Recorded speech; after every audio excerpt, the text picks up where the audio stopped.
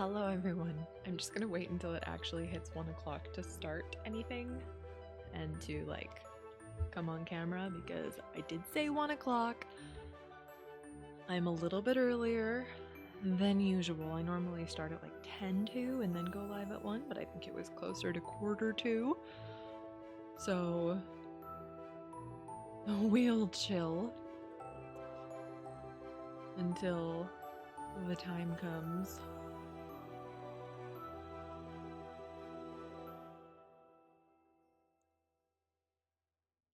I have a fun thing I did today.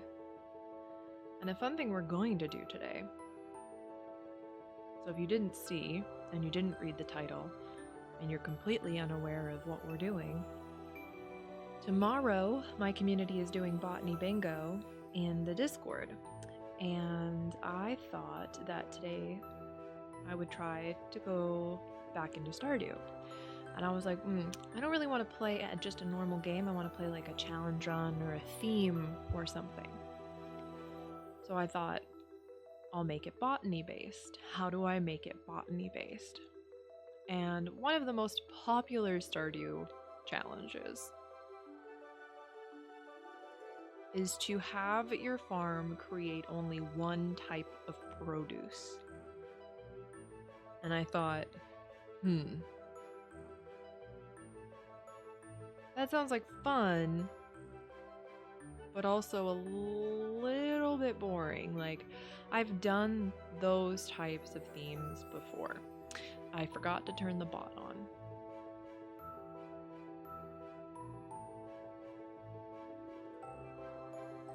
I have two bots, one that has to run on the computer to do the fun stuff, and then Nightbot. There you go.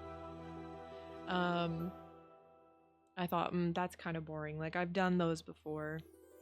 You know, I don't really want to do another one of those. But then, as I was reading through the challenges, I thought, let's scroll back to that single type of produce. And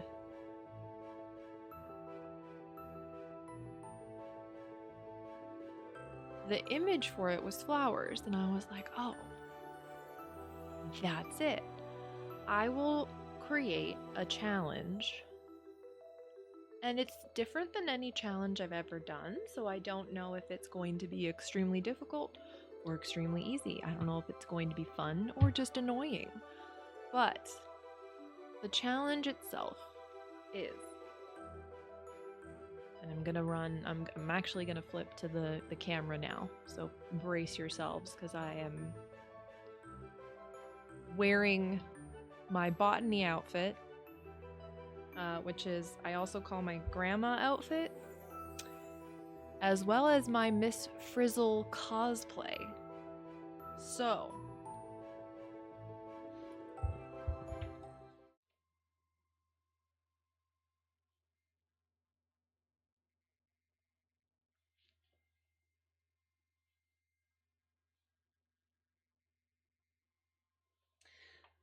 anyway,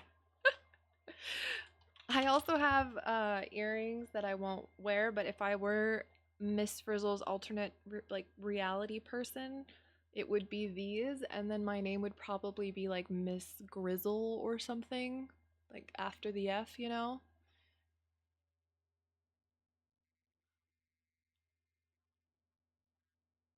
You know? But it's very, very I'm not 100% comfortable in this outfit because it's so loud, you know, and loud in not the way that I'm used to being loud. So also these fall out because they're not made for my ears, but I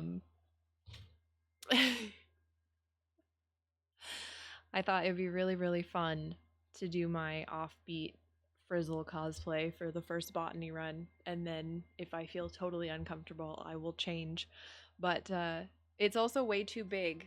Look at this. When I ordered this outfit, I ordered it to do a joke Miss Frizzle outfit. And when I ordered it from a designer, a Twitter person that does art and makes clothes. And Um, the I assumed, like everyone would, that the sizing was like normal, like ridiculous sizing, where like someone like me that's like a size 14 is an extra large. So I ordered an extra large.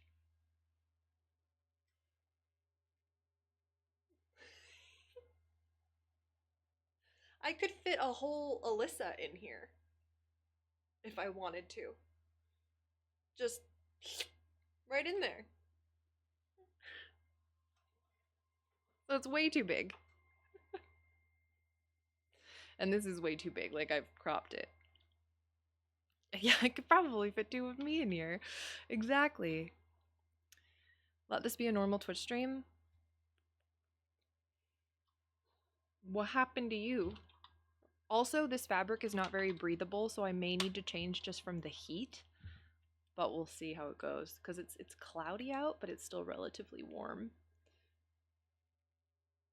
What happened to you that you came in going, please let what? Oh, please let this be a normal field trip. I get it. I get it. That fucking went right over my head. Anyway, so today we're gonna do a botanical challenge. I've already started the game, picked the character, and named the farm. I'm really excited because it's different than anything I've done in a mishmash way. So the rules for this challenge are that, well, if you type exclamation point botanist, they will come up in chat. You can only sell flowers and mushrooms. You can only grow flowers and mushrooms. You can only sell flowers, mushrooms, and jam, but the jam must be made by foraged berries, aka salmon berries and blackberries. You have to forage all the berries during spring and fall. So salmonberry season, you must forage, and you must forage them all and every day. Same with blackberries. You can have bee houses and get honey, but that is locked to year 2. You have to make it through year 1 before you can do that. And I don't even know if we would unlock the bee houses by then, honestly. You can have 2 chickens, but you can't sell the product. It's strictly for eating the eggs yourself. You can have as many rabbits as you want, but not until year 3, and you cannot sell the products. And the reason I specifically picked rabbits is because I like making clothes, and rabbits' poop in real life is extremely, extremely good fertilizer. Rabbit poop, fun fact, is called a cold fertilizer, whereas cow manure and other manure are hot fertilizers. So hot manure means that it needs to be processed and cooled before it can be put in a garden. Rabbit poop, aka rabbit manure, can be mashed up and immediately put on the garden, also known as cold manure. So that's why I put rabbits canonically into the game. The rabbit foot, I have a mod that makes it fluff, and I'm just going to throw it away and pretend that it's basically the rabbit shedding, because if you own a rabbit or know that rabbits shed all the time and very, very, very much within the season changes, so I'm just going to canonically say it's just shedding. Manfred, thank you for gifting 6 months to the bot. I appreciate you. Thank you. I didn't know if it had a sub or not when I made the commands. So thank you so, so much. That's very kind. I appreciate it. Now the emotes will work on it. Thank you. Are you doing the day refresh trick for extra berries? No. No, and I'm not going to use any of the mods for cheating. I'm going to play as vanilla as possible and strictly just use the mods that make it prettier. Bad Panda, thank you so much for 48 months. Welcome back. Thank you for 48 potions purchased or brewed. I appreciate you very much. And then the farm types I've decided are allowed are forest, wilderness, and basic. And the reason that I chose those is that the forest does allow mushrooms to populate on their own, as well as other forageables And I feel like if you're doing a botanist, you would live on a farm that has a lot of wildlife and plants. If you want to make it a little harder on yourself, you could choose the wilderness farm because there's less planting area and the enemies are going to spawn. If you want it to be super simple on yourself and you don't want to have to deal with the, forest layout, the basic farm was like, okay, you just want all the space for flowers. So that's why I picked those three. They make sense canonically and they sort of give you different levels of difficulty. As we play, rules may adjust and change because obviously I've made this off the top of my head this morning. So it's possible that I've missed something that is necessary to progress in the game. I don't know. I have chosen to use remixed community center bundles because there is the possibility of the flower bundle. I'm hoping we get it, we may not. Also, it means that I can't, by using the remix bundles, means that I cannot use my perfectly memorized Stardew brain to plant crops and try to find crops that the community center would need because I don't know what it needs on day one. I will not write in the rules that you cannot plant the crops that are in the community center. Like if you are a person that wants to do the challenge with me, but you're not really wanting to wait for the rare cart to get those items, I'm not going to force you to. My rule is that I'm only growing flowers and mushrooms, but I'm not going to be like, you can't grow one crop of each thing you need for the community center. I'm not going to tell you not to do that.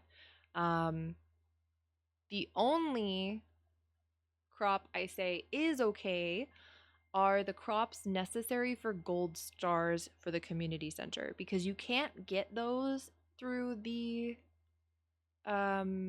trader, and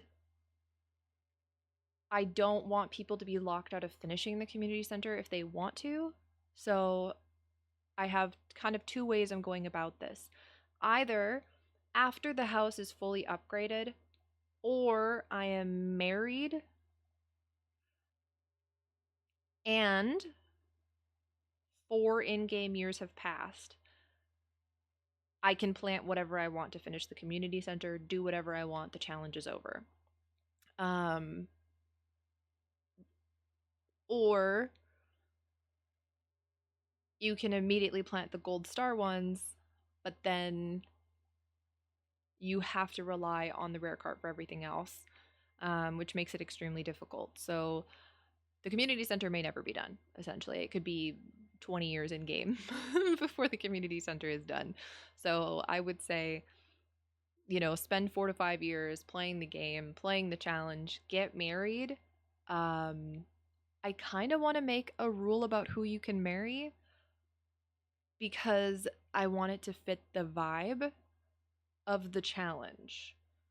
So just pick Joja. You're not allowed to pick Joja. I should have put that as rule number 1.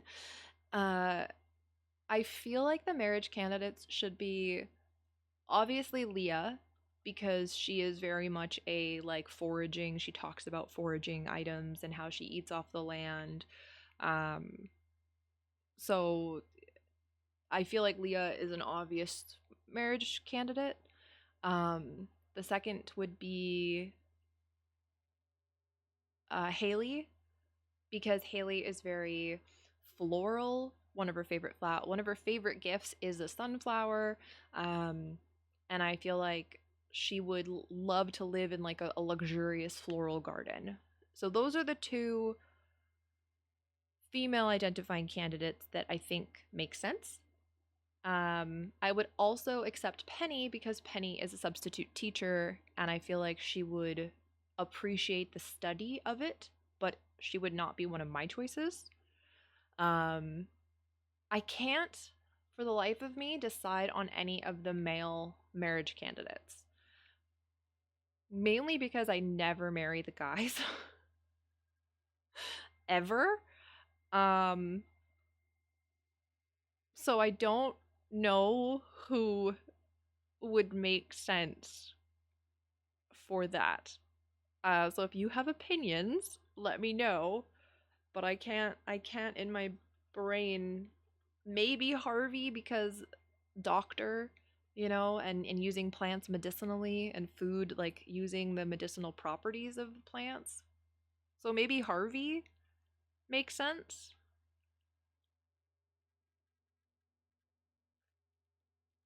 It's just that Harvey has like not a lot of like nature interests. Like he's very like loves planes and stuff.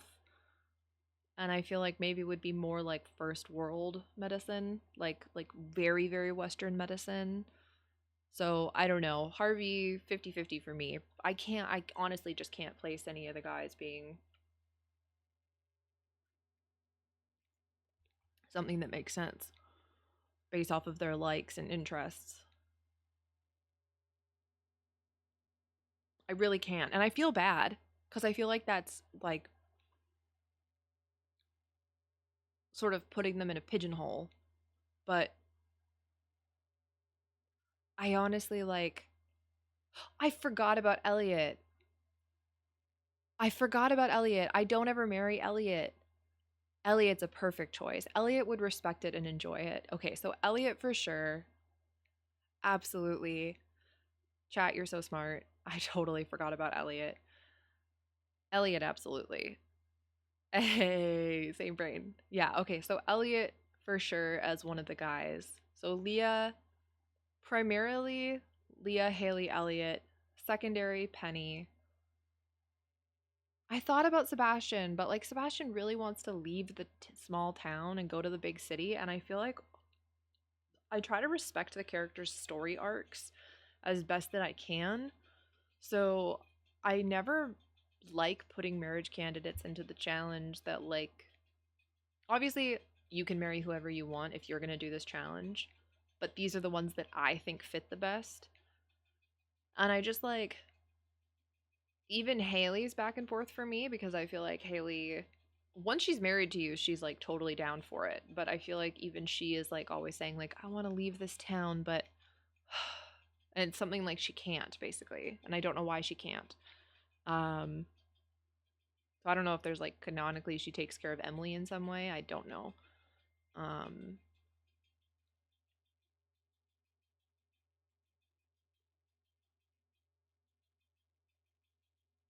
yeah. Okay, those are my primary three then. You can marry whoever you want, but my primary three for the challenge would be Leah, Elliot, Haley. And then a fourth would be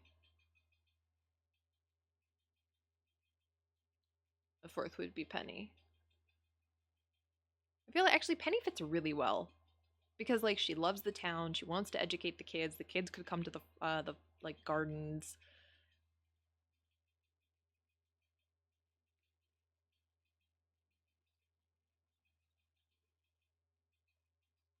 Yeah, I'm going to say it's just Elliot for me. It would be Leah and honestly Penny over Haley, then Elliot, then Haley. Makes the most sense in my mind. Yeah. Oh, Manfred, thank you for gifting his sub to Fairy. Fairy Armor, welcome back into the potion shop. Enjoy your emotes. And Ain Map. Oh my gosh, thank you so much for gifting those subs. Welcome back, friends. I hope that you enjoy them. I appreciate you, Manfred. Thank you so much. Okay, that being said, we can continue discussing it as we play. So I will show you what I have done. Also, you might hear a lot of background noises today because the rats are drinking and up, and the door and the window are cracked so that cool air can come in. You're just gonna have to deal with it.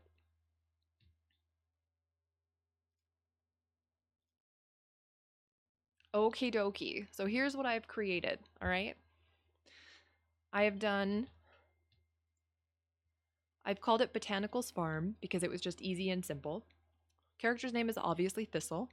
I gave her my favorite wig hair color, and I did pick the orange cat as the pet, but that's because I downloaded a mod after I opened the game today, like a dingus. So I have to close the game and reopen it so that the mod for the animal pet takes over the orange cat when I close it.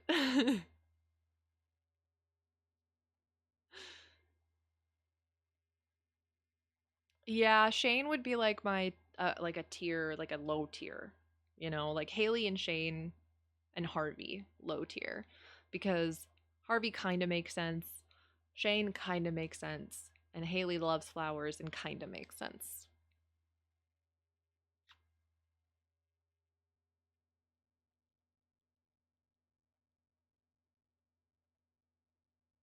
Oh, nice, Baron.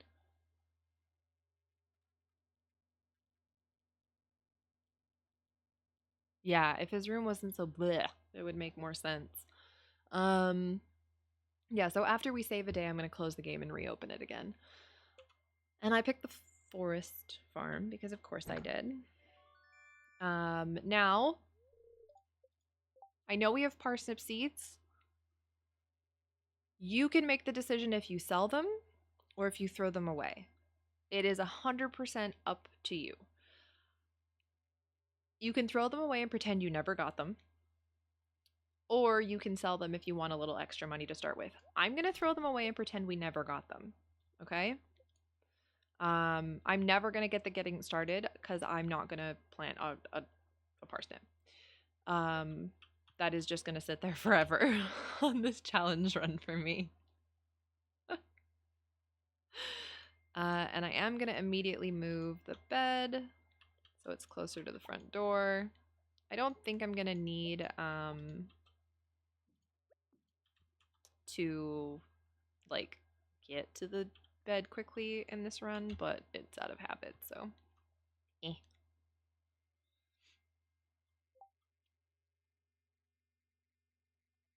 Yeah, I would take it easy at first for sure.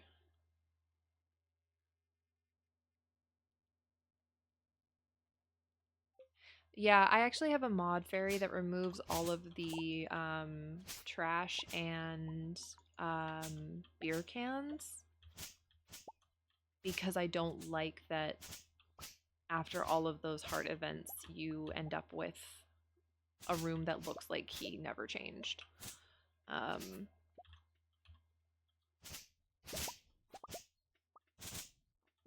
because it just bums me out. It just bums me out. Yeah, easiest quest never finished. What's the mod called? If you go to Nexus Mods and you just search Shane, it should come up. I don't remember. I think it's in my mod list if you go !mods.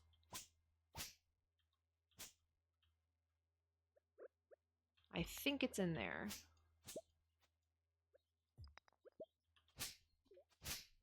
I'm also tempted to never go to the mines and just see how that goes. Because why would I go to the mines, right? We would probably just buy the copper that we needed.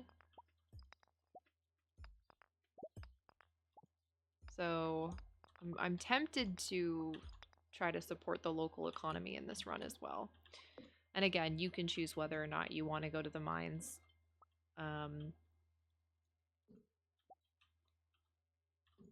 That is 100% up to you.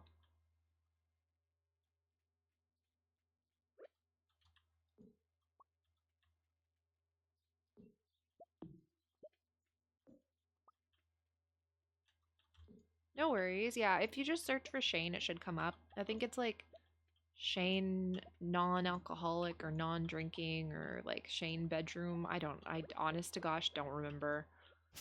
All I know is I just looked up Shane and found it eventually.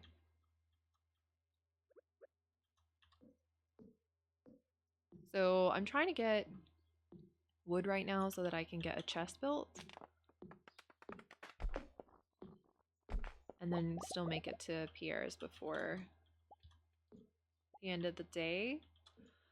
But I'm also not gonna like put a rush on this one because it's such a weird challenge. Like, look up Shane.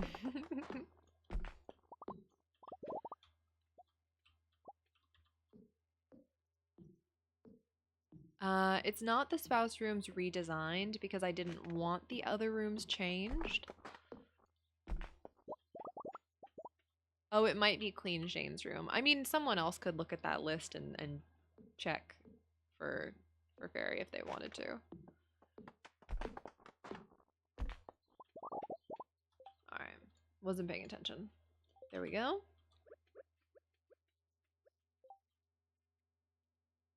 Abra, I am looking at it. There you go. Yeah, non-alcoholic Shang mod. That's what I thought. That's what I thought. Alright, let's go get some flowers.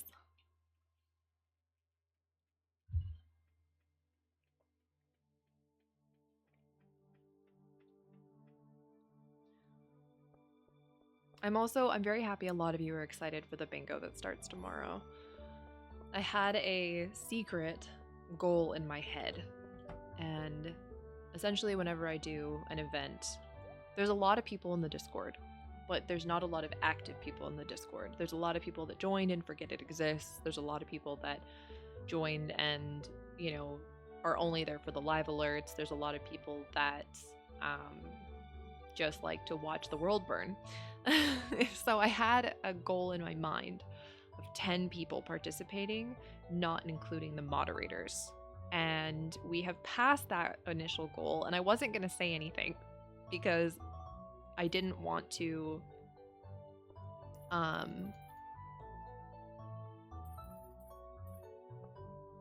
pressure people.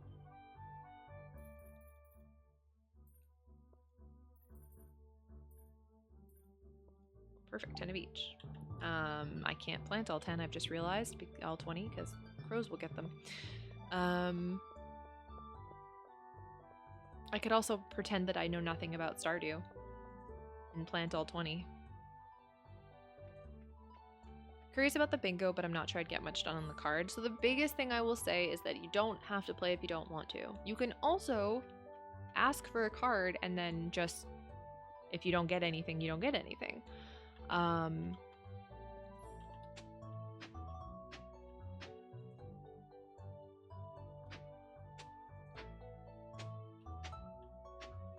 The other thing you can do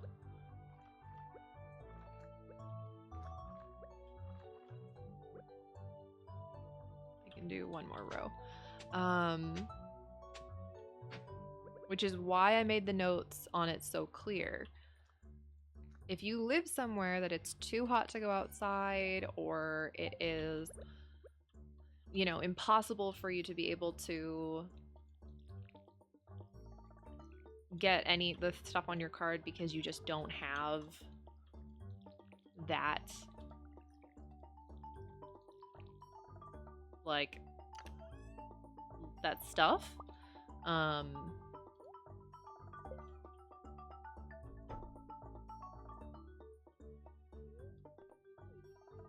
do I sleep on single player now, or is that only multiplayer? You only nap on multiplayer, okay. So there's a reason I did what I did. So if you read the rules thoroughly, Botanical Bingo is not limited to actually going outside. I will never ask you why you can't go outside or why you can't do something. It specifically says that I respect your privacy. If you haven't read the details, please read the details. I put a lot of work into it to make sure that everyone knows that you can play regardless of your physical abilities, or honestly your mental abilities as well. If you need help researching, it's supposed to be influencing you to learn about your area that you that you live in. So it's supposed to encourage people to not only, like, honestly, like, obviously to go outside and go explore their natural surroundings, but it's also supposed to influence you to research, learn about what species are invasive to your area, what species are native, what plants you could plant in your own garden that could really help the environment. And it's supposed to sort of like influence you to just, you know, read and research and care a little bit more. And specifically in the rules, it states that you do not have to go outside. If you cannot go outside, you're allowed 3 items per video game. So if you're playing a video game, it doesn't even have to be, it can be a phone mobile game. It can be literally anything. It can be GeoGuessr. You can have 3 per video game. Listed on your bingo. If you are able to go outside, and I'm not going to ask you if you can or not, it's up to you if you want to, however you want to play, and like if you want to be honest or not, I don't care. I just want it to be a good time. And so it's 1 per video game if you can go outside. It's 3 per video game if you cannot go outside. Museums count. Virtual tours count. So if you go on YouTube and you watch a video of someone touring their garden, that counts. It's just to influence you to experience nature rather than stick to what maybe you're used to. And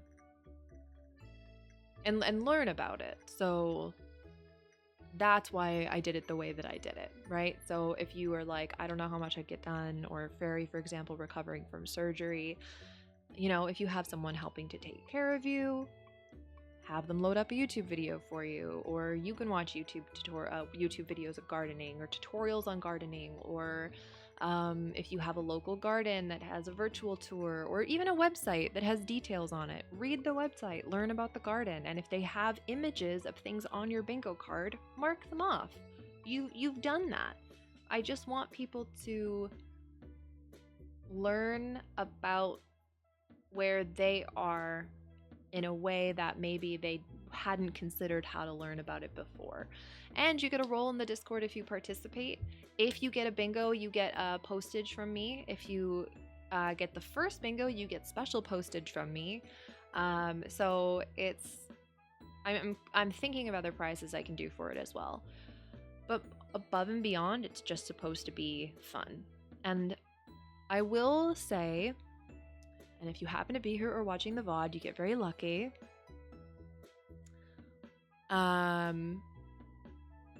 If you're here, you're very lucky. The reason I wasn't going to say this is because I didn't want people to not go out and do stuff because they knew that I was going to be doing something. But because I know people cannot go outside, but obviously you watch the streams, I will be doing a live stream walking through nature for you near the end of bingo, so that people that are having trouble filling out their cards have the opportunity to get extra things that maybe they're having trouble with. I honestly don't see it being necessary based off of how broad I've made the rules, but I didn't want people to be like, oh, well, I'm just going to win and not worry about it until the end. Like, I'll get the role regardless, you know?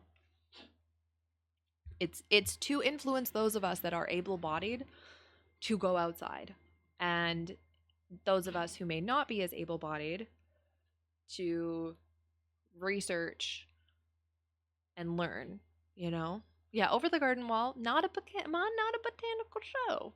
Not quite. Not quite.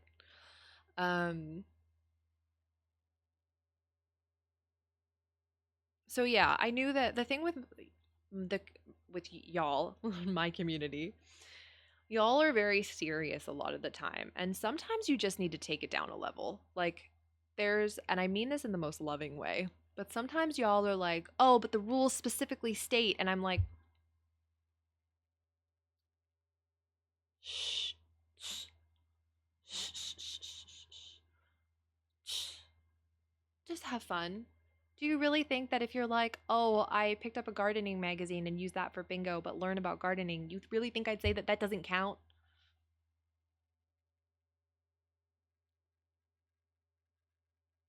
You all really can be a bit of a pain in the ass. Like, I tried so hard to make sure that that was very distinct, like very obvious, like everything was written out for you. And there's been like 12 of you that are like, I don't know how much I'll be able to get it done. Like, I can't really go outside. And I'm like, did you read the rules? Did you read the rules?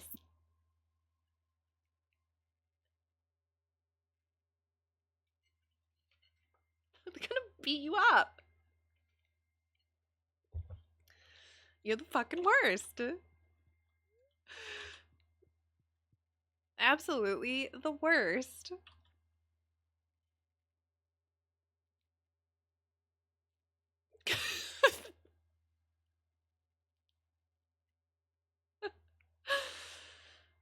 Oh gosh.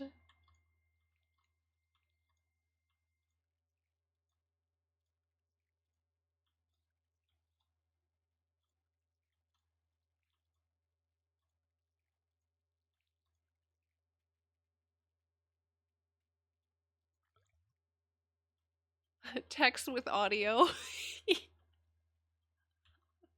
God damn it.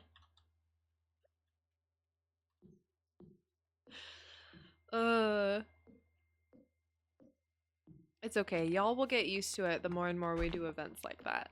And you'll be like, okay, it's very chill. I think it definitely comes from, and I don't mean any of this as an insult. And the fact that I have to say that just goes towards my point. A lot of you come from a different background and life than I do.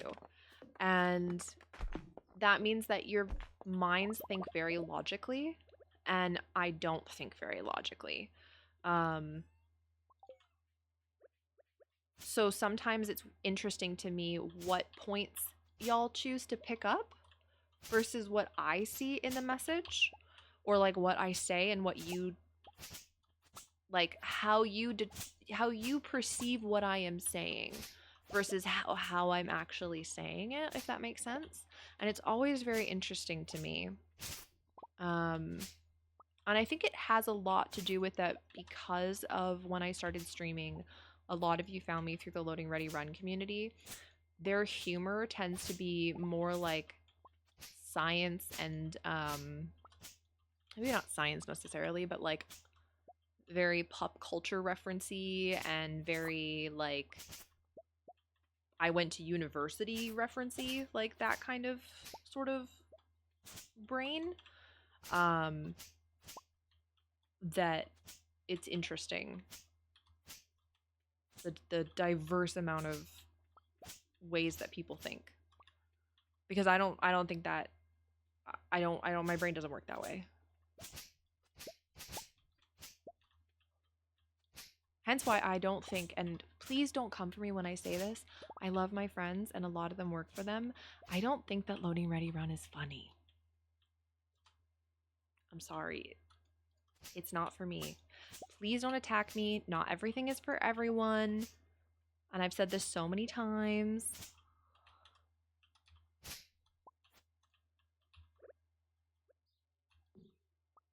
Except for Let's Nope. Because it's my two favorite boys. It's the only thing that matters. To me, Loading Ready Run doesn't exist.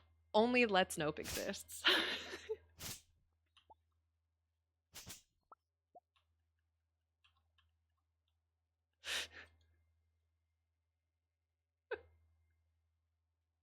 That's all it is for me.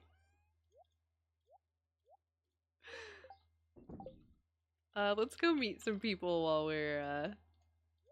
we're chilling.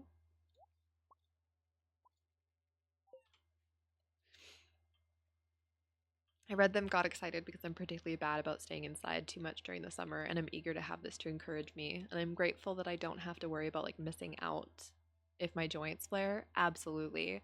I mean, the thing to remember too is like I have chronic pain conditions. I have arthritis. My legs literally stop working. So I wasn't gonna make a challenge that like I couldn't do, right? So I considered all the ways that I would want a challenge to run, right? I remember when you did sticker giveaways, still have the crystal heart on my headphones, and today the store clerk said it was cute. Aww, I still have a lot of those stickers. I just have a lot of stickers in general. I should really put them in the store. Just to have them, you know, out there. It's just that postage is so damned expensive, you know? So I'm politely waiting for all of the ladies to get to their exercise before I rudely intrude.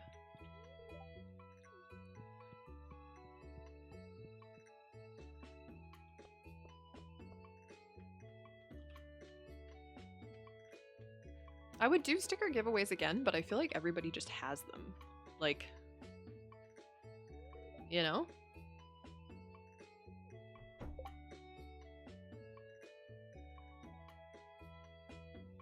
During a desert bus, there was a solid moment of McElroy references, which are like good, but totally inscrutable to someone that doesn't listen to the podcast. Yeah, it's interesting. I try my best to not use references from pop culture to make really good jokes, but the problem is that I have an audio thing. And what happens is I end up with, well, play my sound bites, because those are the ones that will never get old to me. Look at all those chickens. Look at all those chickens. What a dog What the do? dog doing? Just a baby.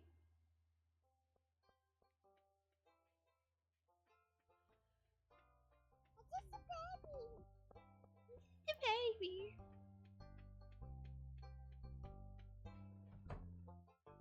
So I do have that problem.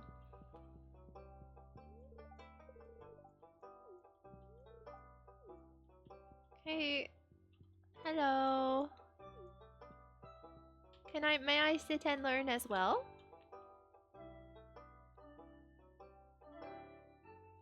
That's the best part, right? Is that even if you don't know the original context to those clips, they're funny because now you just think of us, you know? Lurkers, you are great, and this is your complimentary cupcake. It's been so long since someone redeemed a complimentary cupcake. I was forgetting how to sing it. Thank you, Baron. It's been so long. Jetzt bien.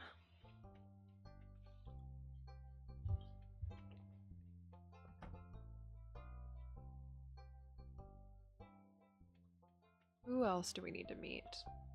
Did we actually meet Willie? Wait.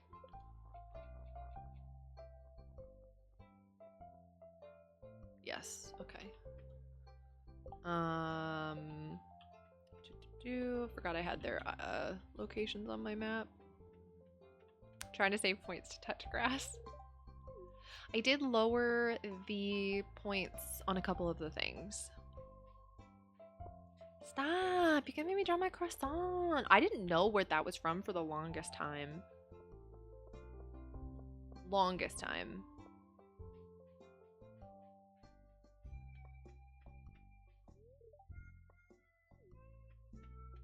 I'm trying to decide who to marry. Of course my heart says Leah.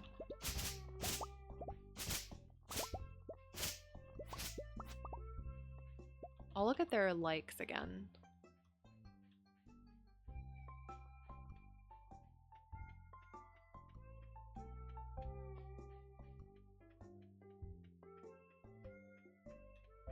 Honestly, my favorite jokes are where I'm the butt of the joke. I don't take jokes personally, unless you're calling me, lack of a better word, stupid. I don't like being considered unintelligent, so I don't like those ones. But like, you can make fun of the way I look, the way I sound, like, I don't care. So I'm always here to be if someone needs a joke. I'm here to be used in that. Leah's way over there.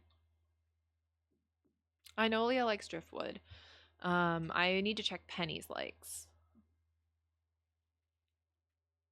I have Leah basically memorized, but I don't remember Penny's.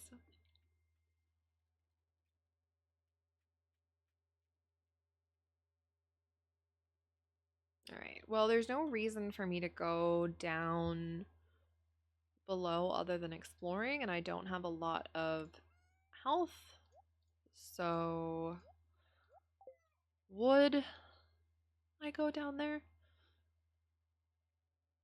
Going through town makes sense, and I got a letter to go to the beach, but I have no reason to go south yet, so we're not going to meet Leah yet. I'm going to stay in sort of like a roleplay aspect. Artifacts? Oh, interesting. Let me look up real quick. I don't know where my book is. I don't know where I put it. Oh my goodness.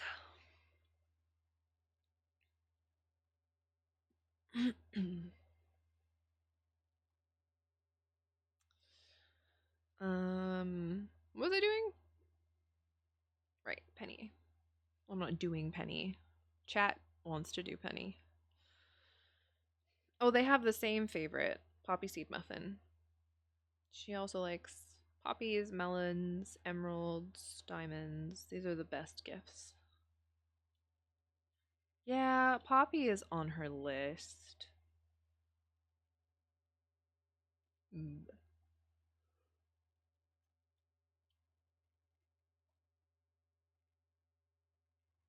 I just feel like Leah is the go-to because she wants to live in this small cottage and like, you know.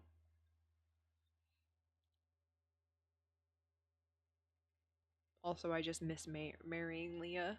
I just miss her. I'm his best wife.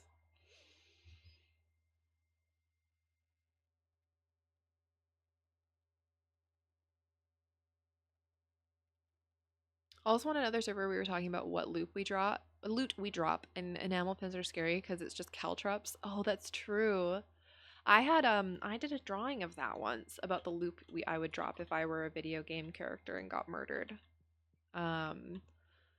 My loot was a well-used Stardew Valley guidebook, an iced almond mocha,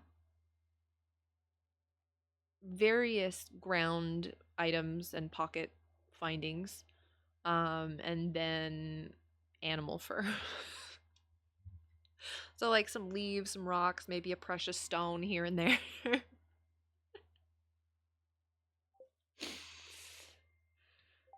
Oh, too funny. I probably wouldn't do much in the rain other than like read a book all day. So, let's say, ooh, chat. I have an idea. Who wants to learn? Let's engage Miss Frizzle mode.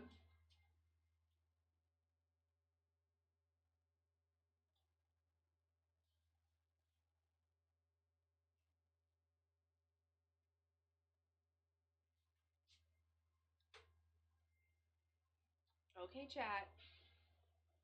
It's Miss Frizzle time. While the day goes, let's learn.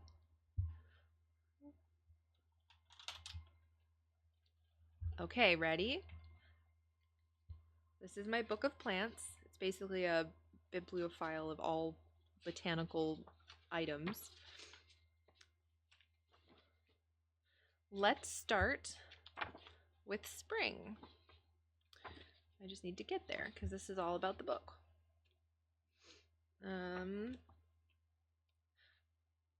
Spring. Okay.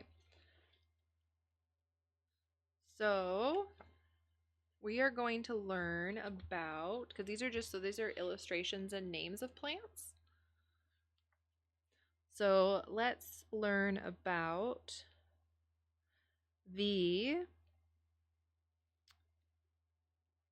this is painfully ironic. The Philadelphus coronareus, aka the mock orange.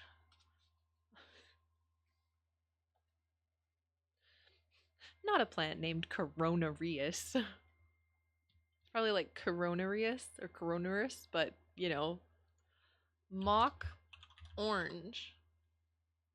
The game won't progress if I'm doing this. I just realized I need to do it on my phone. Let's learn about the mock orange. According to the book. Mock orange. Okay.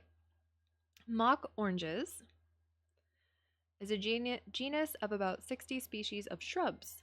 It is native to North America, Central America, Asia, and locally in Southeast Europe. They are named mock orange in reference to their flowers, which in wild species look somewhat similar to those of oranges and lemons at first glance. And they smell of orange flowers and jasmine. But this plant is a basil astrid, not closely related to the jasminum, and are actually quite distant from citrus plants. Let's see. What else? The leaves are simple, serrated margins, 1 to 14 centimeters long. Flowers are white with 4 petals and sweetly scented.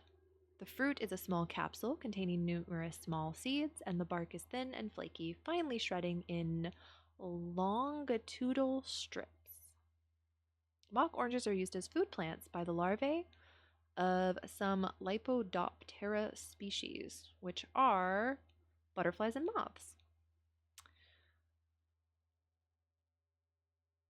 Ooh, a noted pathogen of the sweet mock orange is the proteobacterium called Pseudomonas tomato, which is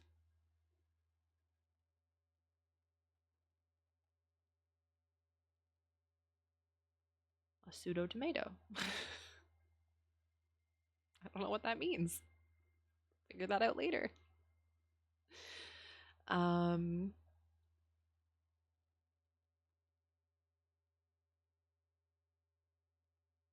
It appeared in Lady Skipwith's garden list, and George Washington ordered some from the Bartram in 1792. They are popular shrubs in parks and gardens, grown for their reliable display of late spring flowers, and the scented species are particularly valued. There are numerous garden origin hybrids and cultivars available, selected for doubleness and large flowers, with some compromise to the scent.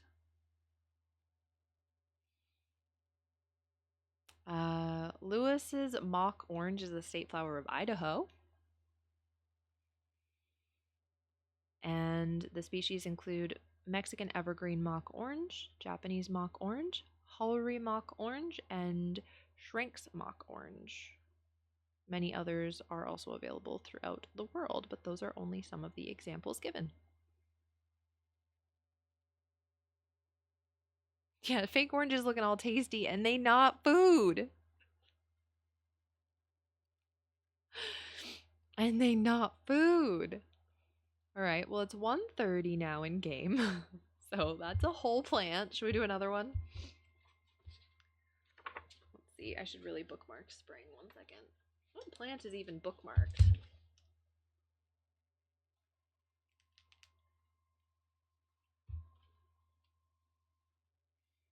Oh, wait, it has information in here. Oh, wait. Does it have... Oh, hold on. I haven't opened this book in forever.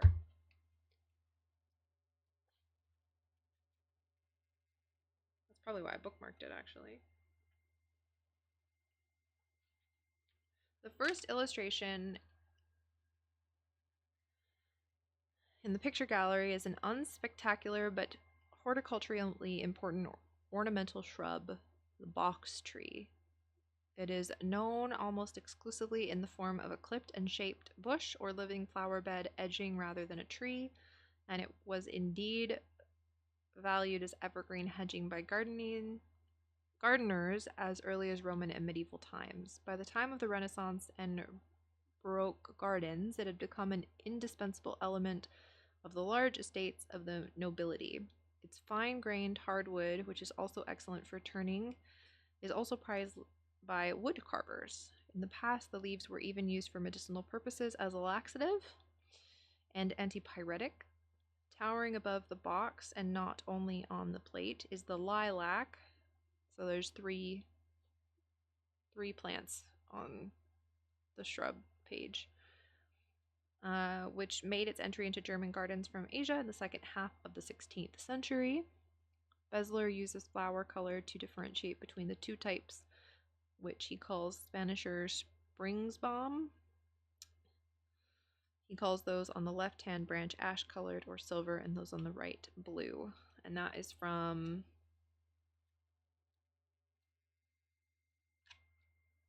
let me find it. That's from plate 1, which is this one. Oh, gosh.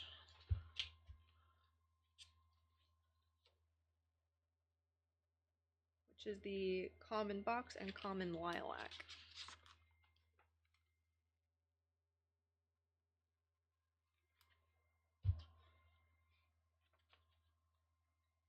It's just a very big book and hard to kind of move through. What else? Where's the plate 2? Where's the mock orange? What does it say?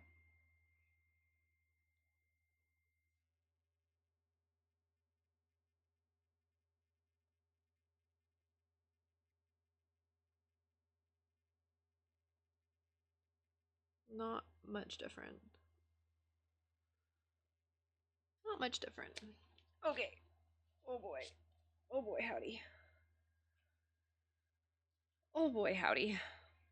Maybe we should just learn about Stardew plants instead. It would be easier than maneuvering this giant book.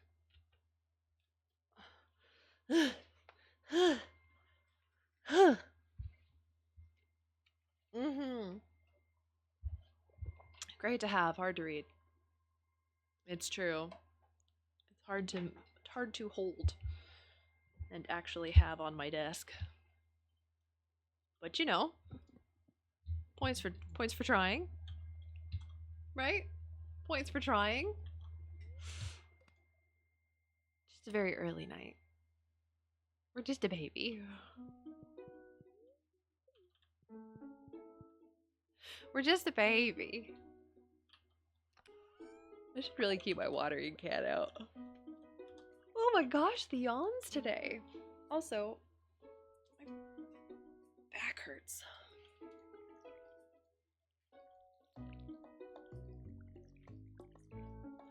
Okay, okay.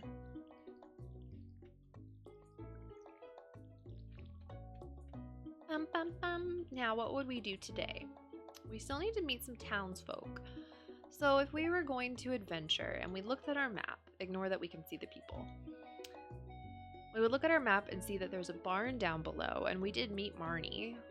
So maybe we'll walk down that way and see if we can, you know, we didn't actually walk down this path yet.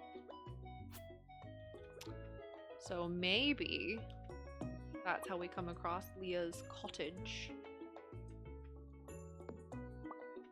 Cottage.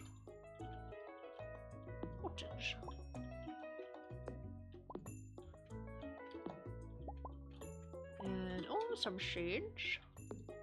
Nice, nice.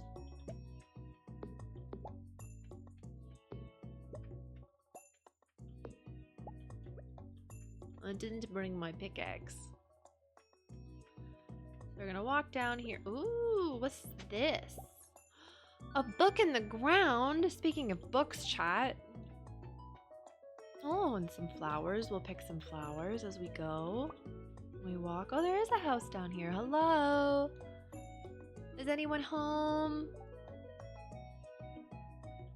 I know it's early. Oh, what's over here? Naturally exploring the area. I may need to change outfits. I think the skirt is pressure pointing in a weird place because it's not really fit me. It not really fit me?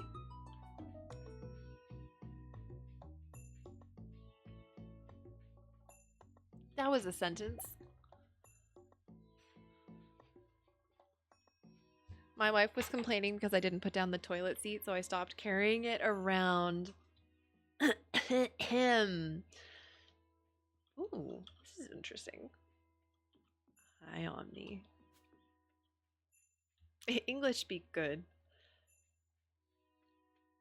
How you doing, darling? How's your day? Chat. Do spring onions count? Because I made the rule that forageables were not to be sold. But spring onions have no other purpose. Is an onion a spring onion? Well, let's learn about a spring onion real quick.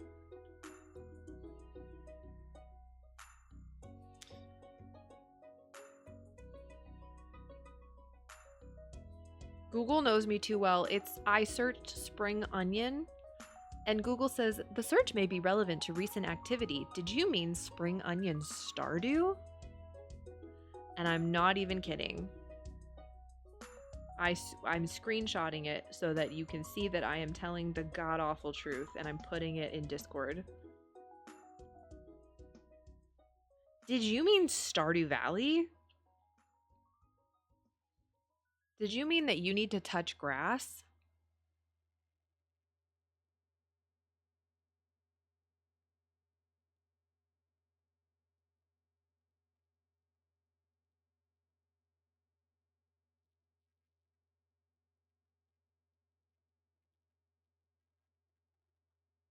Pain.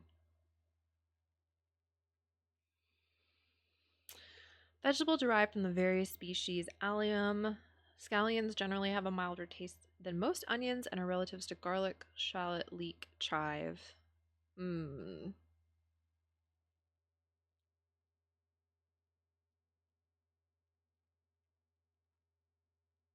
Here's the thing, these are technically all fruit and veggies or botany, right? So I'm just trying to make the call. I feel like if I found spring onions out in the wilderness, here's what I'm gonna do. I would harvest them to eat them. So that's what we're gonna do. I would harvest the forageables as food. That's the rule. You can harvest forageables, but you must eat anything that's not a flower. Or throw it away. Or gift it. Yep. I've made the executive decision.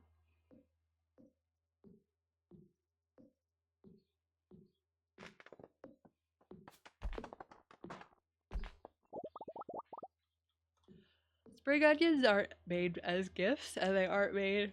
Oh my god, they aren't made. They cannot be made into food, and they aren't a gift. Like their only purpose is to exist to either munch down on or sell.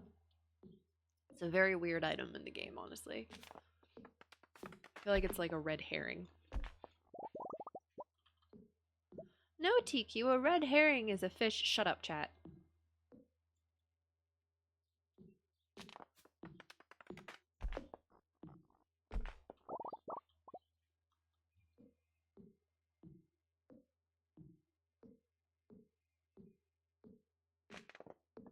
I know you.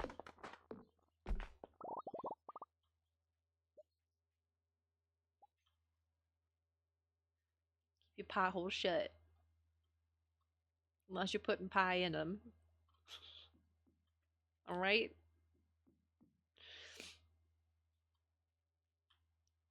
While we're exploring, we might as well wander around and see where else this leads. Because I definitely don't know where it leads. I don't know anything about the game. Alicia! Thank you so much for redeeming the $10 to charity. I appreciate you so, so much. Just let me know what charity you would like $10 to be donated to. You can send me the link in Discord. Or you can... I think my whispers are closed on Twitch because people are creepy. But you can send me on Twitter too.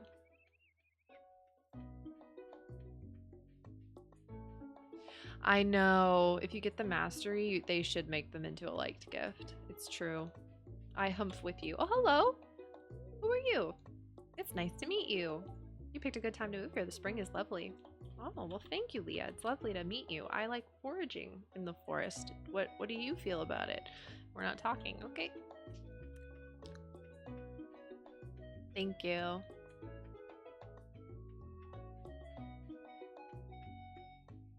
And you can let me know if you'd like proof of send. Some people do, some people don't. I don't. I won't take offense either way. You let me know.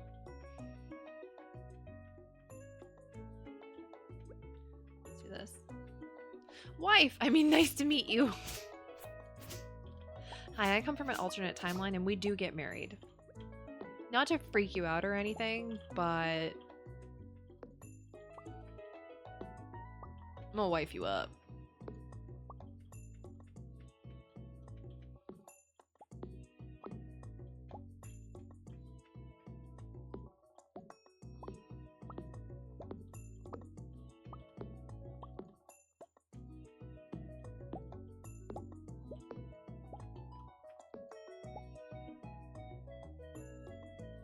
What does LH mean?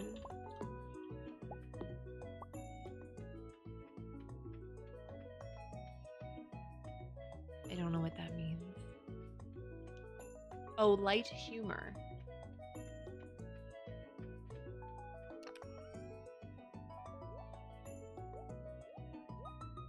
So we can sell the flowers.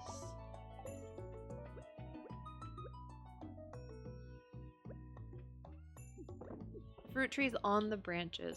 You know, I hadn't gotten to that point yet.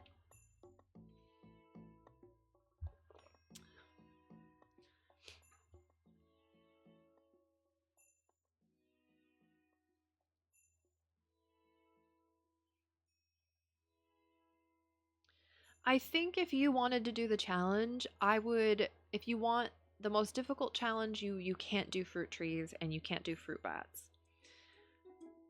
If you wanted to ease it up a little bit, I would say you can have fruit trees, but you can only have one of each, or you can only have one kind, so you have to pick one, and you can only have them once the greenhouse is done, because the greenhouse is like a botanical research center, essentially. So the greenhouse is where you're allowed to plant non-flower items. And I feel like unlocking the greenhouse is going to be very difficult in this challenge run, so that's a pretty good way to give yourself like a yes you can, but only then. I'm not going to say how to play it, right? Like if you want to have fruit trees out and buy them and put them on your farm, I'm not going to tell you no. Obviously, like I literally have a botanical tattoo sleeve and it's all fruits. Like, I'm kind of biased, but for me, I think I would make it the greenhouse. I'm allowed the fruit trees once I have the greenhouse, and only then. Thank you. I appreciate you. I just want to see real quick and make sure that I don't have any things stopping me from. I don't think that there would be a regional, but oh, perfect. Yeah.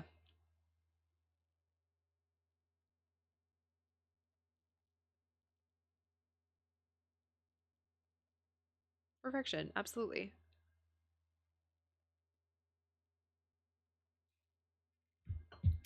80% of the reason I asked was for the where do you stand joke answer?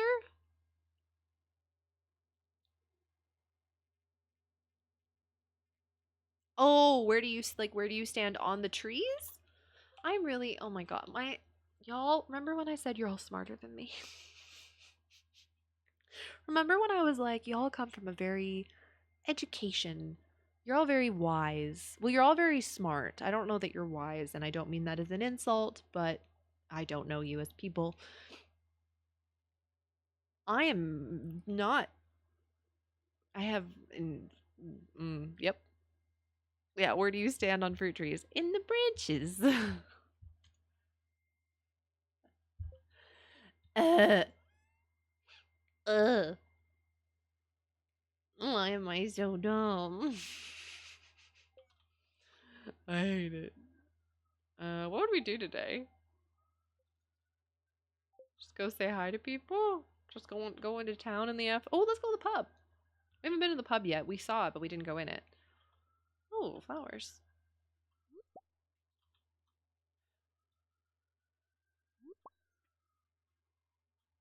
My highest education is high school and I didn't pass all of it. Fair enough. I am chronically silly. I love that. I love that. God, I'm broke. When Stardew mimics life. Oh, hello. Yeah, I hope you're farming in a sustainable way. I try my best. Oh, a flower. Oh, hello. I just picked this flower. Would you like it? Oh, you're welcome. I'm gonna go to the pub now. I haven't actually been here yet. Excuse me, Emily. You walk very, very slow. Or I walk very fast. I'm Gus, chef and owner of the Stardrop Saloon. You look like you could use a beverage. That's all you say to me this whole time. I would love a beverage. Do you do credit? Or an IOU list? How come Pam gets an IOU list but we don't? Explain to me why I can't have a IOU. Hmm? Hmm? Hmm?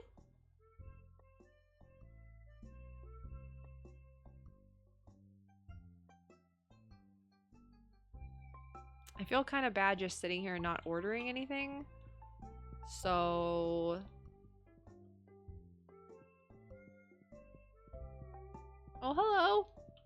Who are you? I'm new here. Oh, okay.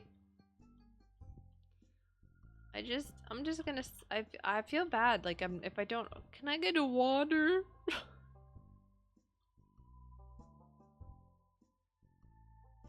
Can I get a water, please?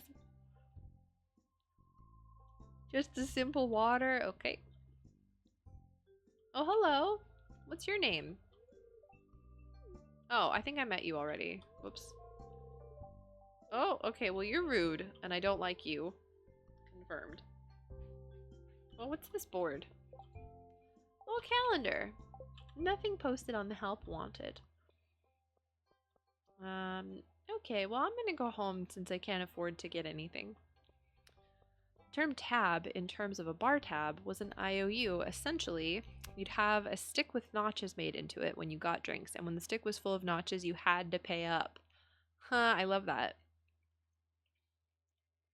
That must be where, like, punch cards come from. But instead of you owing, they're like, you get a freebie. It would make sense. If that was where they came from. Oh my goodness. I kind of think of the channel snack points as punch card, if I'm being honest. Like, you've purchased so many potions, or you've been around, like, you visited the potion shop so many times that you get, a free thing. It's pretty cool, in my opinion. In my humble onion. It's pretty cool.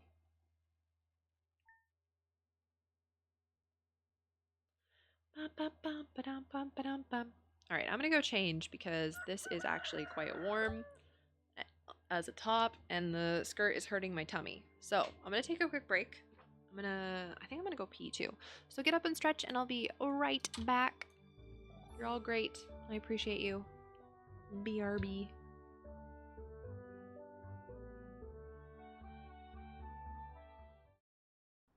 Fragments of unicorn horn are seasonally available items, and we know that they're difficult to obtain.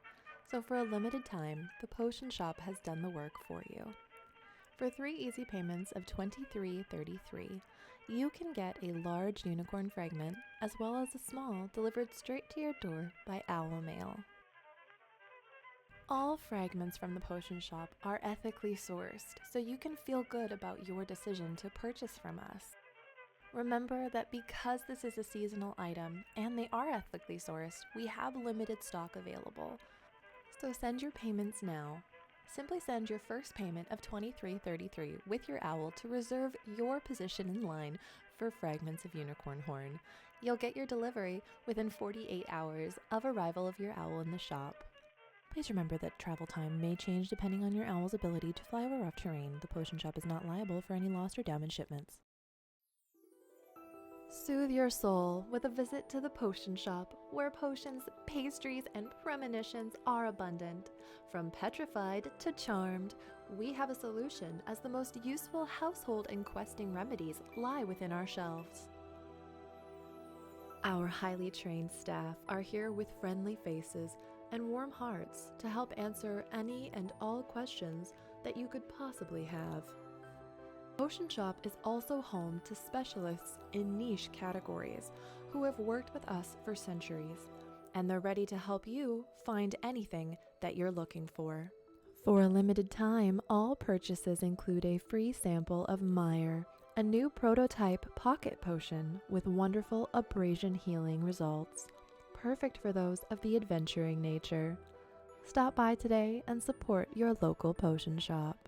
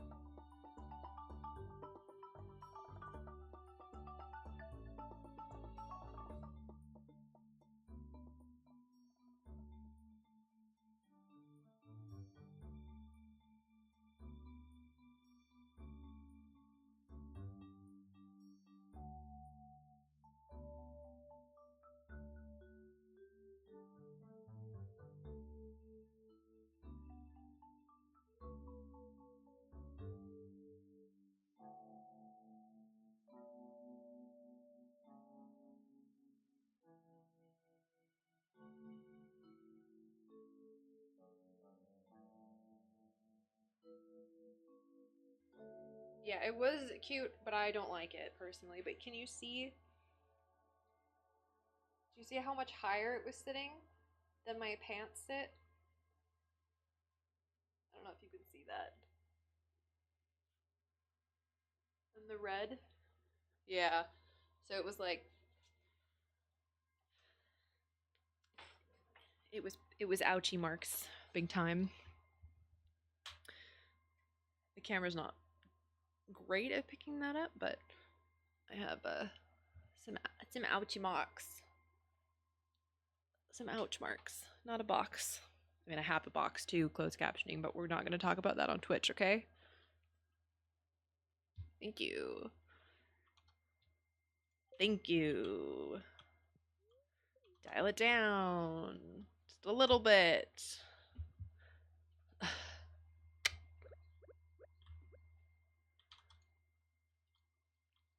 When your closed captioning is thirsty.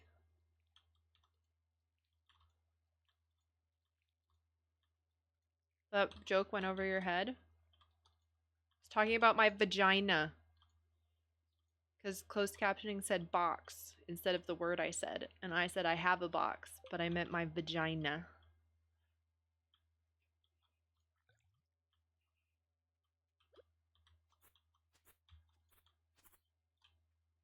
Can you get banned for saying the word vagina? Because, like, I don't think that you can. Because that would just be, like, super, fucking... What's the word? What's the opposite of feminism? I hate it so much I can't even remember what it's called. Fascism.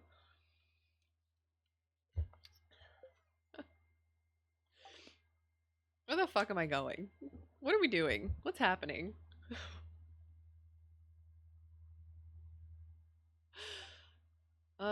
Fuck. God damn it. Oh, misogyny. That misogynistic. That's the word I'm looking for. Why is my... I feel like when I stream, my brain turns off. I'm so well spoken and relatively smart when I'm not streaming, and then my stream turns on and I'm like, what? I don't know anything. It's like empty. There's moths flying around in here. I'm sick, I need to go to the hospital. Oh, you only open from 9 to 3? Oh no. Stream has that effect on people. It's like it injects something into our brains that slows them down. I don't know. I don't know. I really don't know. I'm gonna wait until the doctor's office opens. We'll go check it out. This is the problem with challenge runs, I feel, is that when you first start them, they can be really boring. Streaming is the Google Chrome of tasks. That's pretty accurate, actually. Takes up all the brain power and does very little.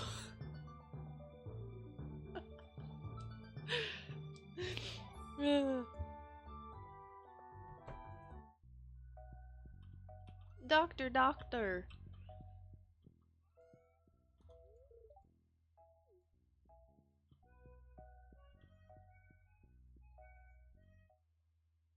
May cause function lag. Warning, streaming may cause function lag. Please consider upgrading your streamer prior to going live.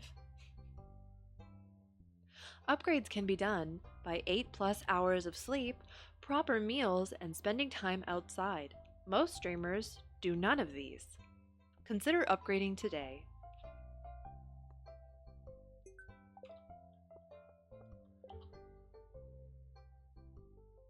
Let's see.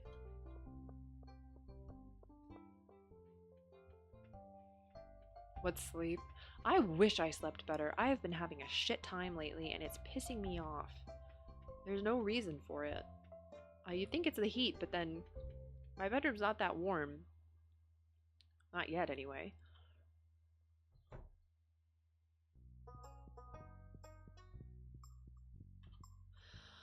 Maru, how am I supposed to meet you when you're in your room? Oh. She heard me. She heard me open my mouth. Who else? The old man and the witch. Sounds like a really bad porn.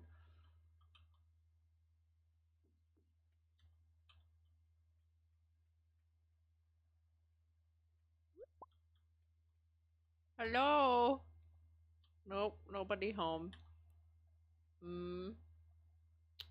Are you over here? You are. Hello. A stranger, hello. Don't mind me. I just live here alone. Okay.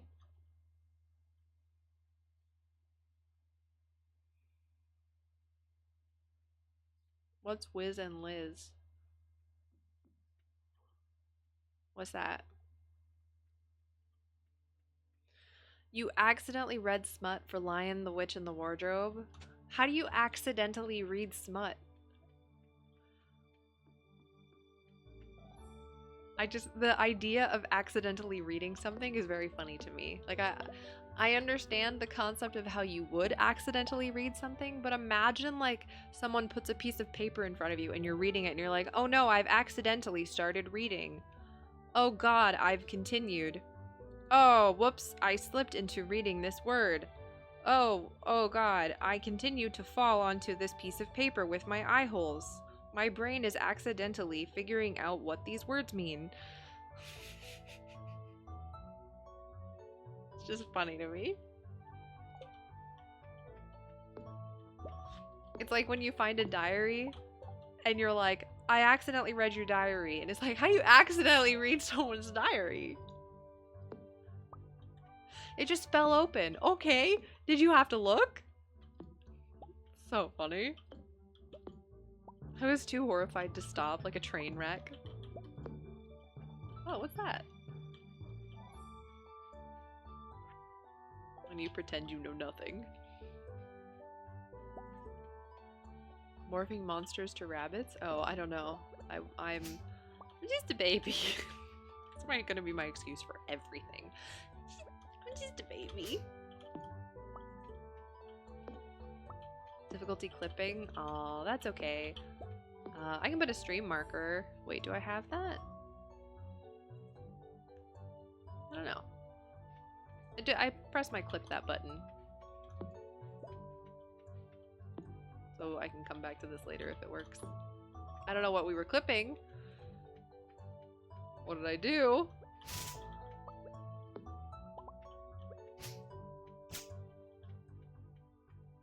Constant fear that someone has clipped your channel and goes, damn, the clip isn't working, and you're like, did my boob fall out?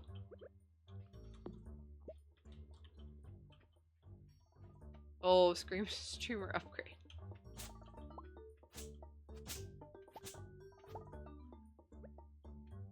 Honestly, if your boob fell out, that would be a streamer upgrade, because that's how you get viral, right?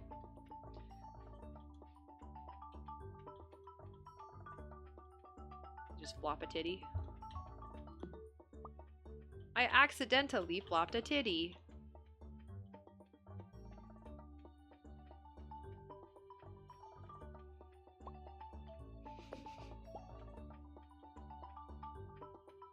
The pain in the way that, like, it is so easy. Like, it's a constant fear that I feel like anyone with boobs lives in.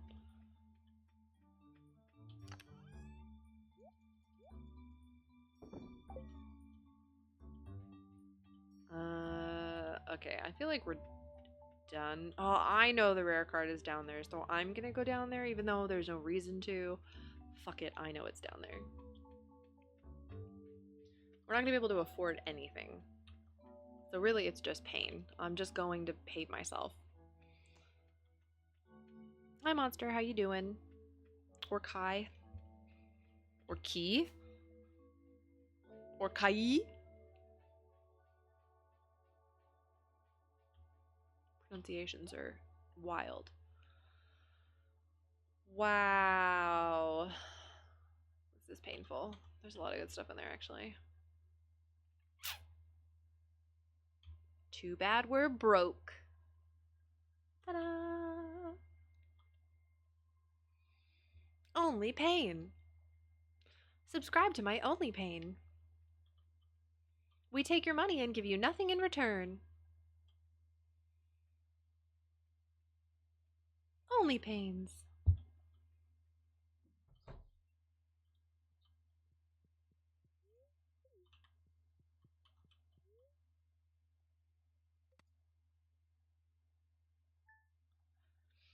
I don't know what you mean by that. Not worth it. Okay.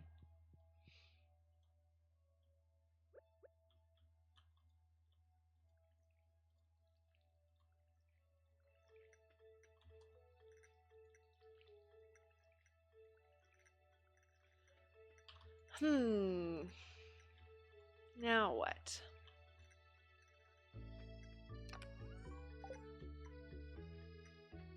I never did go out to the...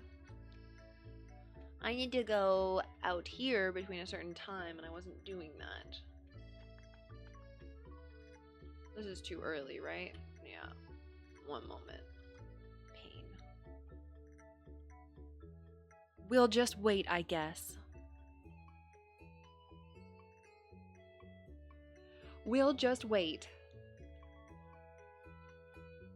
Yeah, it's after... Yeah, I know it's after 8. We'll just wait, it's after 8. Because the game is painful. That doesn't rhyme. It's fine. Don't worry about it. Ignore me.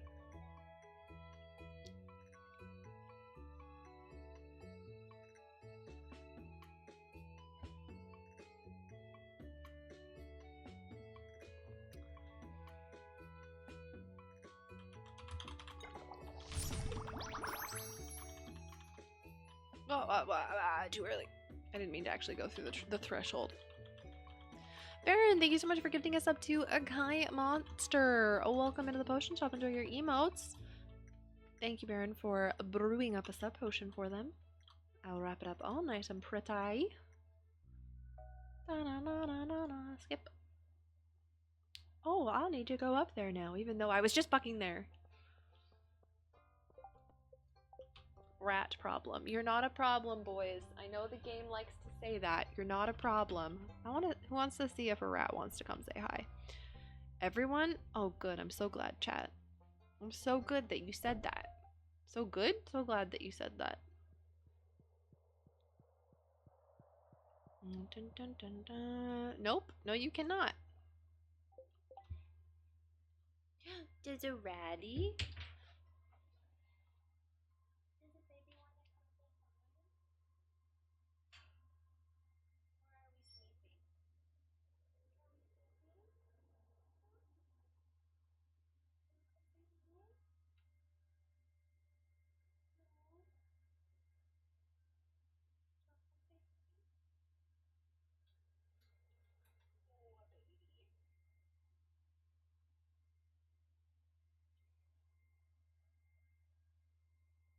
I'm a sleepy baby.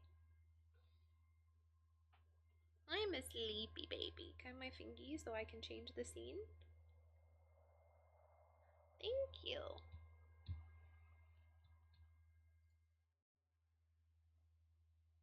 Where are you going?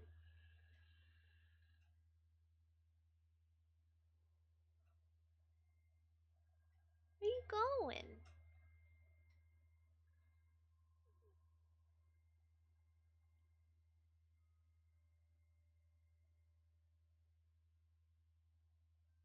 Oh, we're gonna lick our testicles. Yeah, they do have long tails.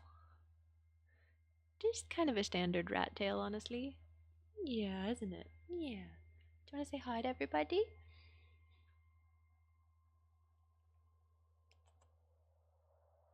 Mama, I'm sleepy. You woke me up.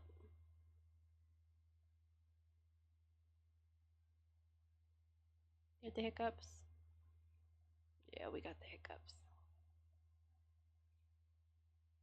What? What? Are you Bruxin? Are you happy? Yo.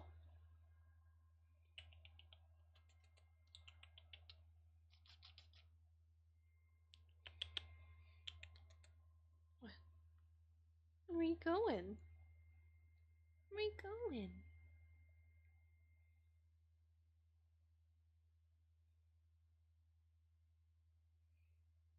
I don't have on my comfy shirt for you. I'm so sorry. I'm so sorry. I know. I'm so sorry.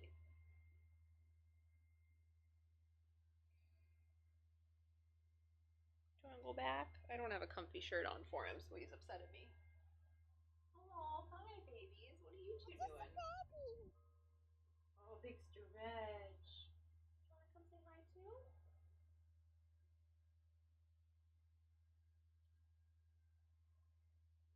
you want to come say hi too? Oh my goodness. Oh my goodness. Oh, okay.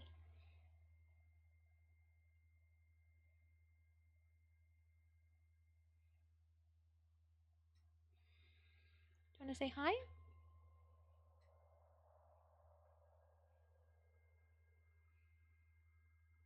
I know I don't have my comfy shirt on. I'm sorry. I know I'm the worst. They're looking for my hood and my pockets. I know. I know.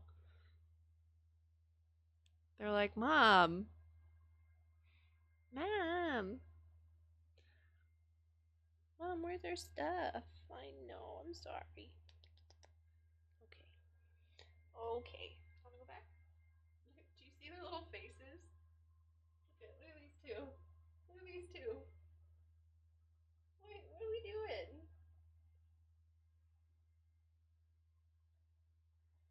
Want treats? Oh my gosh. What do you mean we don't have pockets?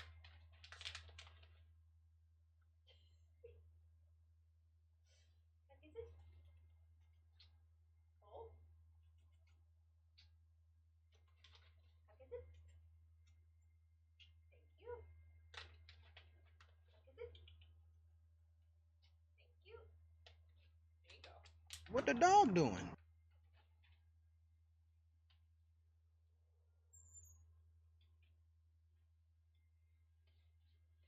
Seamus.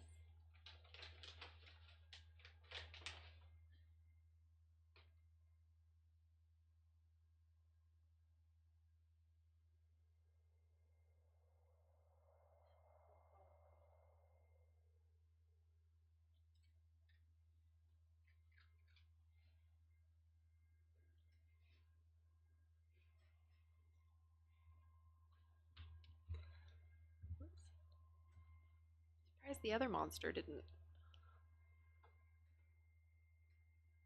run out here.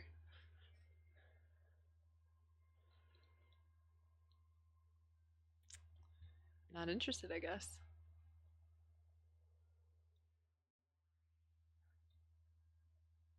Seamus is looking for rat bits. Like, did we drop some? Did we drop something? I maybe may have. May have it.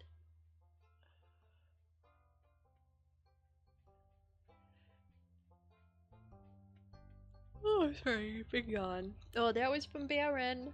Baron redeemed chicken buddy. I'm not gonna like.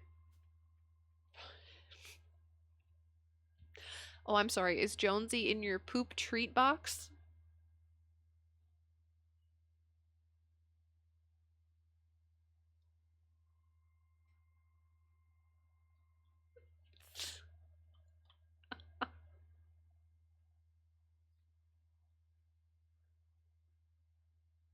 I'm not gonna coax Jones out because I want him to eat more hay. So he's been neglecting the hay, not like in a really bad way, but he's definitely been like really driven by pellets lately, and I just don't I don't want him to be like, I want pellets instead of hay.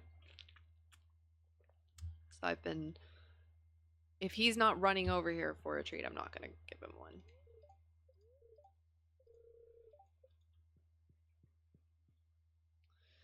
Well, it's another rainy day. Oh, some flowers are done, and we have a message. Didn't realize the tulips bloomed so quickly.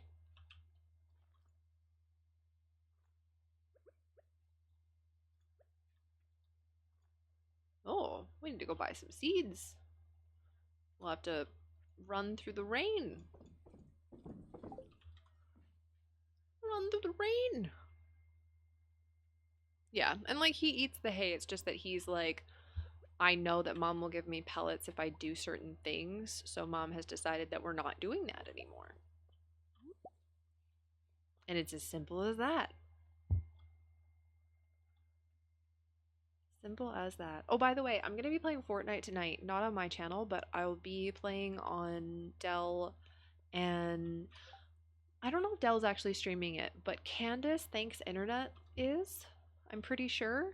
So if you want to watch Fortnite on either of their channels, they're still raising money for an organization called NORAL that works towards reproductive rights in the United States. So if you want to watch myself and it's myself, Dell, Thanks Internet, and Hey Destiny Ray. So myself, Dell, Candace, and Destiny, which is a choice group of people, if I do say so myself. A choice group of people to be horrible at Fortnite. So it'll be fun. I need to play so I can get that goth skin.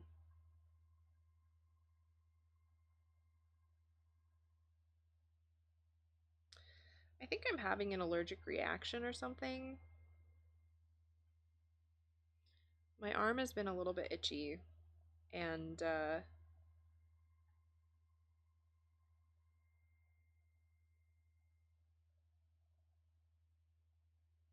when I don't know what I'm having an allergic reaction to, which is the problem. But when you have an allergic reaction, red ink, which is an interesting thing, red ink in your skin will pop. So it like puffs and is a good indicator of an allergic reaction occurring. And my, specifically right here, my pomegranate is very like puffy, and I can feel like the ink under my finger, especially on the leaves, which is weird because the leaves don't really have red, at least not that I can tell anyway, but they're very puffy. the point where like you could close your eyes and you would be like, what is wrong with your skin? So I don't really know. Nobody else is puffing though. So something must have touched me.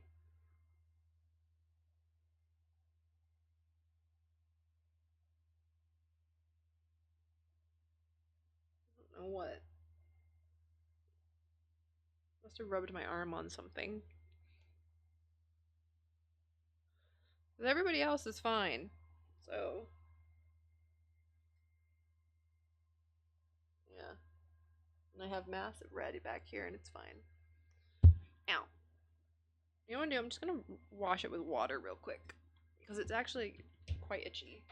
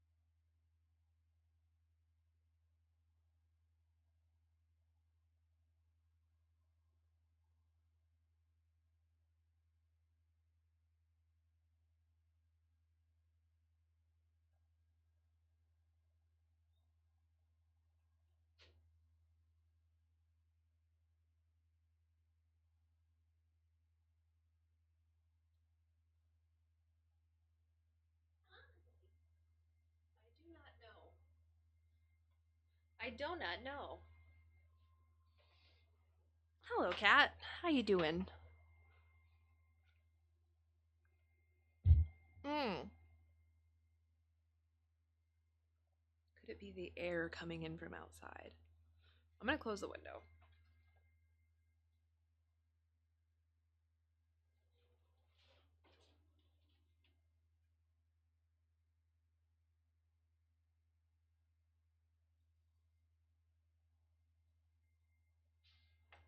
I don't know.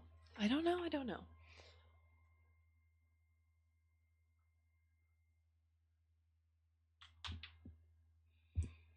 I actually did a few things on low energy. Now might take a nap. Oh, please do. Enjoy your nap. Oh, I think I only have 4 spots actually.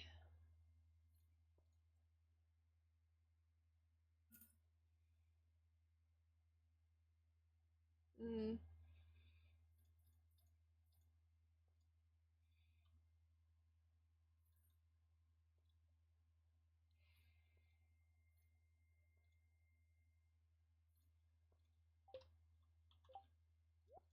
They're gonna pop by a certain point, you know, so might as well. How you doing, cat? How's your day? Just finished the new Stranger Things, no spoils. Initially wasn't impressed, but they pull it off together in the end. I don't watch Stranger Things, but I appreciate that you don't spoil it for everybody else. But yeah, I'm not a stranger. I'm not a Stranger Things person personally.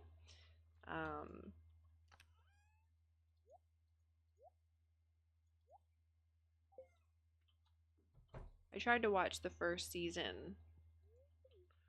I just wasn't into it.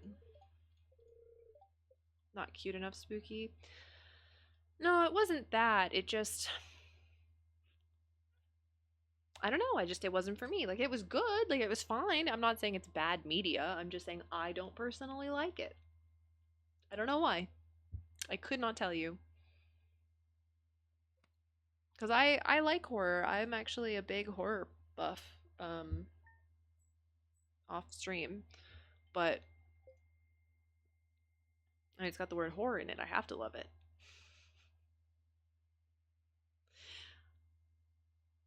But I don't know. I don't know. I also have that problem. For a long time, it was like people told me I should watch it, and thus I will not. Thus I will not be doing that. But I did watch most of the first season last year? think it was.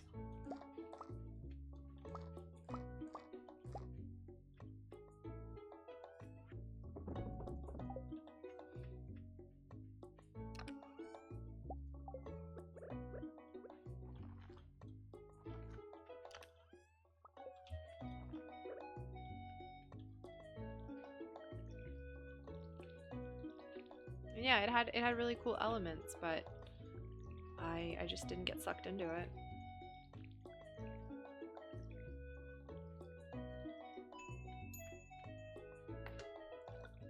Hi, do you think that crabs think that fish are flying?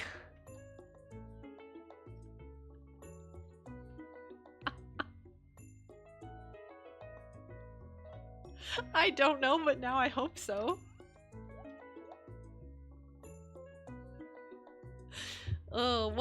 What is swimming but liquid flying, you know? What is swimming but liquid flying? Because technically, water's not wet. You become wet from touching the water. Liquid flying. Hi, Tavi. How you doing, darling?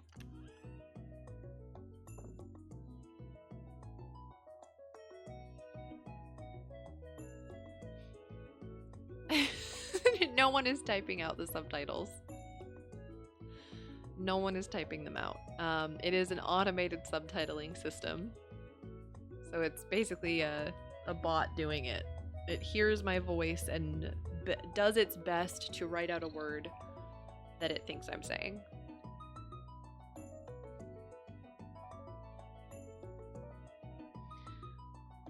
Oh. This changes everything. I do like the idea that a human is sitting behind me just mad typing what I'm saying as I'm saying it.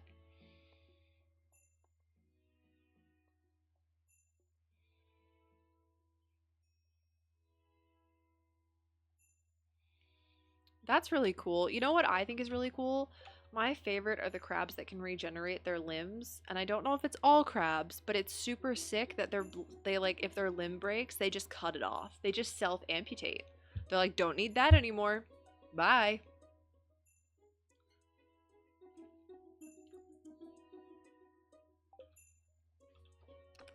It's just dead weight. Literally. Thus, I will remove it now.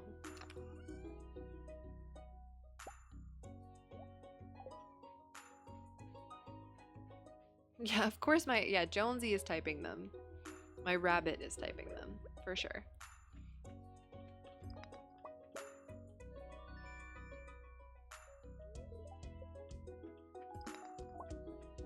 I think he'd be a pretty good typer.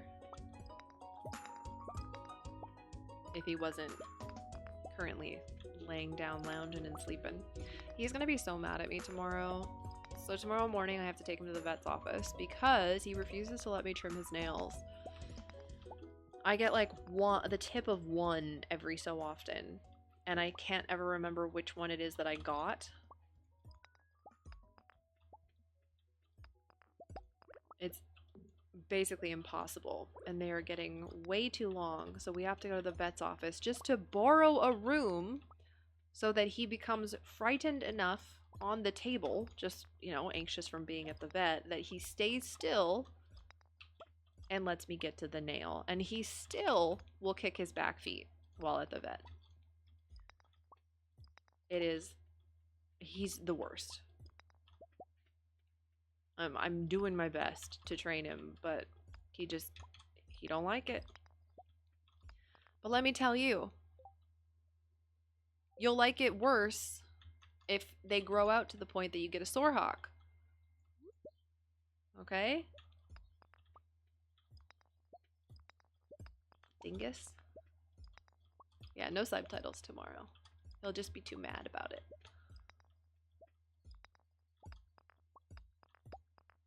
It's getting to the point where you can start to see his toenails, and when you can see a rabbit's toenails, that means that in most rabbit situations, there is neglect on the nail care, because you shouldn't be able to see their nails.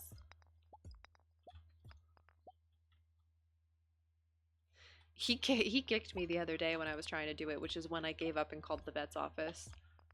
I was doing the best that I could, but he doesn't like to be held either. And I know it's from his past. Like, I don't know where he was before I got him. I don't know that he was ever handled, and you know, he has a nose injury. I don't know if it was a bunny that did it or something else. We don't know. We assume it's a rabbit, but we don't know.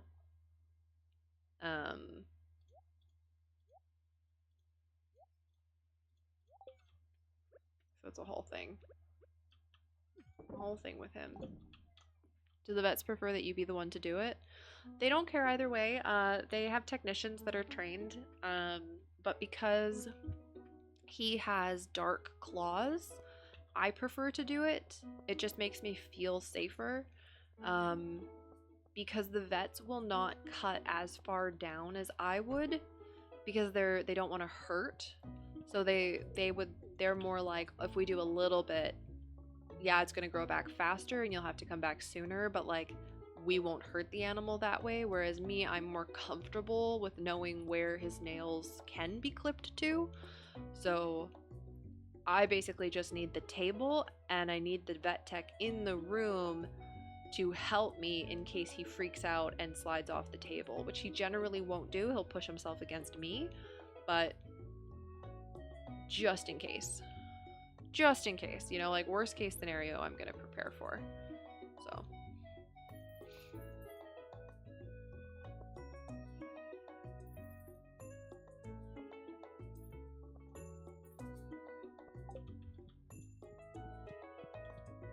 why do you ask?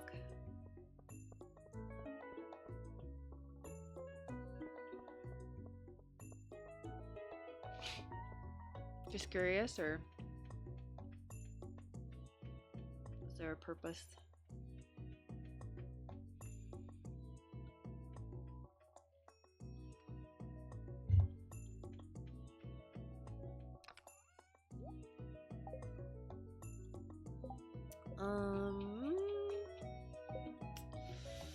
I know where he is, so I'll just go meet him. Oh, I need to go down to the witch. Let's do that. Is there anything like those slings and harnesses that people use for trimming dog's nails? Probably, but they're not, I would say they're not good to use with a rabbit. People have probably tried to come up with stuff, but rabbits are very delicate in a lot of ways. They can break their spine if they get too, like if they start wilding out. They can easily break their spine from trying to escape something. And the best way to trim your rabbit's nails is if they let you, you put them on a not necessarily super high surface, but if you can put them at a surface where they're chest level with you, on a towel, like a non-slip towel surface, you put them on that, you hold them close to you, and you wrap a hand underneath, and then hold the foot while using your body to hold the rabbit in a position, and then you clip the nails that way. And then you lift them up and use your one hand to clip the bottom nails while they're held against you. But that only works for rabbits that don't mind being held. For rabbits that are a little less okay with it, if you can get them to understand a towel wrap, so you wrap them in a towel and then just get the nails through that. But Jonesy won't even let you, like, it took me, I've had him for a year and a bit now, and it took me this long to get him to let me touch his bum so that I can correctly groom the top of him. And even now, he only lets me do that for about 15 seconds before he goes, I'm done now. He does not like me touching his paws. Sometimes I can hold his front paw for a moment in time, but never enough to get a nail. And if I do get a nail, it's one nail very quickly, and then he is absolutely not wanting me to touch him for like an hour.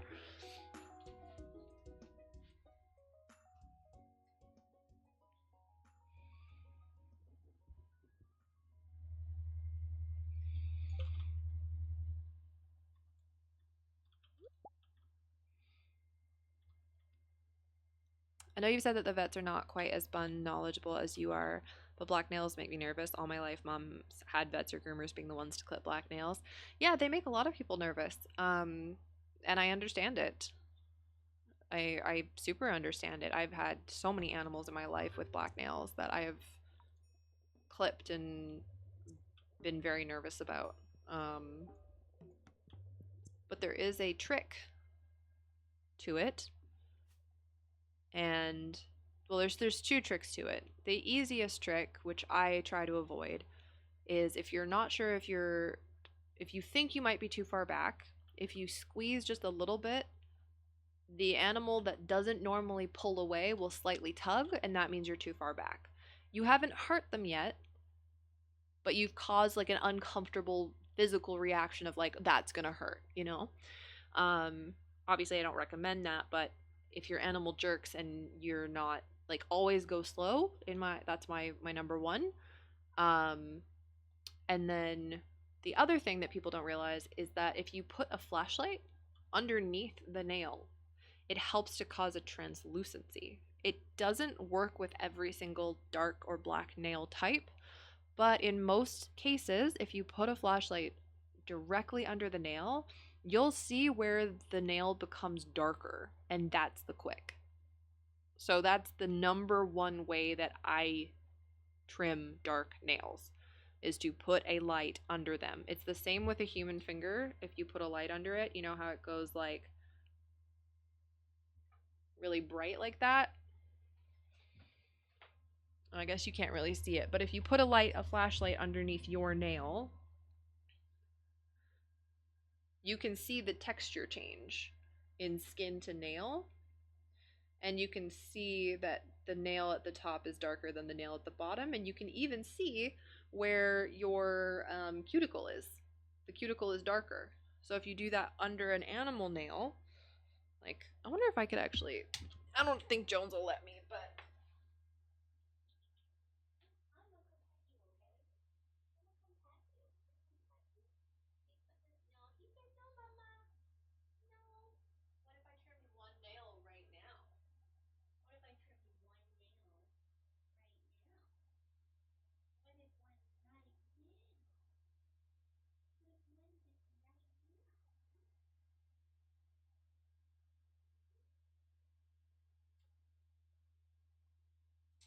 Good boy, I got one nail. I got one nail. Yeah, see, he's very mad now.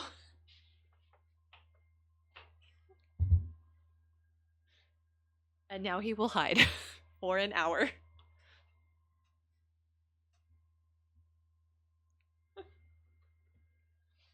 Huh? Did mommy get it? Just a baby.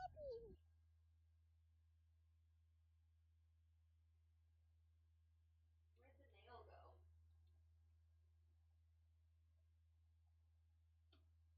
Where'd the nail go?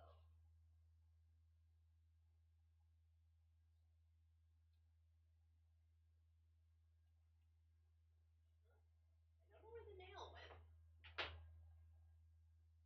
Where'd the nail go? Huh? Hi, you want a treat? Come here. You want a treat for being such a good boy? You want a treat for being such a good boy? Yeah.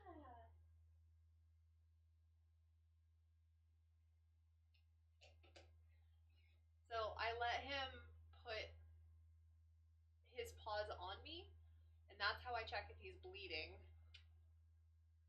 Because rabbits tend to not like. Here's the thing, if a rabbit's in a lot of pain, they're gonna scream. You never want to hear a rabbit make a noise. So if you hit it quick and your rabbit is like one of those like tough ones, he might not make any noise. So the easiest thing is to get him to put his paws on my leg when I give him a treat, and then I can tell if there's blood. And that's how I know I hit it quick. But I've never hit it quick in my life. Did you want another one? That's not true. I might have gotten one when I was very young and learning, but I don't remember ever doing it, so I don't think so. I was taught how to stop it if it happened, but I don't think I've ever hit it quick.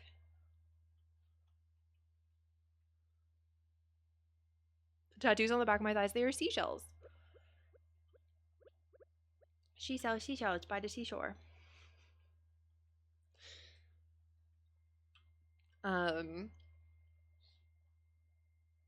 They are a type of scallop that is native to Vancouver Island.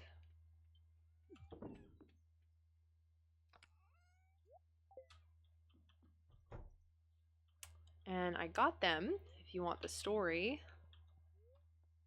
I got them for a couple reasons. One, I'm a big water kid. I grew up on the beaches and in the lakes and the rivers, and the beach has always been my happy place. When my parents got divorced, I spent a lot of time at my dad's, and he lives on the beachfront. It's not as luxurious as you think. It is a trailer park, and I personally think it's very luxurious. I had an obsession with mermaids, so I always say that they're my mermaid markings. And I had a lot of, if you're newer to the community and you don't know, I have a lot of body issues with myself. I went through, I am in recovery from multiple eating disorders and have been for years. And when I first got tattoos, I decided that if I didn't like a part of my body, I would change it the best that I could, and that includes creating it to make it an art piece. So my seashells I got because I have a lot of cellulite. I have a lot of cellulite. And growing up, you're taught that that's bad. Like you shouldn't have that. Models, you don't have cellulite. You shouldn't have those. So I got the seashells over my cellulite, like some of my cellulite. And then obviously as I've grown up, I very much no longer care. But when you're young, you try to change things to make yourself feel a little bit better. So that's why they are where they are, is for a couple reasons. I think we're just gonna go back to sleep today. Oh no, we can make a scarecrow now. Wood, coal, and fiber. Hada! Perfect day actually for the scarecrow because we can go get more seeds.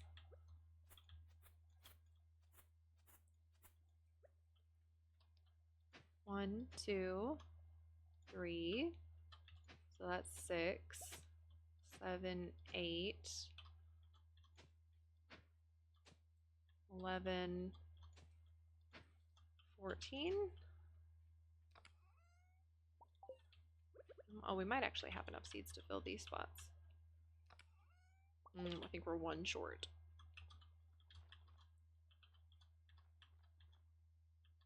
We are 1 short.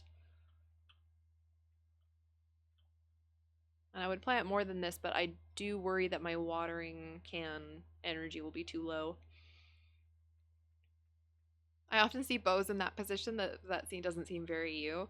Yeah. My favorite thing about my seashells is that when I do yoga and I stretch my legs like forward, they lose the shape of a seashell. So they look very long, and I always joke that they're butt plugs.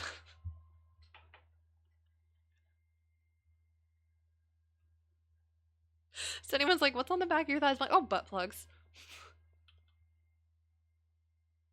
Their faces, I'm like, oh, they're seashells. They're just seashells.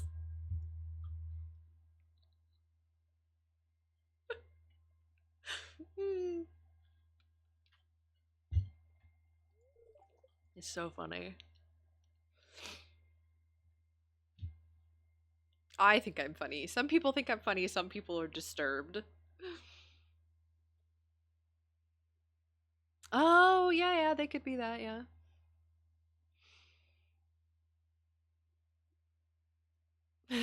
No flared base. That's the thing, it does have a flared base. That's the funny part. That's why it works so perfectly. I don't want to get TOS on Twitch for, like, showing too much skin.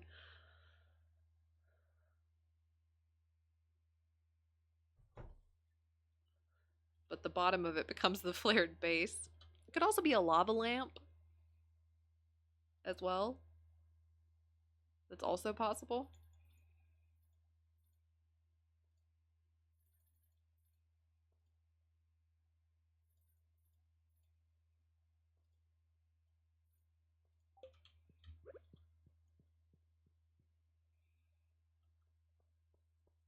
Both.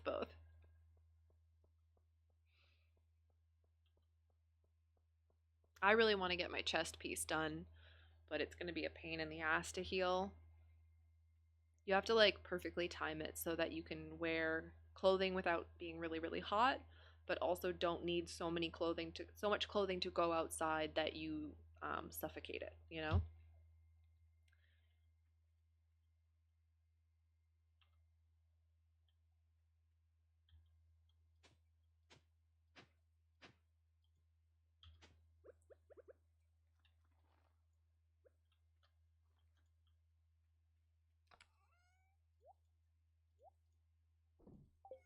We have a bunch of energy, so let's utilize this.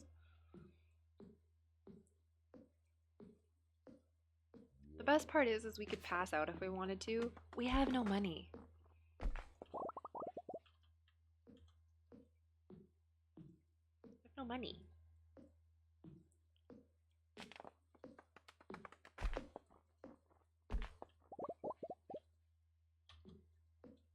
Doesn't really matter. Ooh, Chad, I'm getting really hungry.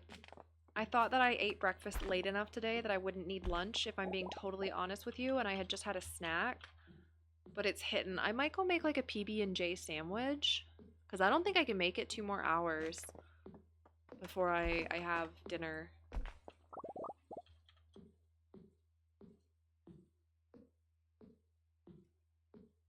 Yeah, I think I'm gonna go. Yeah, I think I'm gonna make a sandwich. I unfortunately ran out of carrots. Because generally I just snack on carrots as I stream, but I ran out. And I don't want to go to the grocery store this weekend. It is a holiday weekend, which is not a real holiday. By the way, I don't know why I didn't do this earlier, but I made a new panel down below in honor of the indigenous lands that I reside on. And I was thinking about it during Canada Day because I feel like a lot of people talk about it on, Canada Day and 4th of July, but that's the only time they talk about it. And I know that I donate monthly and I do a lot of things locally, but I was like, I don't know why I don't have this panel. Everyone knows where I live anyway. So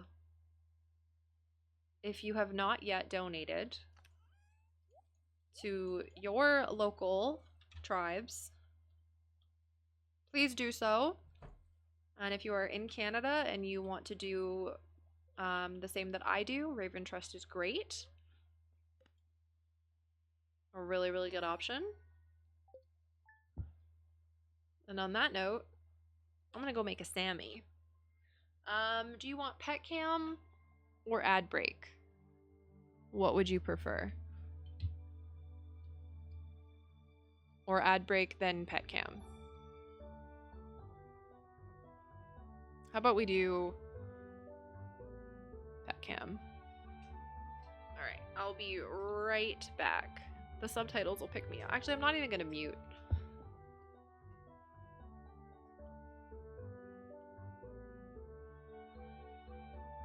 I'll make it bigger for you too while we're...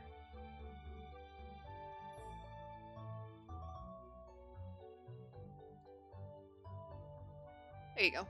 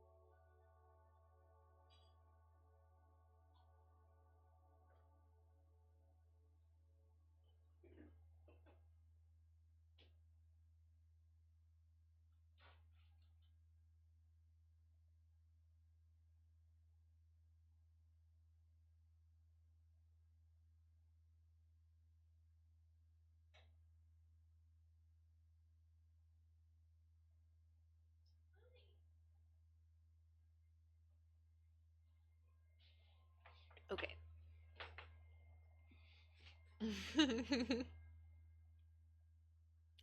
He's very funny.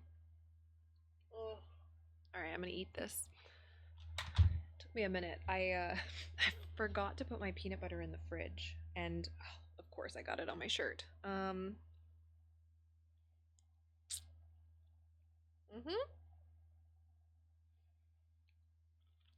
Gremlin mode engage. So it's like almost pure liquid. So I had to be like careful, and I still got it on me.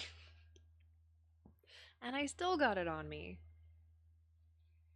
The worst. Absolutely the worst. What have you all eaten today? What is your favorite?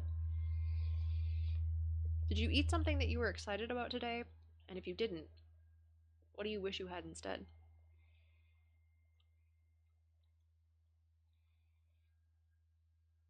Does peanut butter normally have to go in the fridge? Technically, you don't have to put this in the fridge, but it's very liquidy if you don't. It depends on the peanut butter you get. If you get like craft peanut butter, then no, but like more natural and healthier peanut butters, you do, because they're just going to be liquidy. Very hard to spread.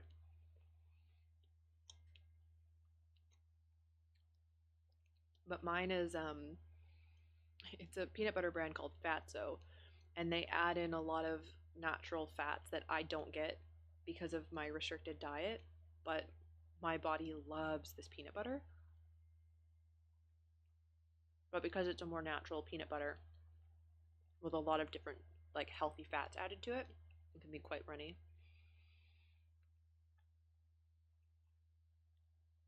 And putting natural peanut butter in the fridge helps the oils to not separate as quickly.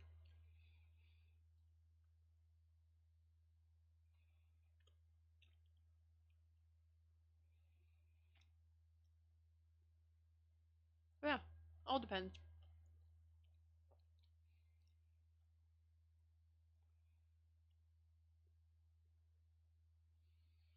All depends.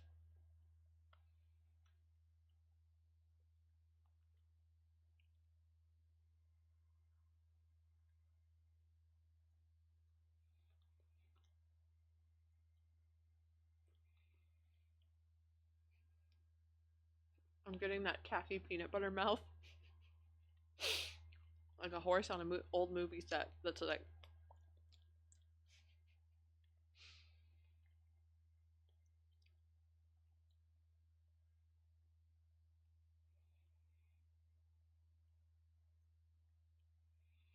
I haven't had peanut butter in ages. So just because you don't like think about it as something that you could eat?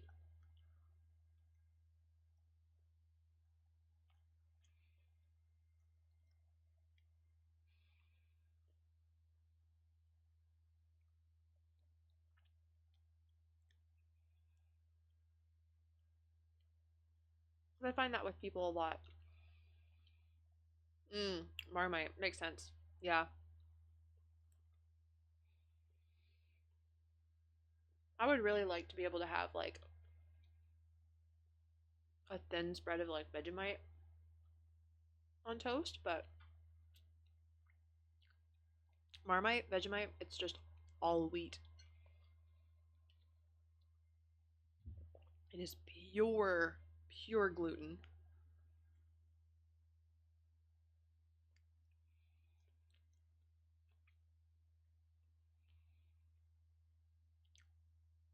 Yeah, I don't know. PB and J sandwiches and then peanut butter and honey sandwiches are very nostalgic. Um, and they kind of feel like a little piece of home, I guess. Because, like,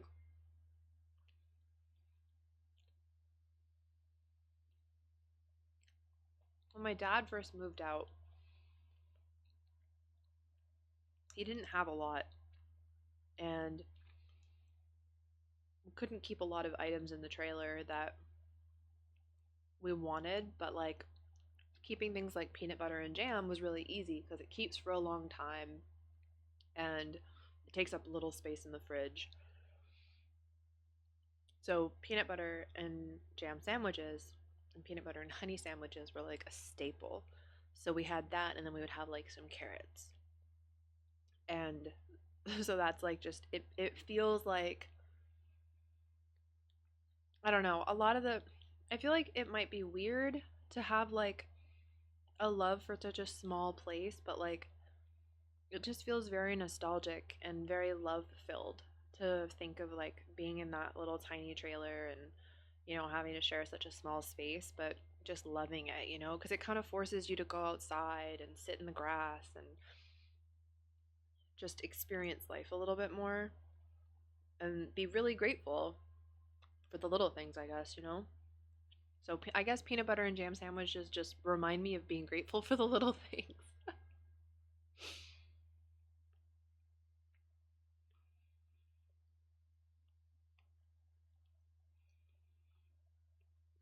That's fair, Cat.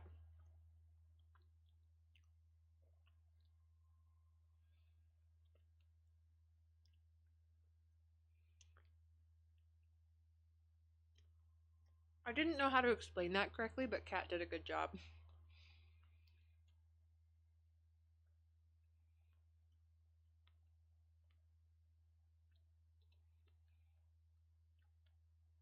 Because I'm celiac, so I have like it's frustrating because it's an immune response, but it's not considered an allergy. I always say an allergy because if you don't say it's an allergy and you go to a restaurant, they take it like most places are better nowadays. If you say celiac, they know what it is. But when I first got diagnosed, there was a lot of places I'd go to that were like smaller places that I'd be like, I need gluten free, and they'd be like, okay, preference or are you allergic? And I'm like, well, I'm celiac. It's not an allergy, but like it is an allergy. I don't like lying. I don't like lying. I'm like, it's not an allergy, but like it is. Like, my intestines will blow up, but like it's not considered an allergy because an allergy is something that is considered a histamine response. Like, it's very annoying.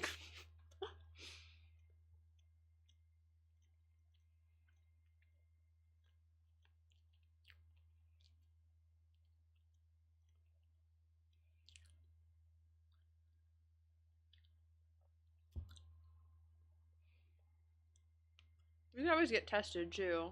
Like, I highly recommend um if you have a food that negatively impacts you.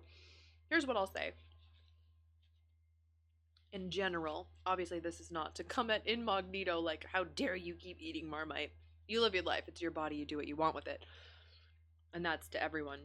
But I will say, as someone who was undiagnosed celiac for 10 years, the damage that it does to your body is irreparable. You can't, if there is a food that you believe or can narrow down to causing any physical distress, I highly consider either cutting it out or going to a doctor and getting diagnosed, because I couldn't figure out what was causing me to have my issues. No one could figure it out. No one tested me for celiac until 10 years had passed of me having those issues. And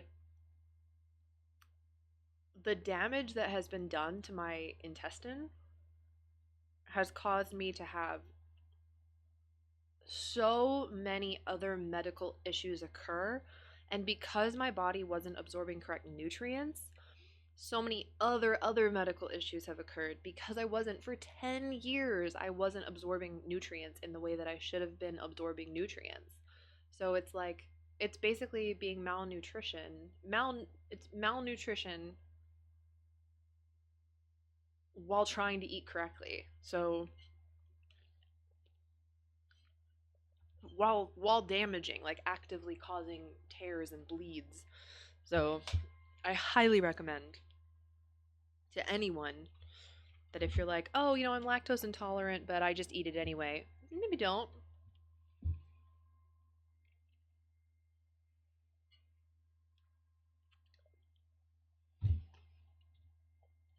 Maybe don't. Just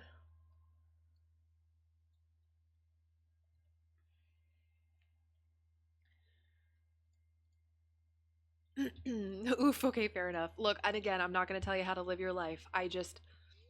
I've been through so much that I just don't wish it upon anyone else. It's one of those learn from my mistakes situations. Even though I don't consider it a mistake, I consider it a poor medical environment, but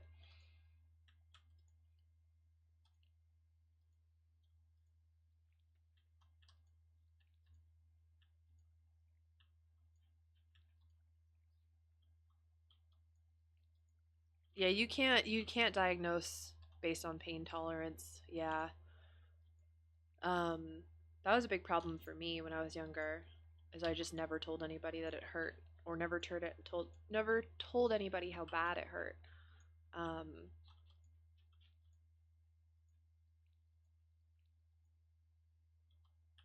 but I've had a lot of like poor medical things happen. Like does anyone not know my appendix story?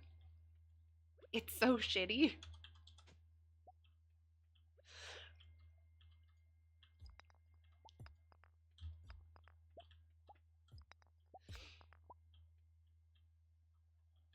It's true. Yes, it is. Absolutely. Pain tolerance is racialized, gendered, all sorts of different things that people don't realize there is a bias in their mind, or they do and they don't care, um, because the medical journals are biased and incorrect.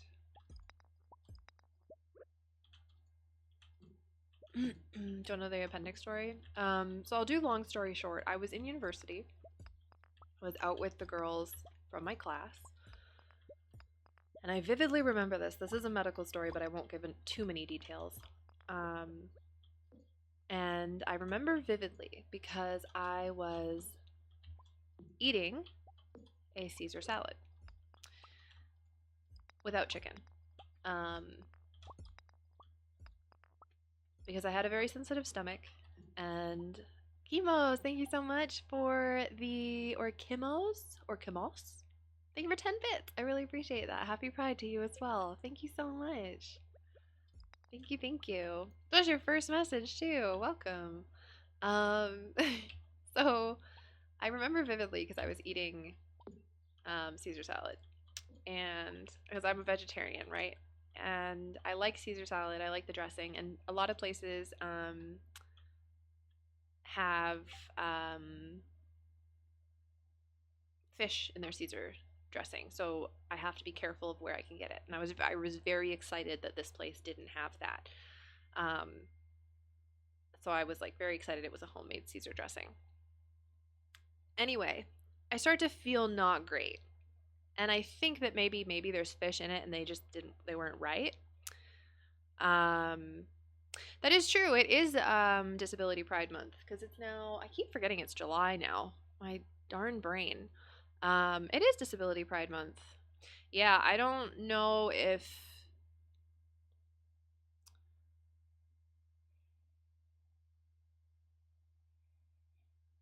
Trying to think if I've seen anyone. Because my focus from the 1st to the 3rd is Canada Day because of the colonization, especially where I live. So I generally don't kick into Disability Pride Month until the 4th. because then I can yell at America. But I'm trying to think. Yeah, time also doesn't exist. It's true. Uh,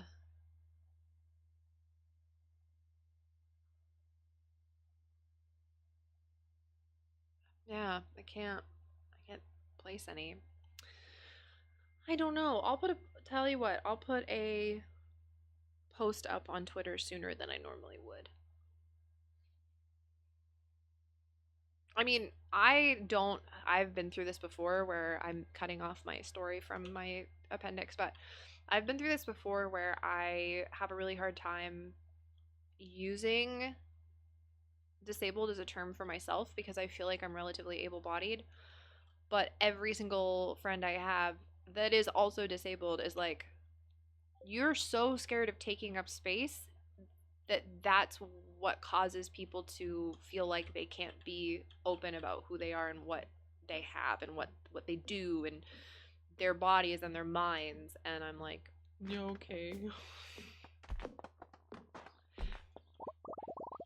But it is very hard when it's an invisible one, you know?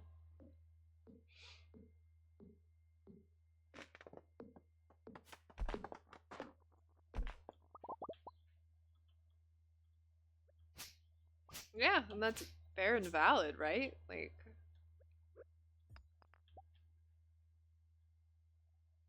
it's 100% okay to be disabled. Like, that is absolutely true. It's always the fear of taking up a spot where someone else, like, being where I shouldn't be, I guess, and trying to be very aware. And then my friend was like, you need to, it's okay. Honestly, Kat, yeah, when I have to use a wheelchair, it's kind of nice because it makes me feel like I'm not, I don't know, it makes it so that I don't have to explain myself. Nobody asks you, you know? Like, and nobody should ask you in the first place. But like, nobody asks you why you're in the wheelchair unless it's like, oh, did you break a bone, right? Because they see you as a person that generally walks. And it's like, it's nice when you're out, like at conventions when I have to use one. It's like, I don't know, there's something nice about it that just makes me feel like I don't know. It's hard to explain. But yeah, it same vibe, I guess. I'm not able bodied, which is a workaround in my brain. I've been trying to get away from that personally, only not because it's not valid, but only because it makes it seem like I'm the other. Like being not able bodied and being disabled may be considered two different things. Because, like, I would consider if you're not able bodied, it's temporary, I guess, in my mind. And disabled is something that's going to affect you for the rest of your life or for the majority of your life. But that's just the way that my brain works. People shouldn't ask you why you've got a fucking cane. So frustrating. So frustrating. No. Anyway, that's a very important topic. But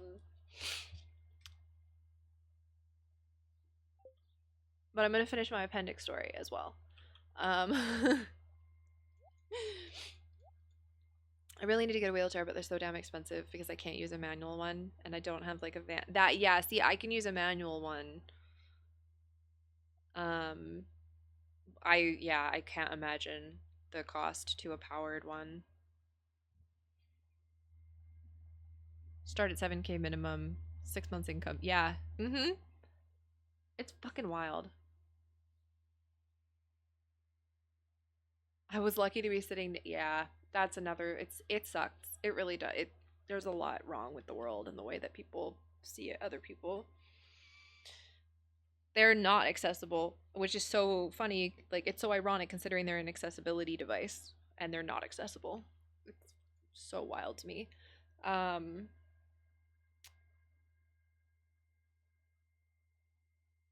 was talking about this the other day, actually, because I was talking about how I was in my best friend's Twitch chat, and I was talking about how I get frustrated that I can't really run anymore, and I used to love running, and it is so frustrating because I swapped running to swimming, but now I can't swim because of COVID.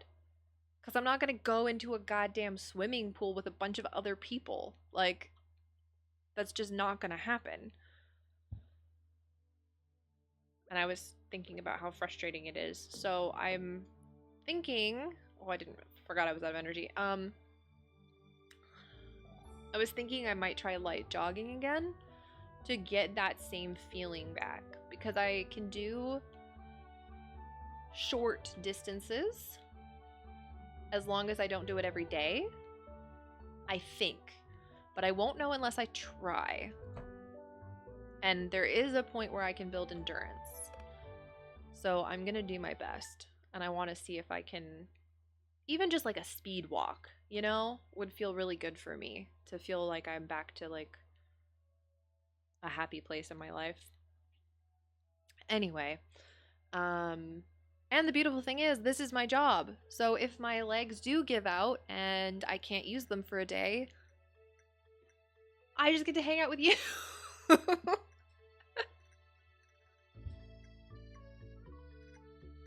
There's beauty in that. So anyway, my appendix. I remember this amazing Caesar salad, but I start to get a pain in my stomach. But it's like a weird pain, and it's kind of similar to gas pain, but something's off, and I just don't feel good. So I think I must have gotten food poisoning. And I live 45 minutes away from my house, from the restaurant that we're at, because we met in the middle. A lot of us lived in one town, a lot of us lived in the one that had the university. So we met in the middle. So I'm about 45 minutes away. And I go, I could, tough it out, because it's probably just food poisoning. But I have to drive myself home.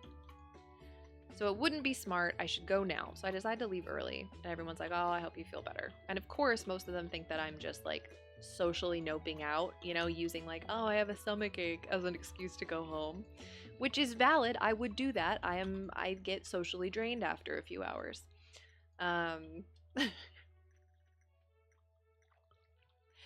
So I'm in my car and I'm starting to feel real bad, like real bad. Okay.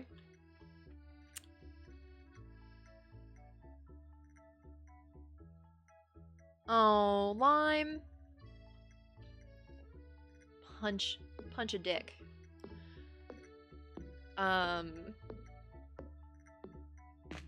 So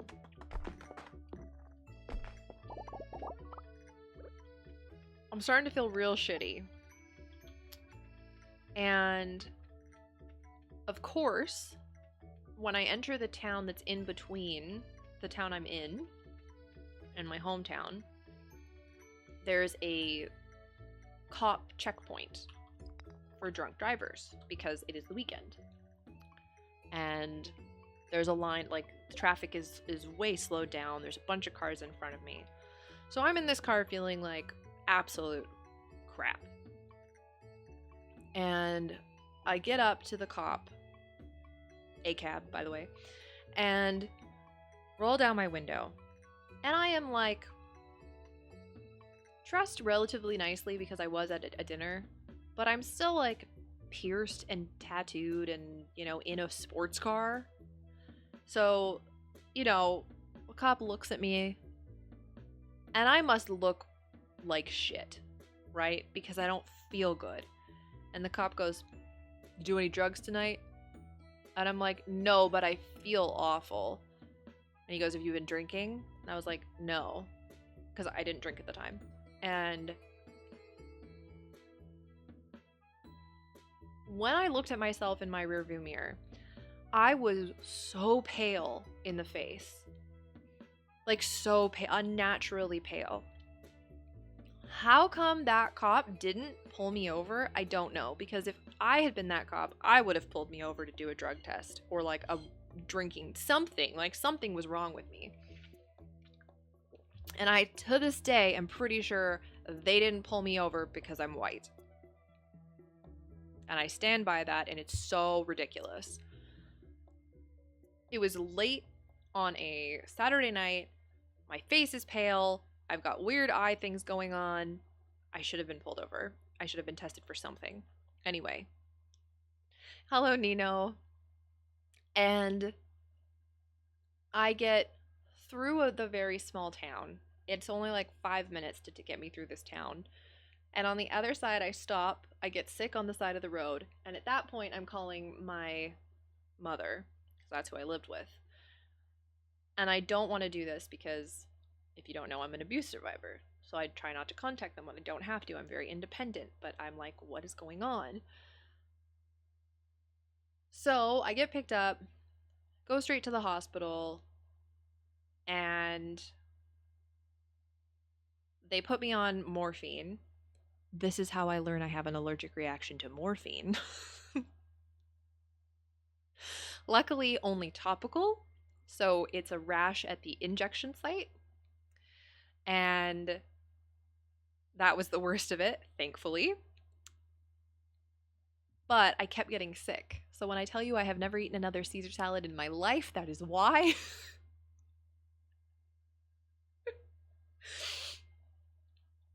So, of course, the world is falling apart around me. And they keep me overnight for observation. They do some blood tests. I don't know what the doctors were thinking. I don't remember if it was explained or if it wasn't explained at all, because I'm in a state of shock. Because at this point, my appendix is starting to rupture. But I don't know this. And I don't remember much of that night, other than being sick, having an itchy injection site and not knowing why, and being in that emergency room bed all night. The next morning, I get sent home, and the only thing I remember is the doctor saying she has an elevated white blood cell count, but we're pretty sure it's just gas pain, and come back if it gets worse. Now, medical, just because it's free doesn't mean it's better, right? If anything, sometimes it can be worse because they are not paid as much as they should be paid.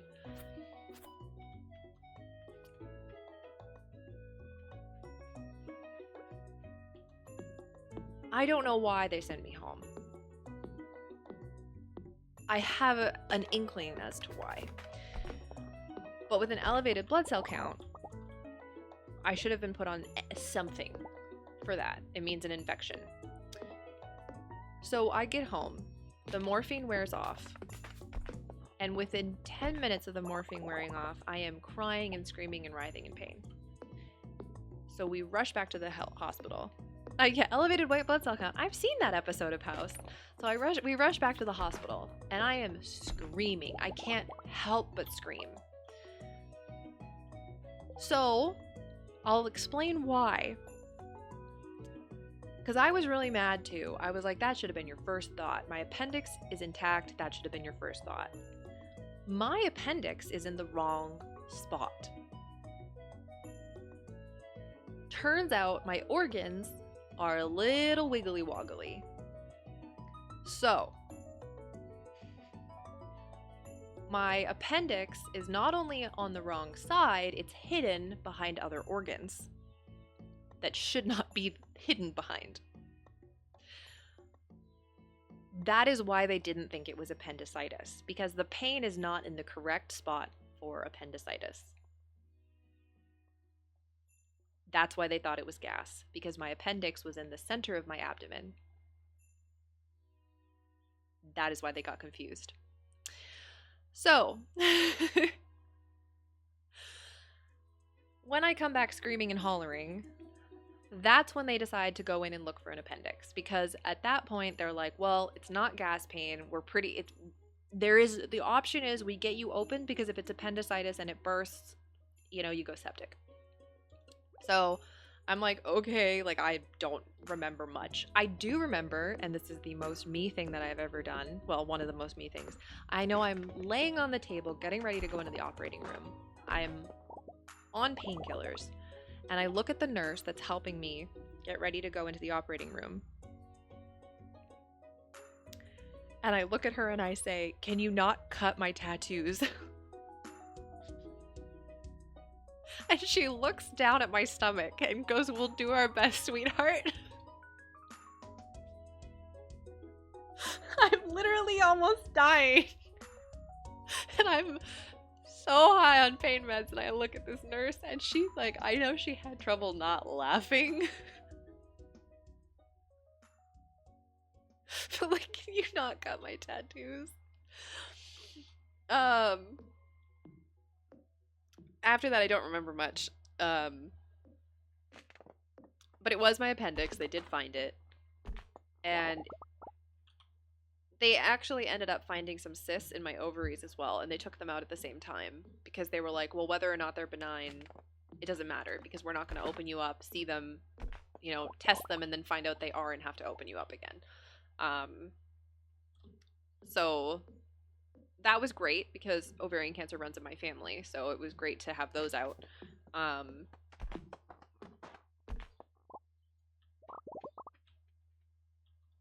And I believe that because of your concern with getting the COVID vaccine. Yeah. Oops, my energy's gonna go again. So my appendix is out, I'm healing, I'm on mass antibiotics, and I'm like, okay, everything's gonna be fine. It sucks because I am in the hospital during Christmas and, well, Christmas season, and it's my partner at the time's birthday, and I'm in the hospital. So we have to celebrate their birthday with me in a hospital bed. But the thing is that this is an overnight procedure. So I should be out the next day. I should be out the next day. You're right. Why were you not out the next day? TQ asks chat. Well, I'm losing weight and I'm not able to eat anything. I am nauseous to the point where they have to inject anti-nausea medication into me to make me be able to even lay down or move in any way, right? No one can figure out why this is happening. Some of them are less than nice nurses, think I'm faking, and I can tell because they want me to get up to go to the bathroom myself, and I can't. I have lost weight rapidly. I can't keep food down, which is making it worse. I'm living off of an IV at this point. I was in the hospital for 7 days, 1 week. I'm sweating. I'm gross. I'm in bed sheets that can't really be changed because I can't get up. And as much as I don't like my mom, and we all know this, she is, at the time, a nursing student. And after a week has passed of this and no one understanding what's wrong with me and why this is happening and thinking, and some people thinking it's, you know, my brain wanting attention. Even my mom thought that for a while because that's how my mom is, you know, oh, you want attention, so you're gonna do this is fine. But 7 days was a really long time. Like, I should be, I'm like literally losing weight. Anyway. So my mom goes, if it's been a week, why is she still on the intense antibiotics that you get after surgery? Because if we had taken her home, she wouldn't be on those anymore. Like, her appendix site has started to heal. And the nurse goes, oh, you know what? I'll ask the doctor. And the doctor says, yeah, we could move her down to a lower antibiotic. I have an allergy to the antibiotic, and I have been having an allergic reaction for an entire week. And no one thought to change my medication. No one thought to try a different medication. Just kept me on it. Because within 24 hours of being swapped off of that antibiotic, I was eating full meals to the point where I called my dad and said, bring me French fries. I was up walking around within 6 hours. No, I was up and out of bed going to the bathroom by myself within 6 hours. I was up and walking within 12. I showered within, I think I had been off the medication for probably 13, 14 hours. And by 24 hours, I was like wanting full food. So, when I say I am hesitant about medical stuff,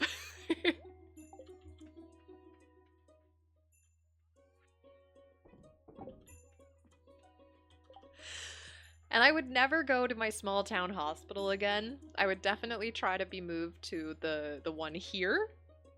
The one here treated my dad, and no, my dad was treated in the one. I almost lost my dad. He was treated at the small town one. My mom was treated here, and my grandfather was treated here. My grandmother was treated here, for the most part. But yeah, I don't trust my hometown hospital at all. At all. I'm sure it's different now, but like, I would never. I would never, Chet. I would never. Yeah, so anyway, that's my appendix story. My appendix story is long and has a lot of twists and turns that you wouldn't expect. And that's how I dropped out of college, because I thought I was dying. Like, I'll be honest with you. When you lose that much weight and you're that weak and you don't know what's going on, you really do think that you're dying. And there's nothing to be said about it. Like, it's a logical thing to think. And when I went back to university after the winter break, I had fallen quite far behind because I had to miss a month of school for recovery and the actual incident. I managed to I missed 2 weeks of school because one of the weeks was winter break, luckily. But when you've been through that, and then you go back to school for something you don't want to do, you're like, why am I here? Like,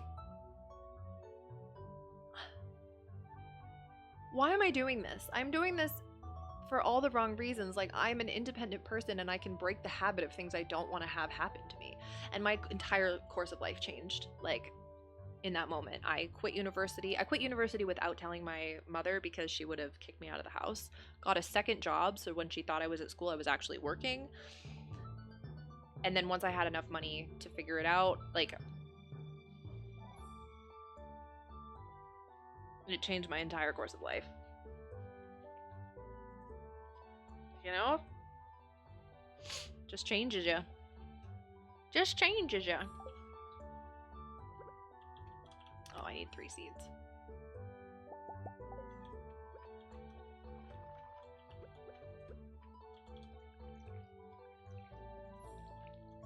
Yeah, every time I hear medical stories from you, I get a little bit more angry. Yeah. I loved my old doctor. I'm really, really sad that he retired. Or at least closed the practice that he was running.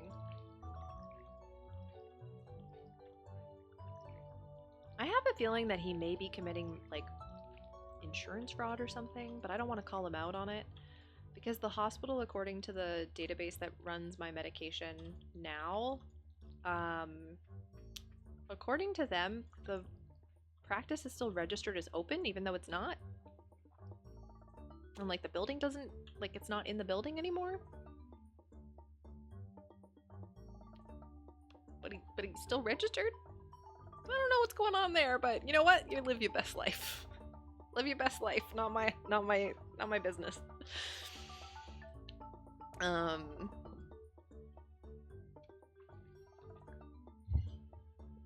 So yeah, it's very interesting. But I loved him. He was the one that diagnosed me with celiac. He was the one that when I said I had stomach pains, he said, smoke weed. And I said, I can't smoke weed. I have asthma. And he goes, oh, right. Eat weed. If it doesn't help, then we'll talk about other medication. But try it first. And I went, okay. Guess what? It helps.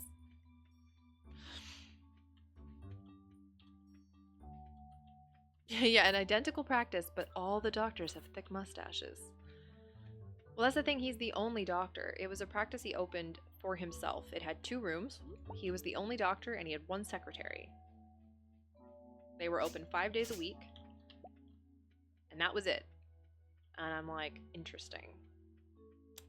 Interesting. Interesting.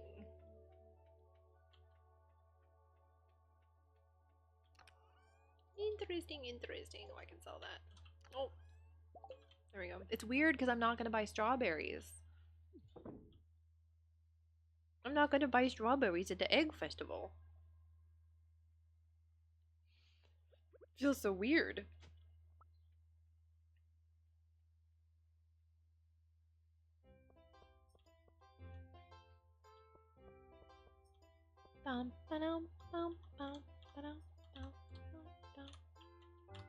What do you think of my character's hair color? Oh, I'll go get the wig and you can tell me how accurate I got it. Hold on. Be right back. I want to see how accurate I got it without looking.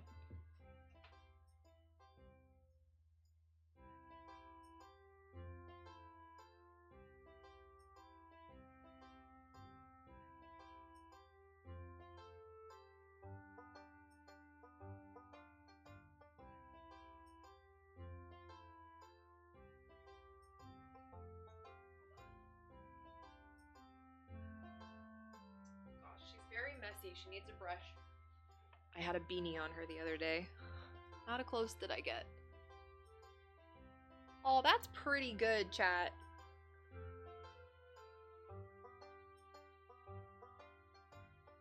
I don't know. I feel like that's pretty accurate.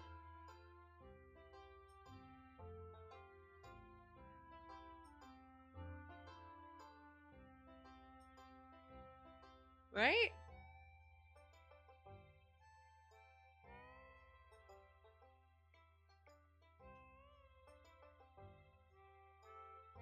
It's if I could put highlights and lowlights in the game, it would be perfect.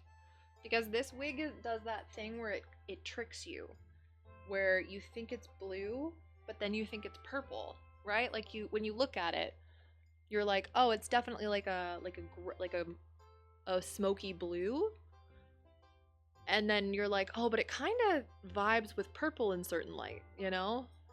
And I love that about it. It's my favorite wig. This is dream hair. This is hair goals. I wish it wasn't so synthetic and hot when you wear it, because that's the annoying part. It's not a summer wig. It's not a summer wig, friends. It's very, very, very hot. Just gonna put her right. Nope, she's gonna fall. Hold on, I'll be back.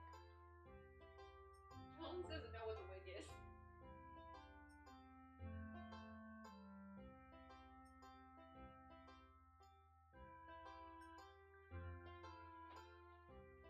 Oh, big yawn. Oh, what if I just cut your beanie? What if I just cut you the nail?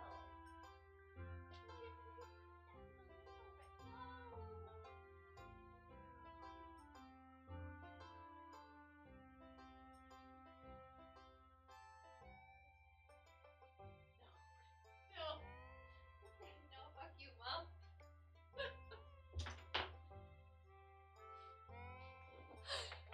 He knew exactly what I was doing and he was not there for it. He saw those nail trimmers appear and was like, absolutely not.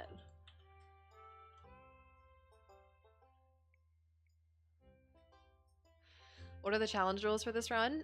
You can pull them up with !botanist, and it is you can only grow flowers and mushrooms. You can only sell flowers, mushrooms, and jam made from foraged berries. You have to forage all the berries in spring and fall. Like, you have to make an effort. You can have honey and bee houses, but they're locked to year 2. You can have 2 chickens, but you can only eat the eggs, not sell them. You can have rabbits in year 3, but you cannot sell the products. And we have added that you can have fruit trees in your greenhouse once unlocked, but you can only have 1 of each. Or if you want more than 1 tree, you can only have 1 type. So like, you have to choose either 1 of each tree Or if you really want multiple cherry trees, that's the only type of tree you can have, just to make it a little challenging. That's pretty much it. Also, I would like the spouse to make sense for the run if I were going to like choose one. So Leah, we decided Leah, Elliot, Penny make the most sense. Secondary that make the most sense are Haley, Harvey, and Shane. Yeah.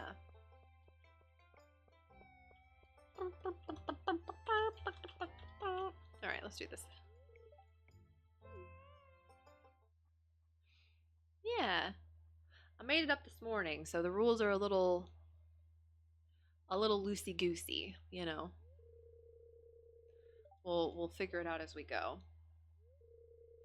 I'm personally not going to go down in the mines, but if you were to do the run, it's your choice if you're going to, you know, go down to the mines, but you can't sell anything you find down there, so.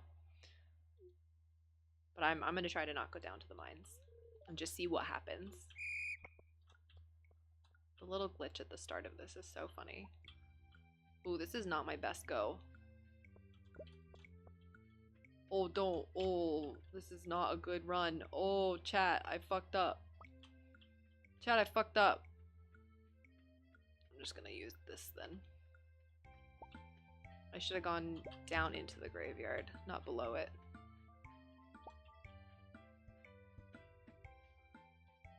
I never use this. I'm in a place where there are like no eggs.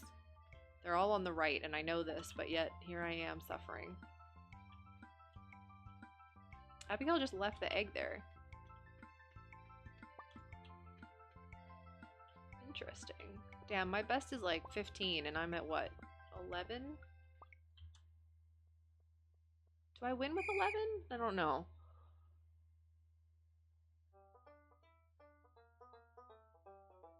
One that bars me from making and selling tea saplings would upset me a lot. I make up a lot of different challenges for myself.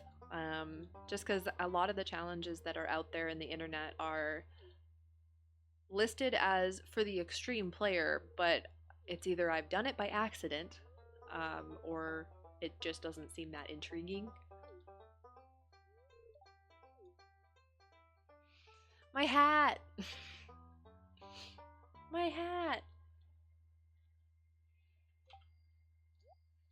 Ah. I am complete. I can eat the rice if I plant it. Oh no, I can't grow rice, so I gotta throw it away.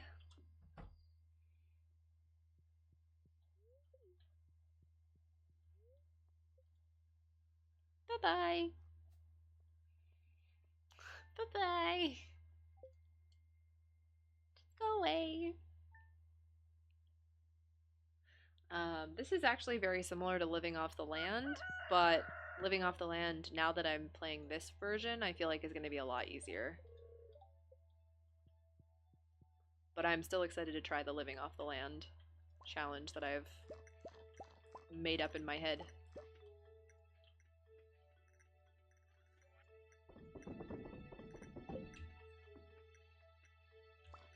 No, I have never, ever, ever done the Joja run.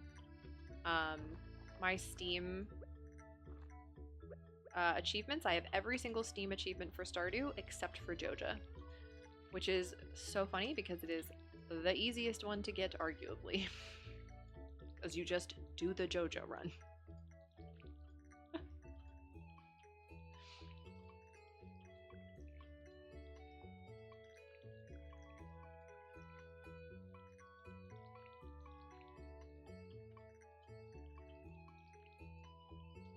I'm gonna water these and then I'll go get more seeds.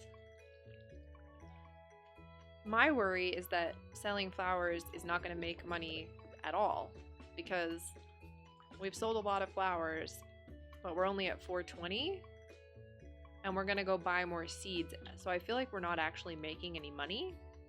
Even though I know that we are, it's just that it's so minimal, I'm not used to it. Breaking's really hard. It's really, really hard. almost got a friend to do it for me because I just wanted the achievement. Okay, fine. We'll go to the rare cart first.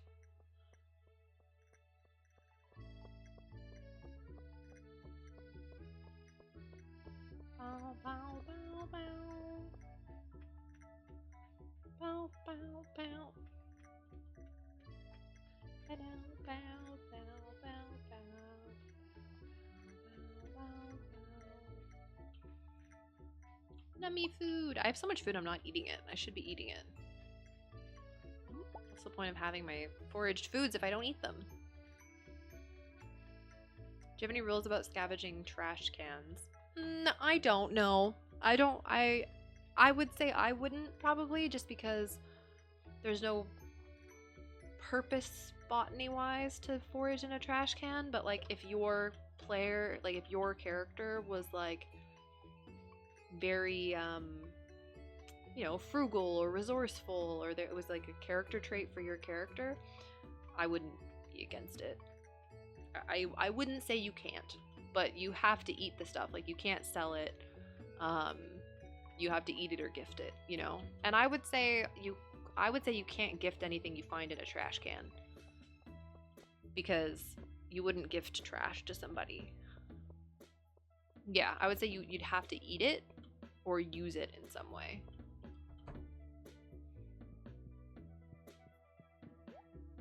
So yeah, I would say yeah, you could absolutely. Yeah. Yeah. 7 days, 7, 8, 9. 10. Yeah, we still have plenty of time for this. I think I might just get all jazz seeds because we're gonna make the most money, I think. Let me check. Let me check my handy dandy calculator. Or spring. Yes, jazz.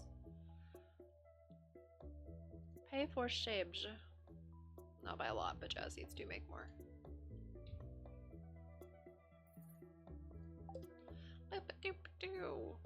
Boop-a-doop-a-doo. But yeah, living off the land probably won't be as difficult after doing this, because with living off the land, you get wild seeds. So the wild seeds are going to make something generally profitable at some point. I also said that you're allowed to do the golden crops if you go to the community center, and I'm doing the remixed bundles, so I don't know if I'll need the gold crops or not. We should actually go see what our remix is, because I didn't go there since I talked to the witch. I'm ruling myself that I am not going to grow the gold ones. I don't think. No, you have to grow the gold ones to get the greenhouse. So yes, the rule is you can grow the crops necessary to get the gold stars in the community center, because there's really no way to do that. I don't know what my forageables are. Spring onion. Okay. Horseradish, daffodil, leek, spring onion. Alright. Let's go get them. I'm hoping that I don't have the gold stars, and then it won't matter.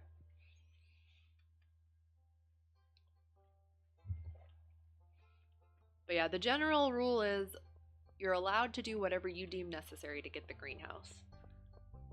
But that's because you're a botanist.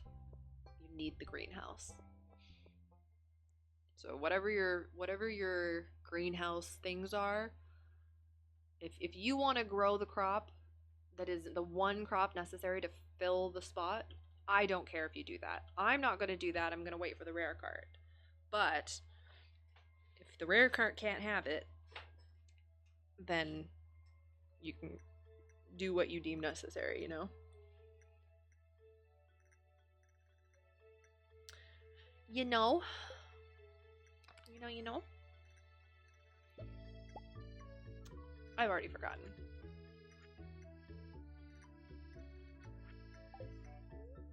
Nope, don't eat it. Let's go see if we can find a daffodil.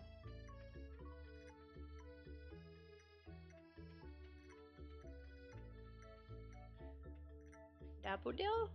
No daffodil. Should have checked that sooner, but I didn't even think about it. I was so distracted by talking to chat. Chat, don't be so entertaining. You're making it difficult to play the game. How dare you?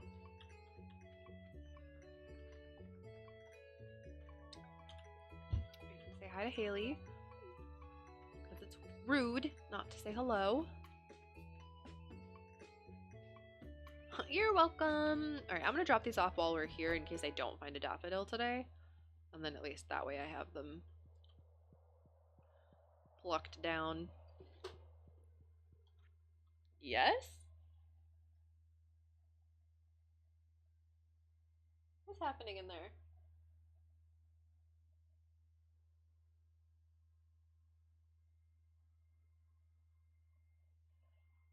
My rats are making a ruckus. Oh, sorry. My rats are making a ruckus.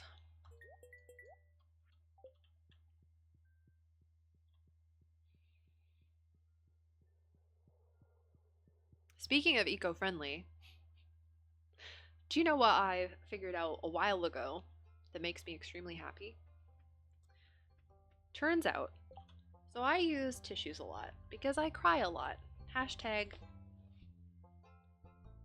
good at crying. Fun fact, these tissue boxes, the plastic is simply glued lightly to the inside of the box on the rim, a very small amount. So it's less plastic than you think it is. Now TQ, you're saying, that's not really eco-friendly. And I say, that's not the point I'm making. When my boxes are done with tissue, because I go through them so quickly from crying and allergies, do you know what these boxes make when you take out the plastic? Which, by the way, the sticky part is on the plastic and rarely sticks to the inside of the cardboard, and if it does, you can just rip it off. Do you know what they do? If you tear the front of it down, not a vagina, no. If you tear the front of the box, and there's none of this in it, what does it become for the rats? But a perfect hidey home. So every time a tissue box is finished, sometimes even before it's finished, I take the tissues out and put them on the desk and just leave the tissues there. It replaces one of the old tissue boxes that are being used as a house in the rat's enclosure. Which is great because they get to tear it apart, they get to pee on it, and then by the time that my tissues are done and a new box is ready, it's time to replace the old one. Ta-da!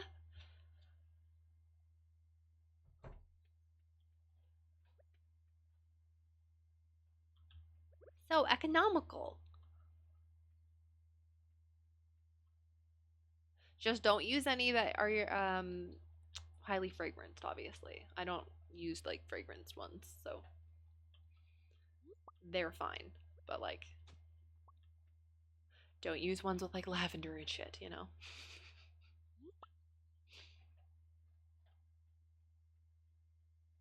My guys don't like toilet paper rolls. I tried. I saved up a bunch of them and like tried to make like little toys and hidey chews and stuff. Even when I put a treat inside them, they're like,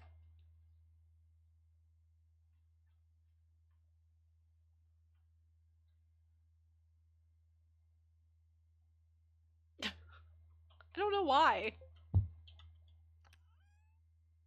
Sometimes I'll give them to Jones, because Jones will tear them open, and they give him something to do with the treat inside, but the rats just look at it. Like, and then they just leave it. They're like, oh, there's a treat inside that? That's nice. Maybe it'll come out on its own if I just leave it.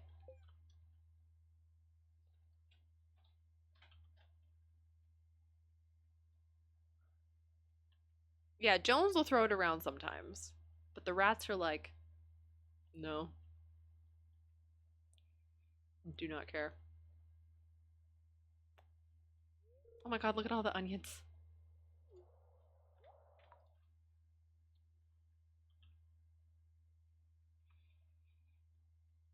Jones's favorite is actually, do y'all want to see the cutest thing in the world? That's not even a question. Okay. Are you ready for this? Because it's going to make your heart melt. All right. this is for you, chat. Okay.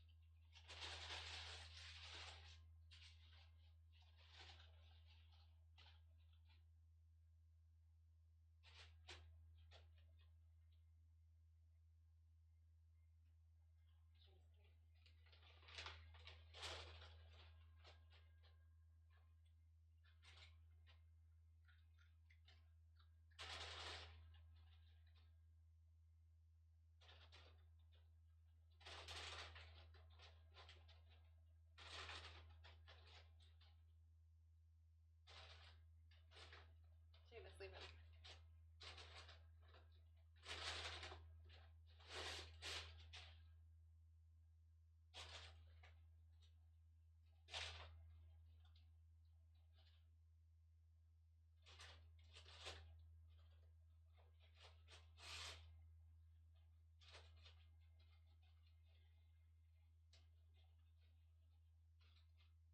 And he got it. His favorite toy is when mommy puts treats in paper bags. So if there's a treat in a paper bag and I roll it up, sometimes I make it more difficult, sometimes I make it easier. He loves it. He will fling it around, he digs at it, he tears at it. And that's a pretty big treat, so it was easier for him to find. But it's really fun to watch him just like fling it around. Anyway, he also does that with cardboard boxes. If there's like hay and some like herbs in a cardboard box, he just bites at it and digs into it for hours, which is the easiest way to keep him entertained. So yeah, that was for you, chat. I hope you enjoyed it. Hope you enjoyed my beans being beans.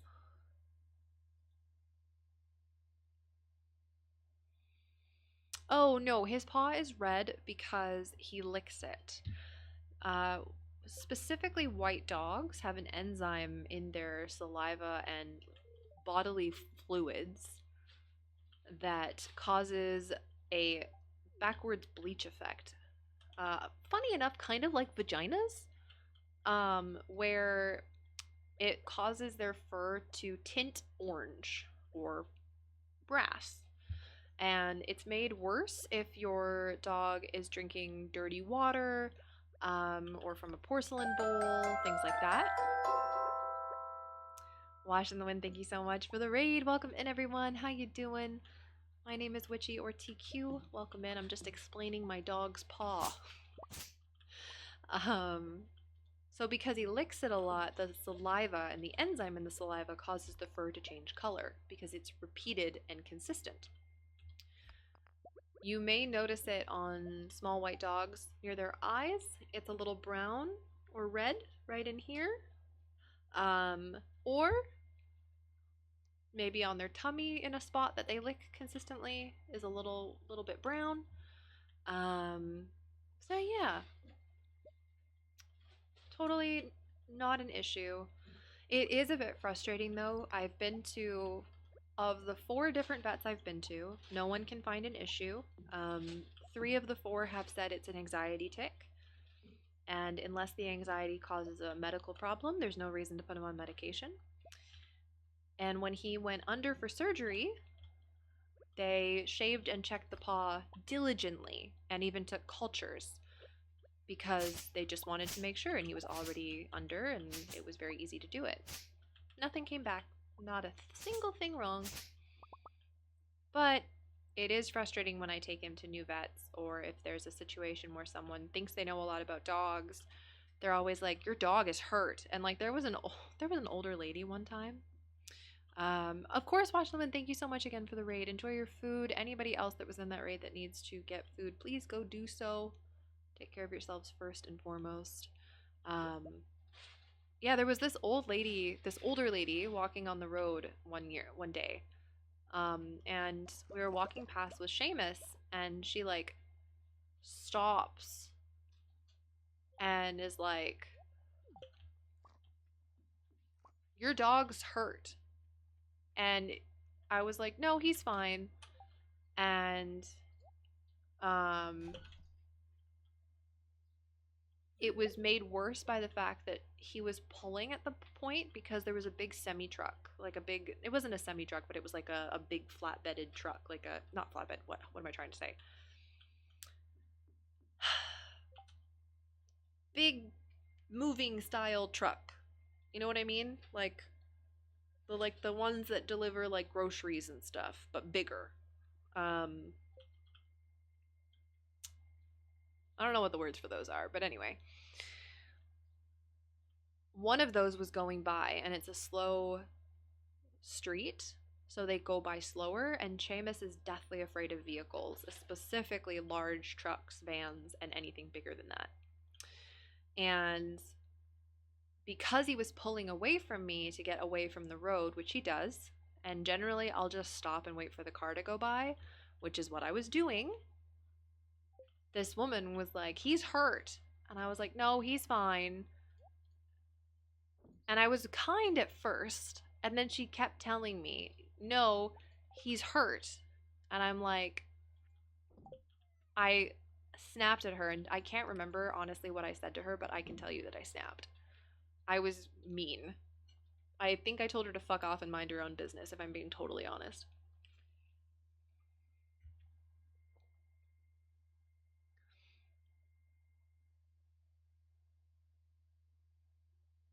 Oh yeah, it looks reddish. A lot of people do think that when they first see him, they ask if he has an injury to his paw or if he's bleeding. And when I say this, I do not mean this to you, Abra, because obviously when you're in the chat, you're seeing it on the camera, and to you, the situation is totally valid. Like maybe he cut his foot when I wasn't looking, and he's he's hurting or something like that, right? Right? But I will say, when I am out and about walking my dog, his tail's up, he's trotting, he's totally fine, and people are like, oh my god, is he bleeding? And I'm like, do you really think that I would not notice that my dog is bleeding that profusely to cause his whole paw to be red? Do you not think he would not be limping, whining, tail down in some way? Like, it hurts my feelings. And I'm like, I know these people don't know me, but like, so I'd always try to look at it like they're trying to be like aware, like help you, but I'm like, just don't be like, oh my god, is your dog bleeding? Be like, oh, well, why is his paw red? Like, ask it like that, because then if it is bleeding, I'll be like, oh my God, I didn't even notice. You know what I mean? Like, there's different ways to phrase questions.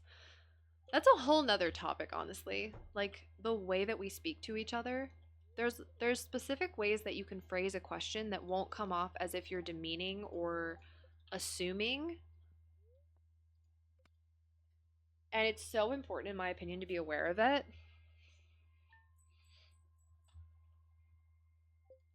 It's like if someone doesn't know how to play a game, you don't be like, someone doesn't know how to do this. You go like, I know some people are new, but this and this, and completely irrelevant to that. Like, you know what I mean? There's ways to address situations. And in my opinion, that was one of them.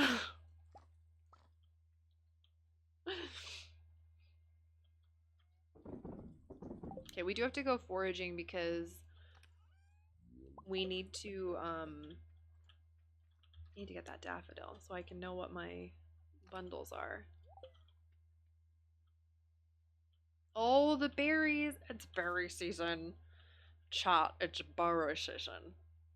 Chat. Chat. It's berry season.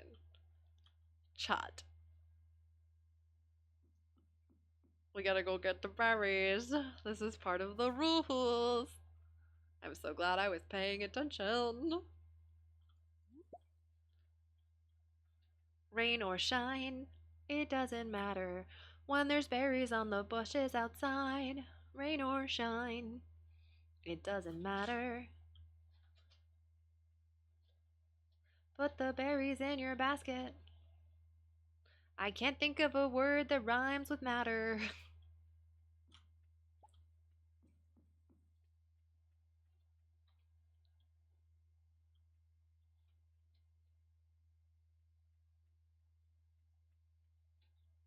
I honest to God don't know if there's berry bushes down here. I don't walk down here normally for berries. I just don't do it.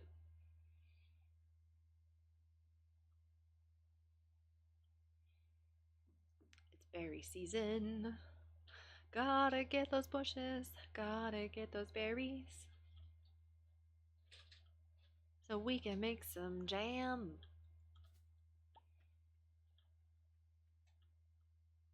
And maybe gift it to Pam.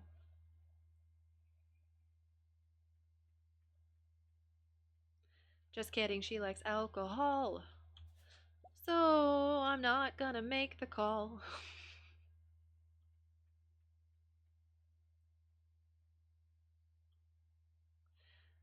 Gotta pick the berries.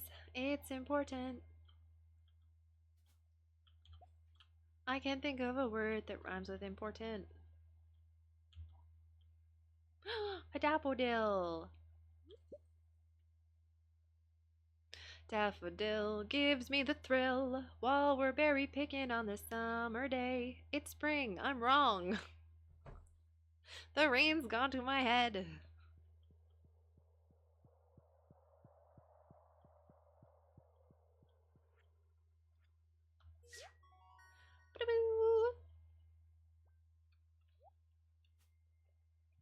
Seamus! Seamus, why do you look dead?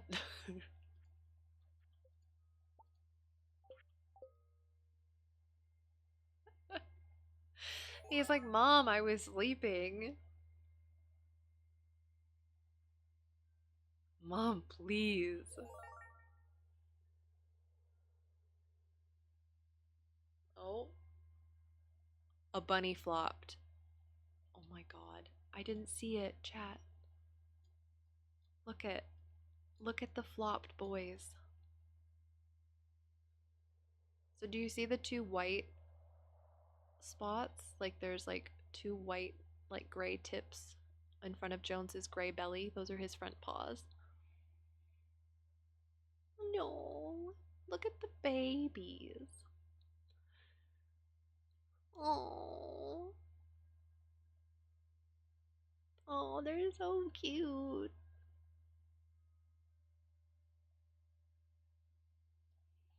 Oh, they're being so cute. They're both flat. He is out. Jonesy is sideways.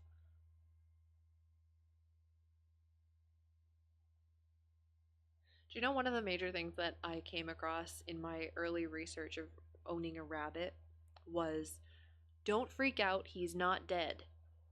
Like, apparently, brand new rabbit owners frequently worry that their animal has died because when a rabbit is really comfortable, they lay on their side and they sometimes can't really tell that they're breathing.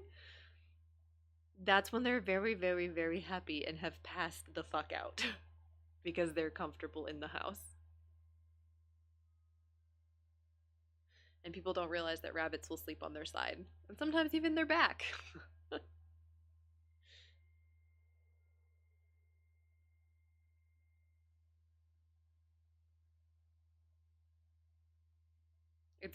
I thought it was very funny. It's like there's a lot of reptiles like that, I feel, that people have to be like, it's fine. You know what I mean?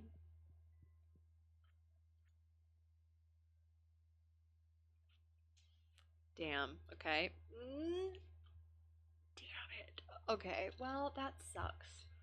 I was really hoping we didn't have the quality crop.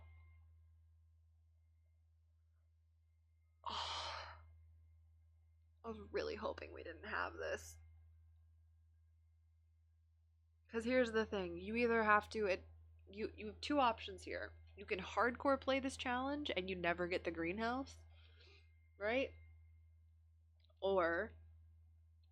because you can't buy gold star crops, you allow yourself. Well, we did get the garden bundle though.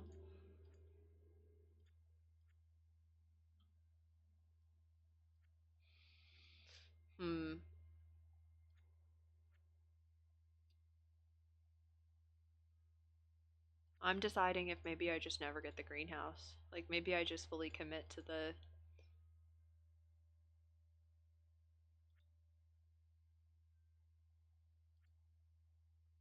Here's what I'll do. I'm going to make myself a rule. If I get to the point by using the rare cart and other methods, if I fill every single one of these spots,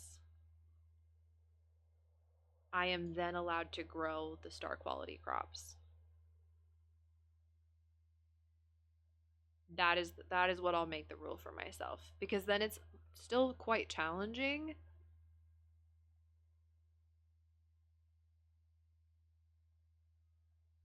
Yeah, that's what I'll do.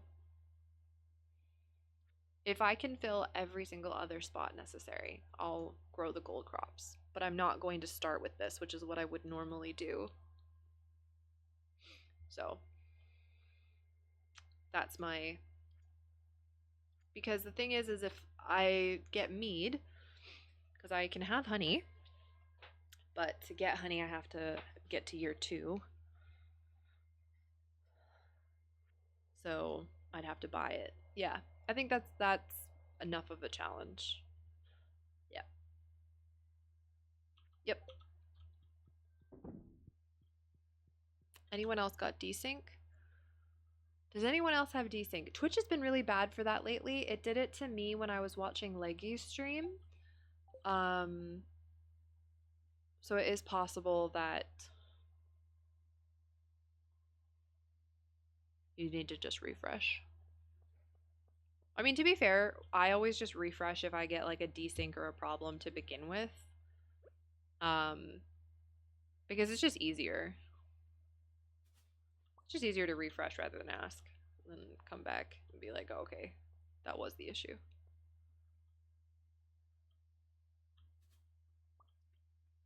Yeah. And it can reset itself as well if you just hang out. It's a Twitch thing. It's very bad lately.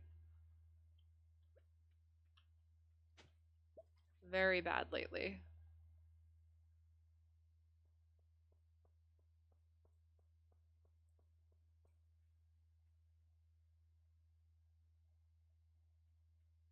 Oh, I almost missed a berry bush. It was hiding. Came out of nowhere. Came out of nowhere.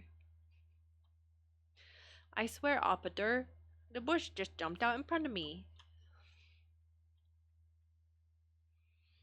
I know, right? Nevermore! Thank you so much for 5 years! 60 potions purchased or brewed. Welcome on back.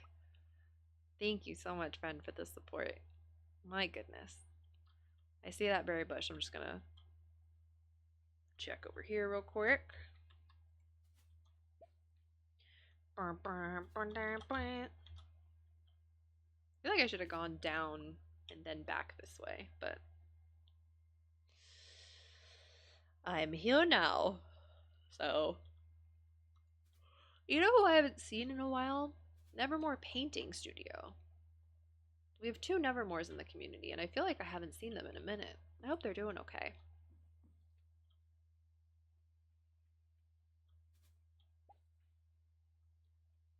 It's funny, I wish like I don't want to ever forget a community member, but it is interesting like I hope you all know that if I don't see you for a while, I do think about you.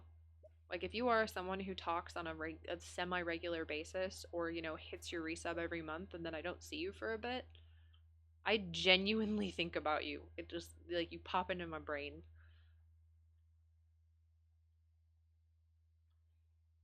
And I don't ever say it because I don't ever like I don't want people to feel called out like why aren't you here? It's more of a like I hope whatever's keeping you from stream is a good thing, you know? Like I just hope you're well cuz you never know, right? You never know.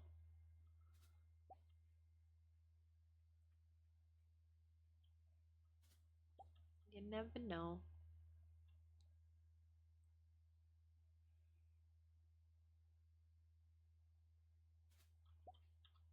Okay, that is all the bushes as far as I can tell. Yes. Okay. We did it, chat. We got the berry bushes. Congratulations.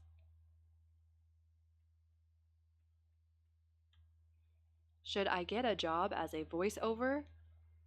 It kind of sounds like the TikTok one.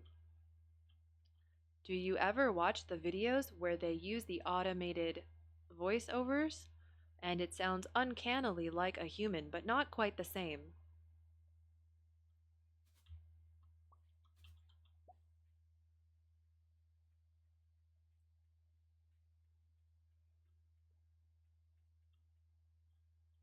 There are berry bushes on the farm. I was not aware of this. I should go low and check before the end of the day.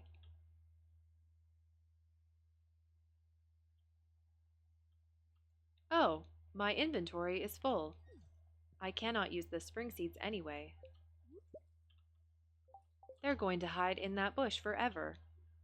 I'll forget they are there, and come back later, and they will magically appear from the bush. It will be funny.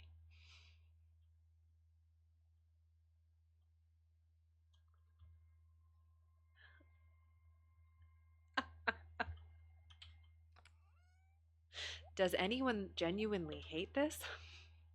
Asking for a friend.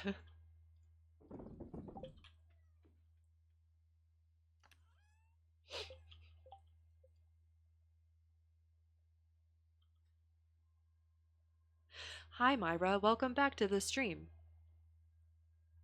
I need to check on when we get the kegs and the preserve jars. My mining skill will take forever. I had an oh shit, it's my night for dinner. It's really fun. You should try it.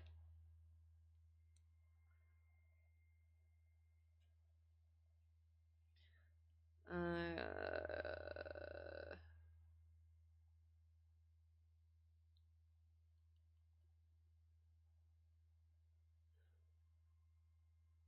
I'm excited for my dinner tonight, but I wish it would just make itself.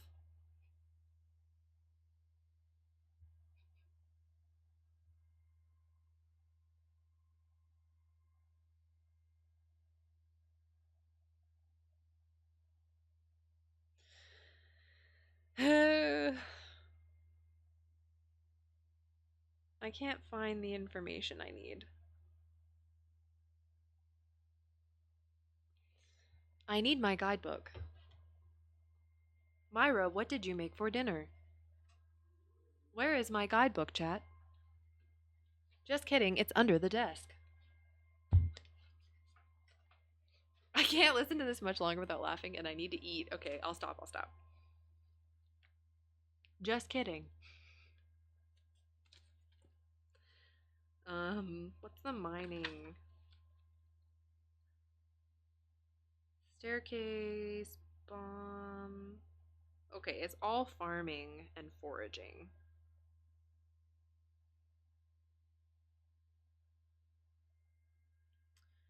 Farming is preserve jar, it's level 4.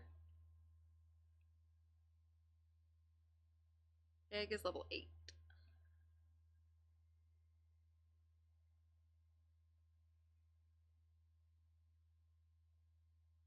Okay, good to know.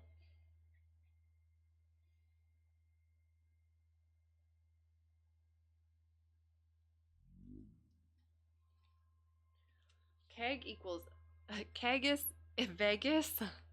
Oh wait, is that what closed captioning thought? Yeah. Hello, alchemist. Welcome to the stream. I hope you had a good night. Or a nap. I think you were napping. Did you nap for a long time? I'm losing it a little bit. I need to give this axe to Robin. I believe she is at home. We were just there. Fuck this.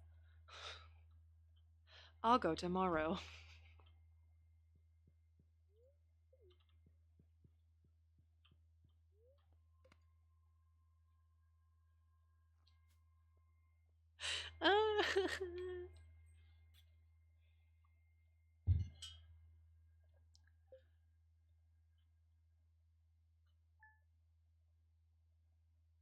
Honestly, it's fun because it puts less strain on my voice.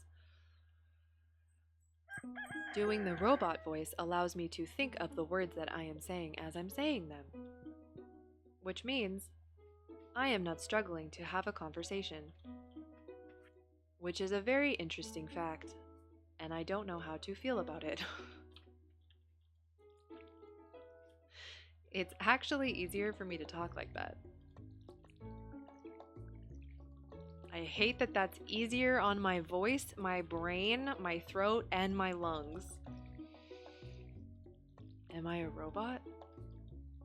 This whole time was I the robot?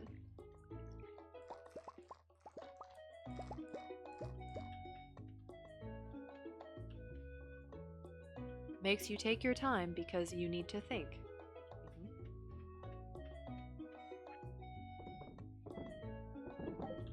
I need one of the flowers for the community center. Chat, which flower do you think is best for the community center? I am going to use the light one. It is closest to my hair color. I don't know how long the nap was for. I mean, you fell asleep relatively near the start of stream, so maybe like 2.5 hours. Maybe. Maybe.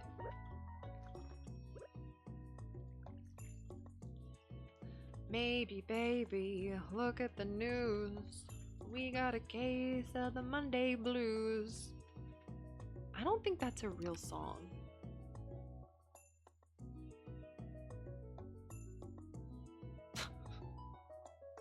I don't know what that was.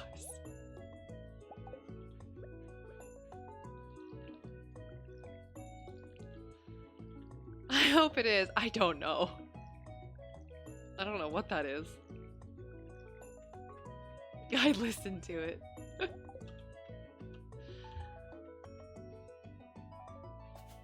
Baby, look at the news. We've got a case of the Monday blues. Yeah, I don't know.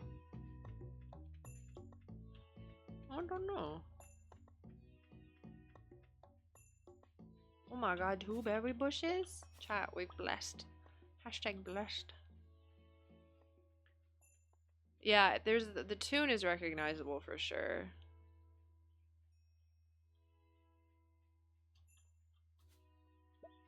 I just don't know what it is.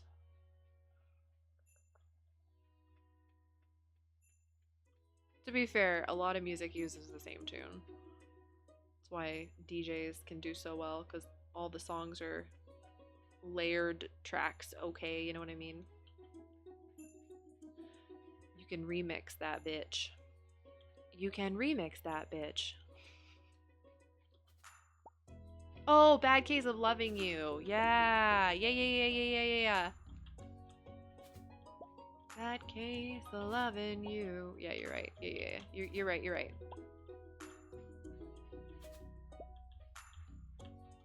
That's it. That's it.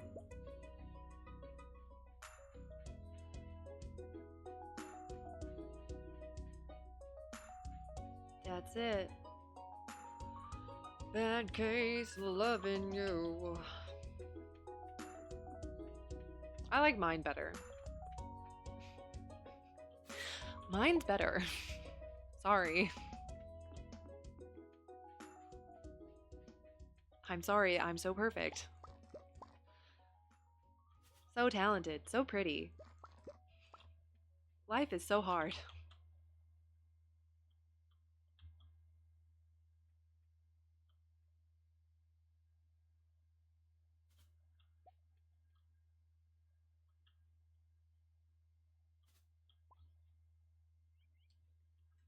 Honestly, so much of my day is spent foraging for berries, but it's kind of calming. Because I just don't normally do this. Hence the challenge. Hence the challenge. Both of them are semi-resting and or sleeping. I don't know if they're actually asleep.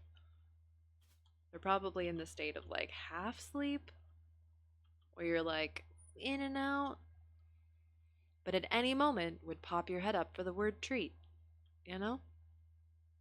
Does Seamus snore? Not really. He sleep boofs and like sleep whimpers a lot of the time when he's dreaming, but he doesn't really snore.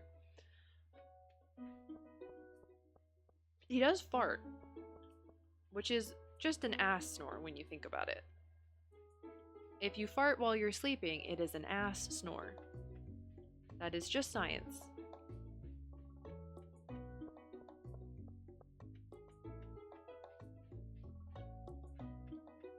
A snas, if you will. Or a bore. Get it? Butt snore. Bore.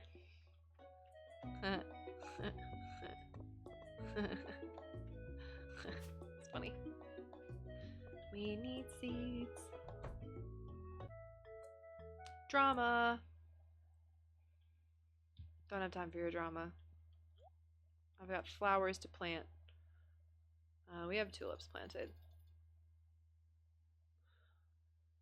That's probably enough.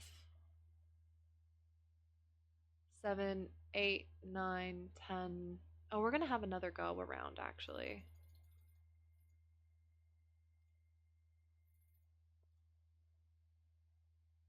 Yeah, we'll just get 20 for now. Snoring involves inhaling too. You don't inhale through your butt?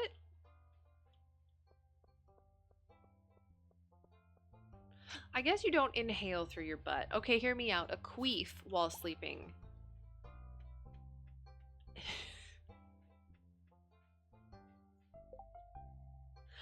I don't even want to. I don't want to finish. I don't want to complete this. I'm done now.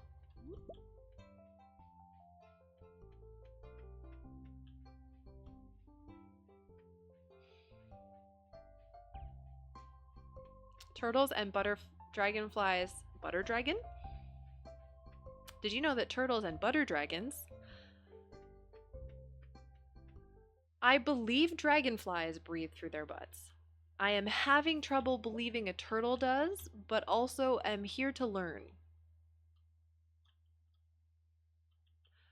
I need to give Robin her axe. I keep fucking forgetting. Also, this flower needs to go to the community center, and I have walked past it. Fuck, she's not here. Fuck, she's exercising. Oh my god. Oh my god. Here's the trick, Annex. Always search in incognito mode. Always. Because your ads are going to be fucked. Fucked.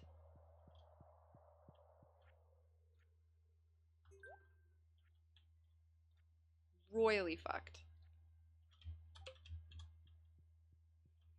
Cloacal. Oh, respiration is apparently a thing. I learned the other day that if you blow into a vagina, you can get an embolism.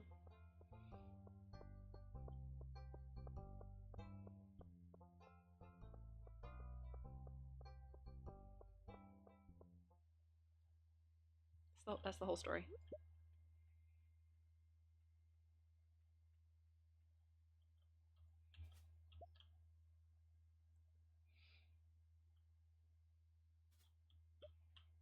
The person with the vagina gets the embolism, not the person doing the blowing. That would be interesting. Did you know that if you blow into a vagina, you get an embolism?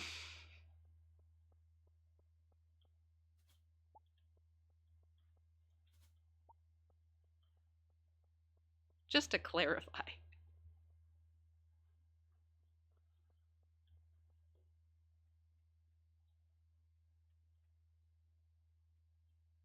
Oh, Seamus is making a den. We are witnessing on camera the house potato mashing its surroundings to create a nest for tiny potatoing. It shows its ass to the camera as a sign of domination, in that you are the dominant one, as he is just a baby. Hours later, he will be done, and simply sit there, then become uncomfortable, and give up.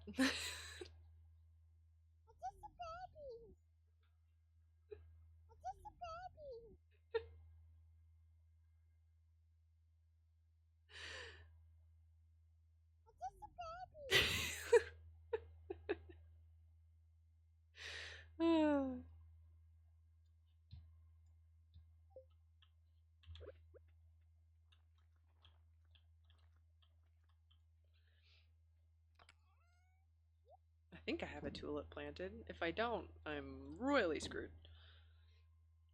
Sometimes I threaten my fiance I'll screw up his analytics when I search for things. I'm gonna fuck up your ads if you don't do the dishes.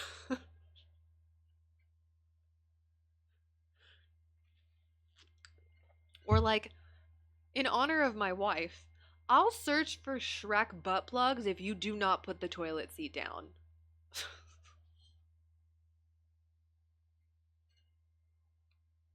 If you don't know what I'm talking about, you don't have Twitter, and it's okay. You don't need to.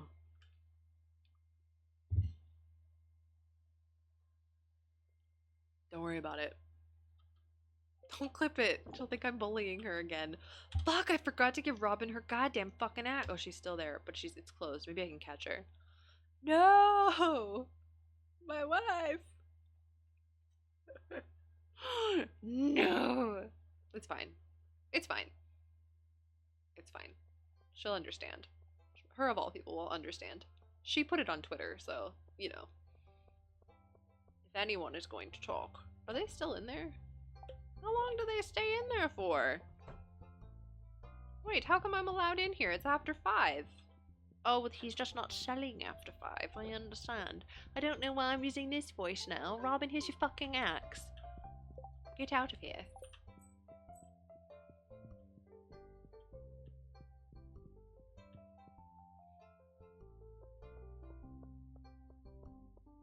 Well, yeah, well, she was searching for it, so birthday present checked off. What anniversary is plastic? What anniversary is plastic? Because I'm going to buy the Shrek butt plug for Alyssa for our friend anniversary at that level. Confirmed. In the wise words of Lizzie Hale, wait, Izzy Hale or Lizzie Hale? I've got a new modern love.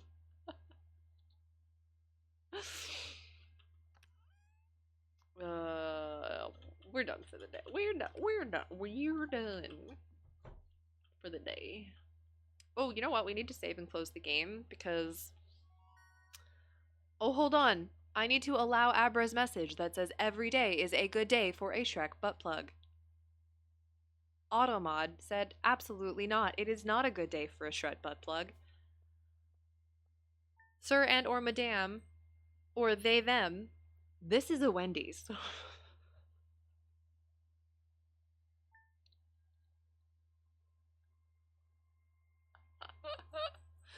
Oh no. Oh no. You know what? I don't think we're gonna get the pet yet anyway. When do we get the pet? Isn't it not until like very late in the season? They sell them at Wendy's now? That's what comes in your Wendy's Happy Meal. I don't know what a Wendy's Happy Meal is called. Do Wendy's do Happy Meal? Like a version of it? Wendy's now has what's called a very happy ending meal. And inside are cartoon character butt plugs. Confirmed. Stardew Pet Time.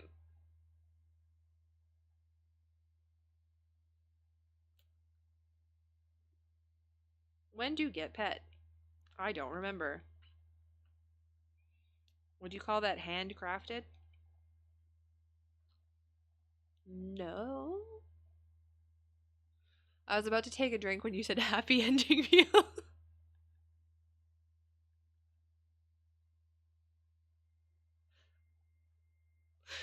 You're welcome.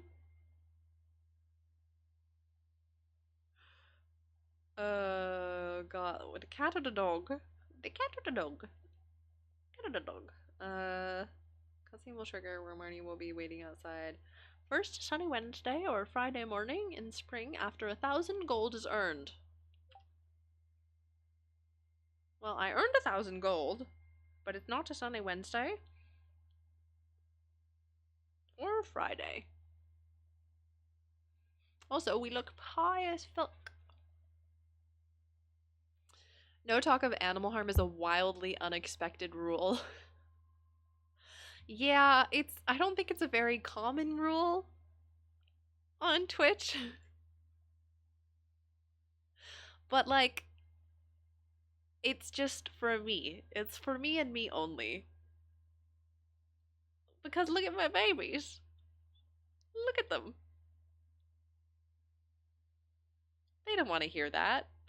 I'm protecting their tiny, innocent ears. It's bad enough they listen to the other shit I say.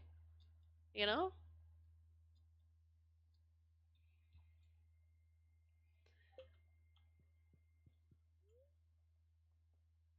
Yeah.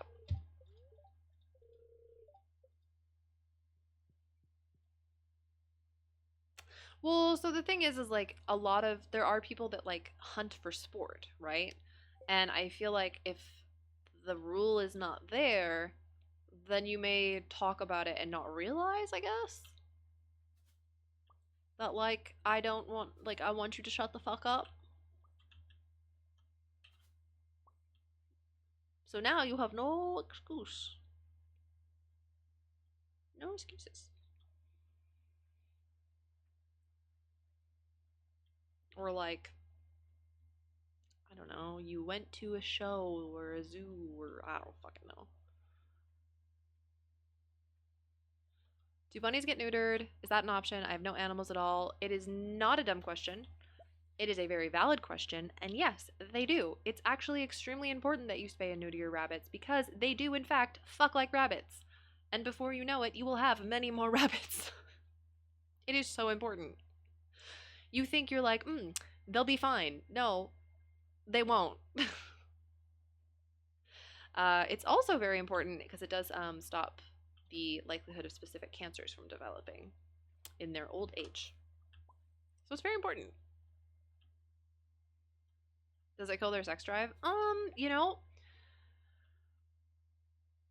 the thing with animals to remember is that there's only two animals in the world that have sex for pleasure. There's two mammals in the world that have sex for pleasure rather than reproduction. So if a female rabbit is spayed and never goes into heat, a male rabbit's drive will never activate because the female is never presenting as I'm impregnable.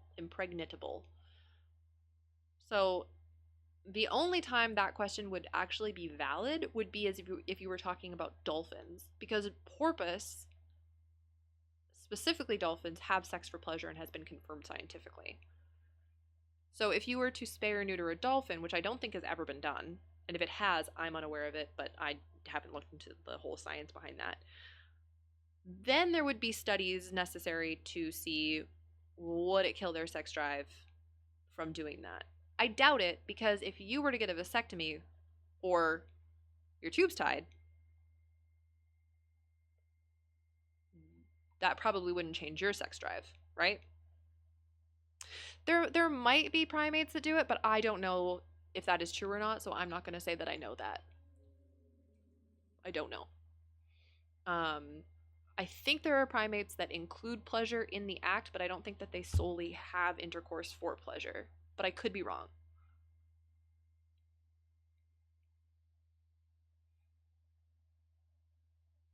Yeah, you need to wait like 2 weeks before introducing a male rabbit to a female rabbit after spaying and neutering. I'm pretty sure.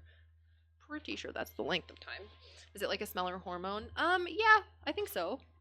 In most animals, that's the whole thing. Or if like there's pheromones, there's hormones, there's specifically pheromones. Hormones don't have too much to do with it, but they can trigger the production of pheromones.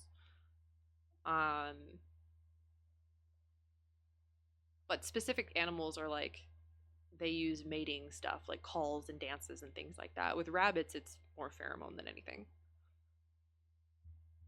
There are primates. Okay, there you go. That doesn't surprise me considering that we're so closely related to them. That's not surprising. When I said it, I was like, there might be monkeys that do. But I don't know that. Now I do. Now I do. Fun fact, I'm gonna call Jonesy out right now. My rabbit had a half non-descended testicle.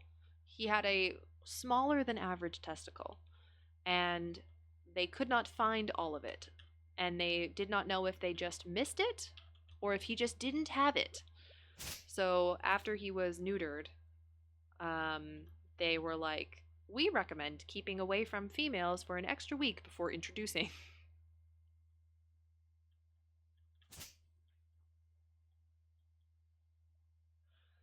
So he had an odd testicle. And I think it's a funny fact. Ooh, berries. Yeah, it's not surprising, Abra. It's not surprising at all.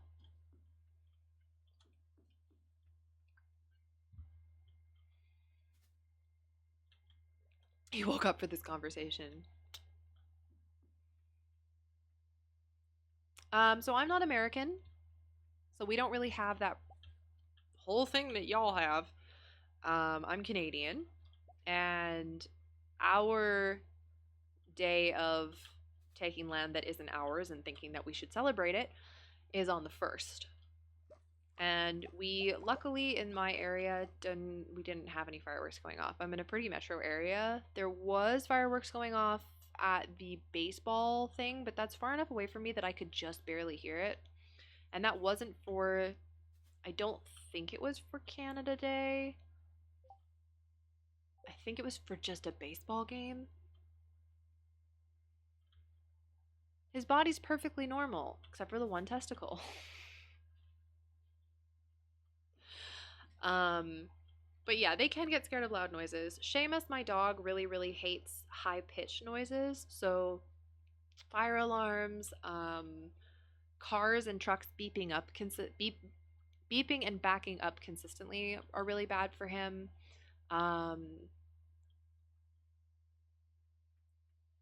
but like generally, um, poor Barry. Oh, hello.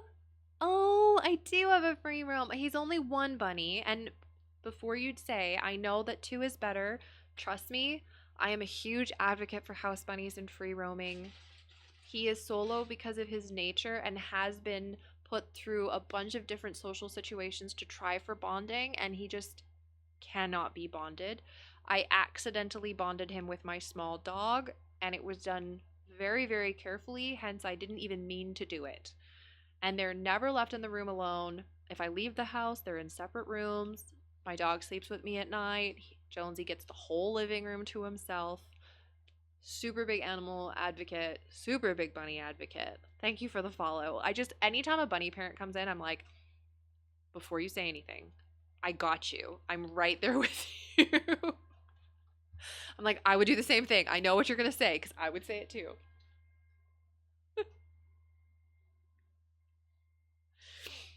Anyway, welcome. Sorry. I feel like I need to give the spiel because I would get worried.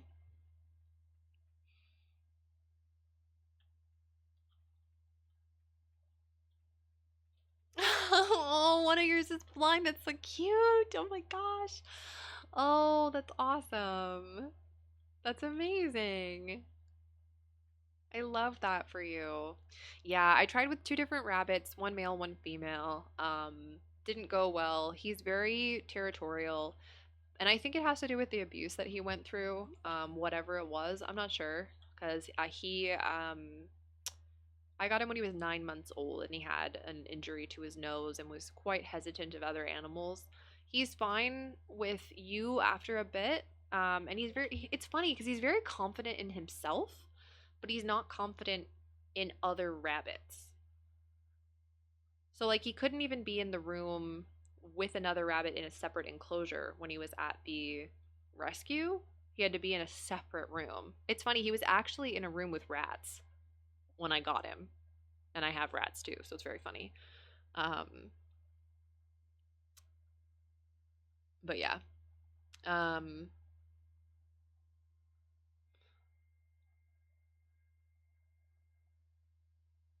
yeah, and I don't know if I'll ever be able to. If I didn't have Seamus, I would definitely keep trying.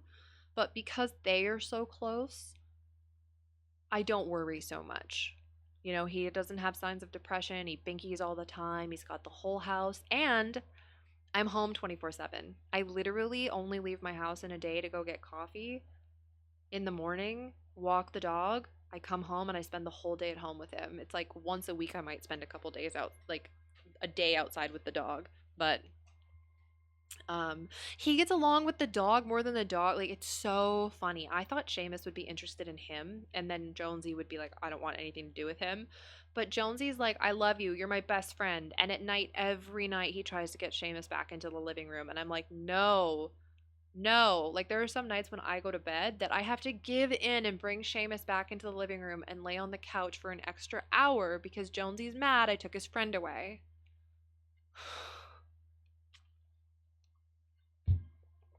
So funny. Um, I can explain the dangers of them being together. Um,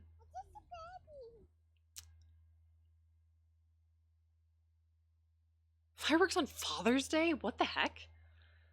That's weird. Um, have you ever tried to walk Jonesy? No. I try to be a non-judgmental person and know that everyone is going to do what they believe right for their animal. I do not believe in taking your rabbit outside. I do not think it is necessary. They are house rabbits, they're not wild rabbits. The only time I think it's okay is if you have a backyard that is properly 100% enclosed and your rabbit is watched because they dig. If your fence is not in the ground or has a barrier on the bottom, they will dig and they can still get out. So I don't believe in taking your rabbit outside unless it is in a 100% controlled environment. I live in an apartment, I don't have a yard. I don't think a rabbit is meant to be on a leash. It doesn't make any sense. I know that there are people that put them in like a carrier and then put them in like buggies and like walk them on a stroller. I'm hesitant about that, but I'm not going to tell someone how to live their life if the rabbit has been with them since, you know, they were very tiny and this is what they know and they're not in a very wildly overwhelming environment. But rabbits can die from heart attacks because they're so scared. Like, they can actually be scared to death. And I think a lot of people don't know that. So it's too dangerous, you know? Yeah, it's good. I'm glad. Yeah, yeah, that's great, Purberry. Absolutely. The dangers of leaving them alone. As much as I trust Seamus and as much as I trust Jonesy, they're not the same animal. How old am I? I'm 32. I don't mind. And thank you. That's very sweet. As much as I trust my dog and as much as I trust Jonesy, they're not the same animal. And by nature, Seamus is a predator because he's a dog, and Jonesy is a prey because he's a rabbit. I don't know if at any point something will trigger an effect I'm not ready for. I don't know if Jonesy will one day move in a way that frightens Seamus and he decides he needs to snap. He's never done that before in his life. He is the chillest dog in the world. He's actually been brought to events as a therapy animal before because he has such a calm energy. He'll just sit with you while you work. He helps people stay calm. I've never ever had that happen. He has lived with cats multiple times before. A cat will swipe at him and he just yelps and runs away. Like, he is definitely not an alpha. But that doesn't mean that accidents can't happen. And Jonesy is also very strong. Rabbit's kicks are hard. So let's say one day Seamus gets too close, Jonesy doesn't realize it's Seamus, and he kicks him in the face. Sure, it's probably not going to hurt him to the point where it's going to kill him, but that could reply with maybe Seamus like freaking out, but you know what I mean? Like, there's always a chance because they are not the same species. So I'm never going to leave them alone where I am unable to respond in a way that separates them quickly. But I've had Jonesy for over a year now, and knock on wood, never once. Seamus thinks the door. I've never once had an issue with either of them. Other than Seamus eating Jonesy's poop. That I would love to stop. that could end. Please. We're done with that. And yes, this is my job. Sorry, the remote job. This is what I do. I stream and I run a community, and I also illustrate. So a little tiny portion of my money, like my pocket, basically my spending money, like my fun money to buy, like, you know, a dinner once in a while or whatever, is illustration. But yeah, I create content for a living.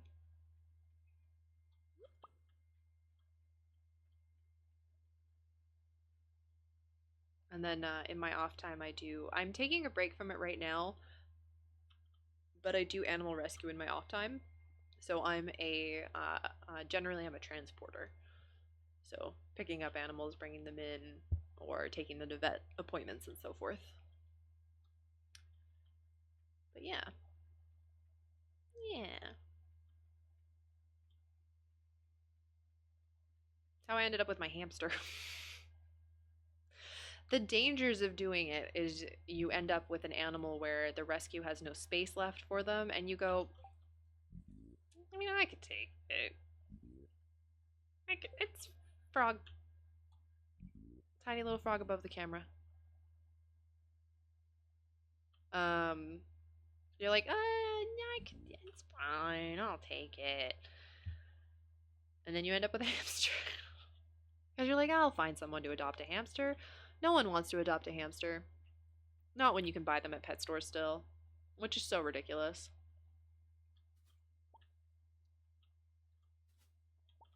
That's how I ended up with my rats, because I got an email from the rescue saying we have rats with medical that need a more advanced foster. And then I was like, yep, I'll take them. And then I brought them home and went, oh, they're mine now.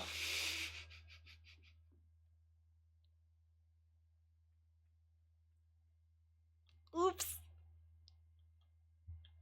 To be fair, I had rats before, so I was adding to my tiny little circus, but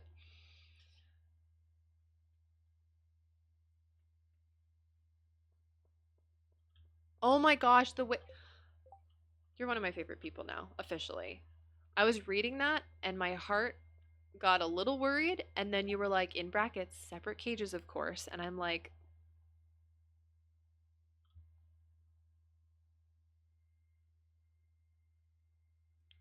chef's kiss.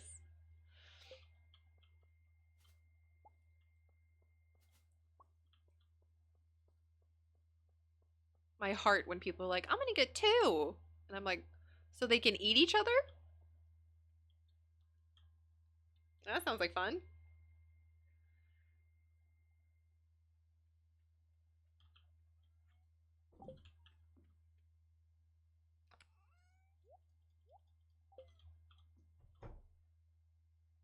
That's why I tried it. It's basically like me when you came in and I was like, okay, before you say anything, this is why. But I think it's important to like preface it with information, because I don't ever want to give information out into the world and someone misunderstands it.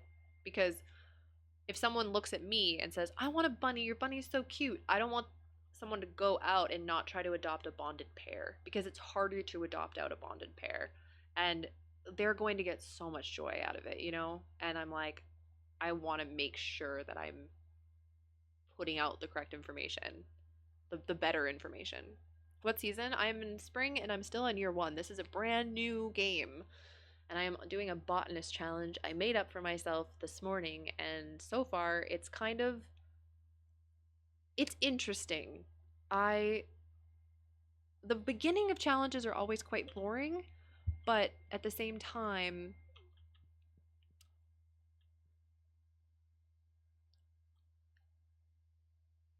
it's going to be interesting to see what happens and how it functions.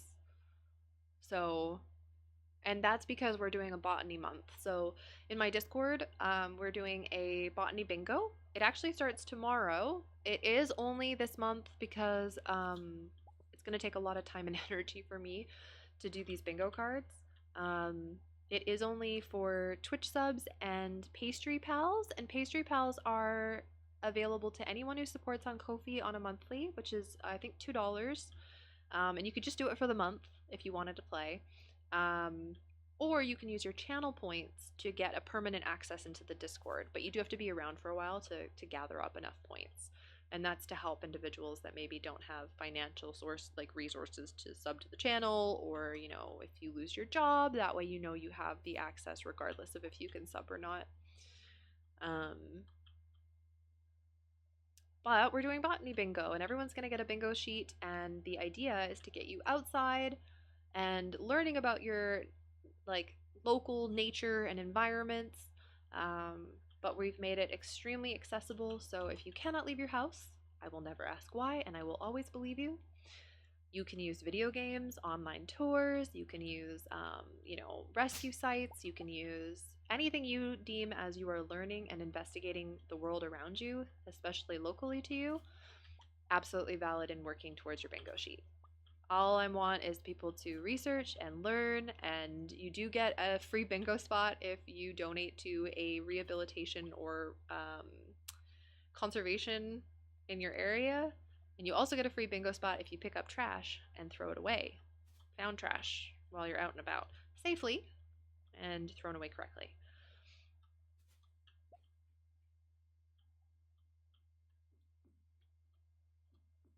I'm very thankful for the snacks, Pastry Pals, but with my new job, I'm much more stable. Well, that's great, right? That's what I mean. So if you do, lose your job, or you have medical expenses, or whatever the reason is, maybe that month you just don't want to give me your money and you want to buy yourself a donut. Fucking valid. That's what they're there for, you know? Spoil yourself. Enjoy your life.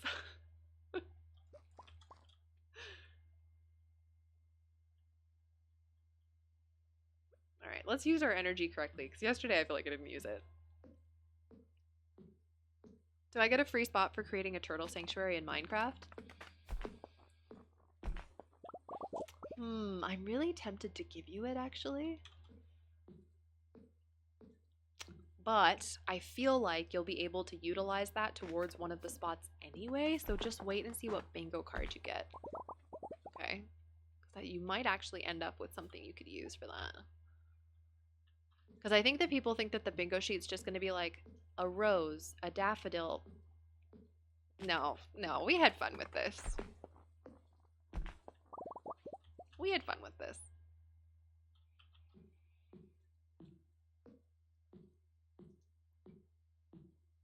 I love the bunnies in Minecraft.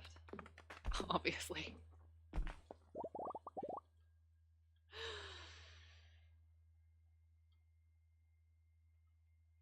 And oh, hell yeah. Do it, do it, do it.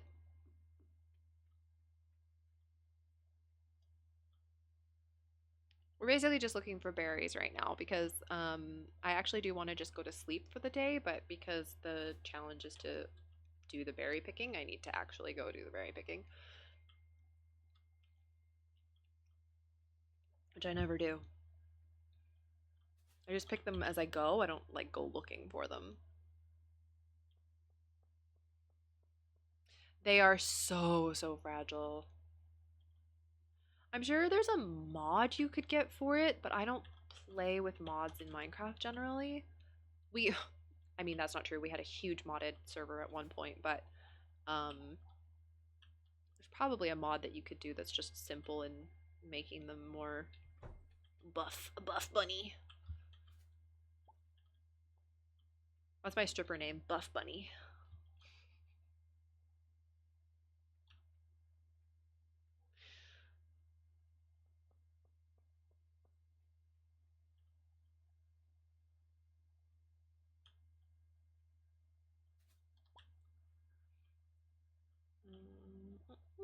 Oh, there we go. Be a good stage name. It's kind of like a play on Bugs Bunny.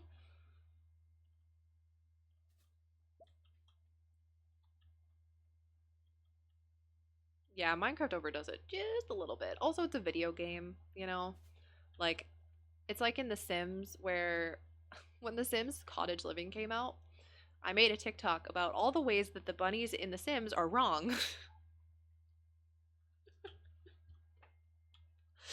And I was like, please, if you have children playing this game, or you're just a young adult and you haven't done your research, don't think that this is what bunnies are and what they do and how they work. Please. All in all, it's a video game. Just remember it's a video game. Enjoy them as cute video game animals, and that is all. They are, in their own way, a fantasy.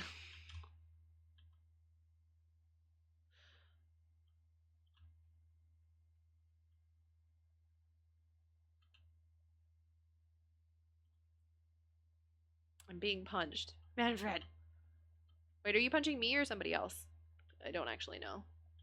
Both are valid. Both are valid.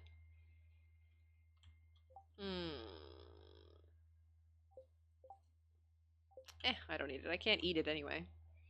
I mean, I can't sell it. I have a ton of food, so. Me? Fair. Probably deserved it. Don't know why, but. Probably deserved it.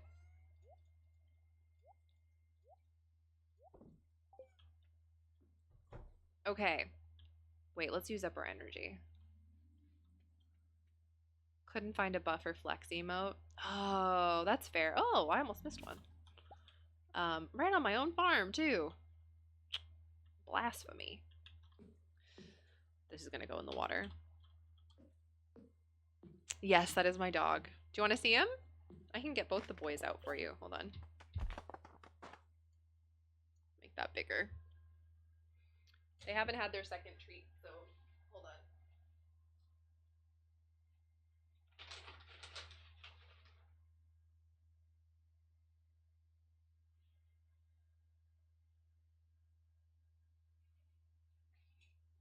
Hi.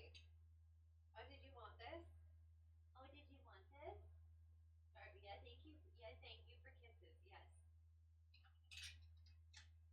He's like, I did it. I did the kisses. Thank you. What about you? He's not very good at it. You can't have any more. You had so many. You had so many. You had so many. You had so many. Too many.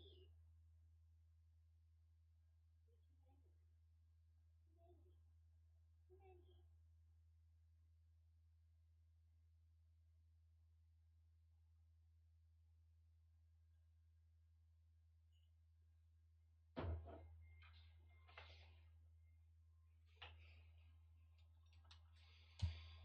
Yeah, that's what I mean by Seamus is just kind of perfect. Like, he doesn't get territorial. They eat their dinner beside each other. They actually need, oh, you know what? They actually need dinner. Hold on. I can give them their dinner and then you can see them eat.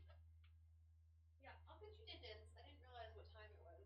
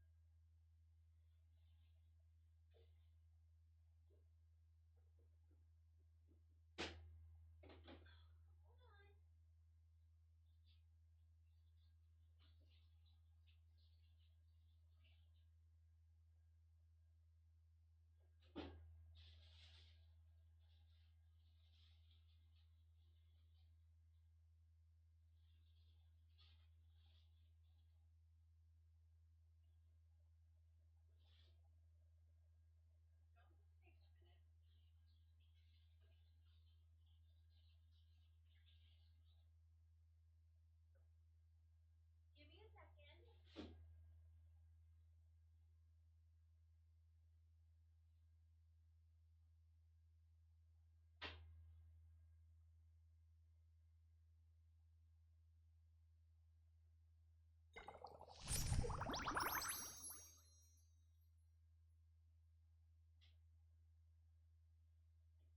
Mommy has to go to the grocery store even though she doesn't want to.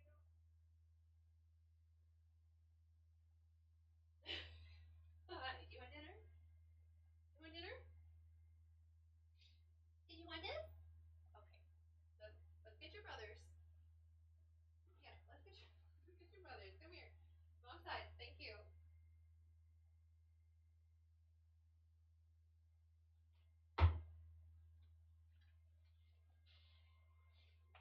Hi, Sim. Wow. Thank you for 58 potions purchased or brewed. Welcome back. I appreciate you so much. Thank you.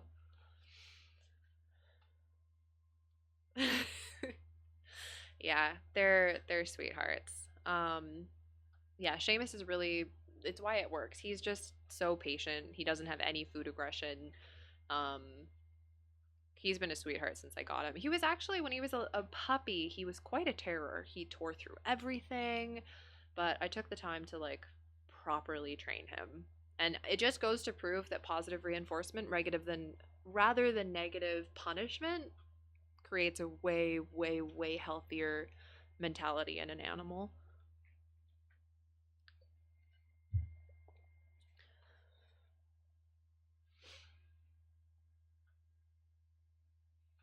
Yeah, they're sweet. Seamus generally finishes first. Jones takes a little while because he they scavenge throughout the day, but he gets his greens in the evening. So sometimes he'll eat the whole thing at once, and sometimes he'll leave half of it, and he'll just come back to it. And Seamus just watches. Sometimes he'll give up and like come lay down behind me, or he'll try to get me to feed him more. Do you want more dinner? You can have more dinner. This means you get less before bed, though.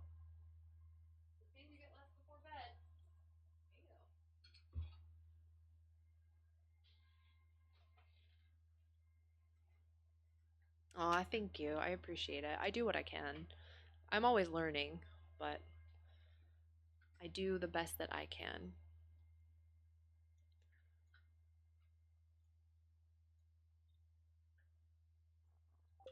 Alright. Speaking of learning, I downloaded a mod and I don't know if it's going to function.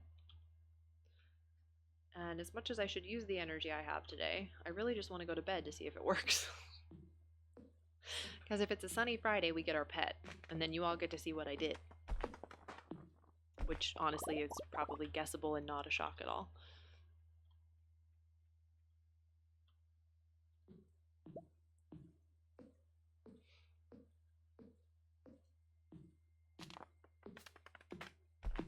Good night, Evermore. Enjoy your dinner. I'll be ending here soonish, because I also need to eat my dinner. I didn't realize what time it was. Let's see. I'm actually thinking of swapping my schedule around a little bit. I don't know how y'all would feel about this, but I was thinking of starting a little bit later, like maybe 2 o'clock or 3 o'clock.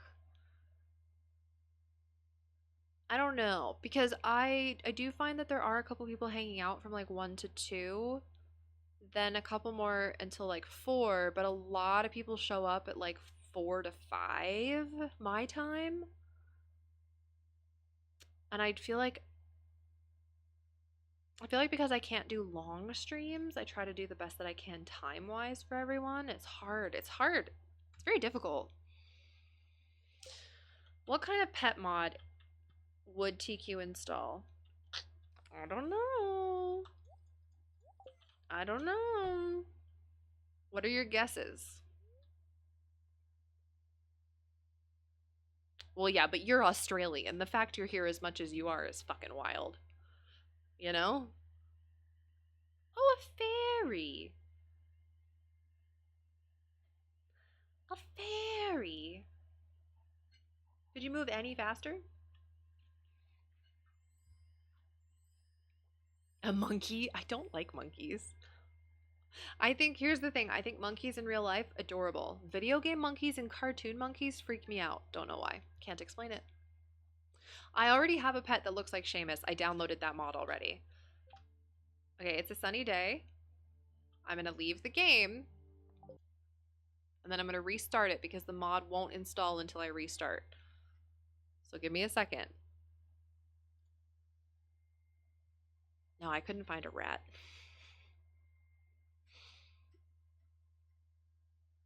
But these are all valid guesses. Oh, a cleaning baby. Oh, are you doing a preen? Did mama loves you? You can see the back of his neck right now. I call it the cinnamon spot because he looks like somebody dumped cinnamon on him. Because the very back of his neck is like bright red for no reason.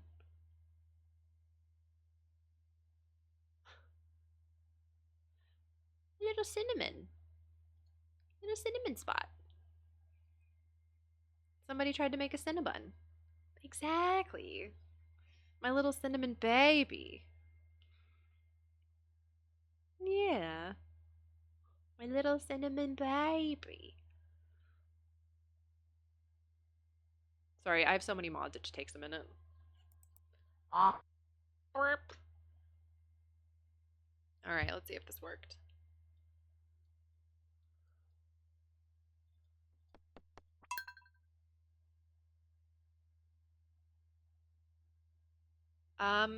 If you do exclamation point mods, I have a mod list, and not all of them are on it because it needs to be updated.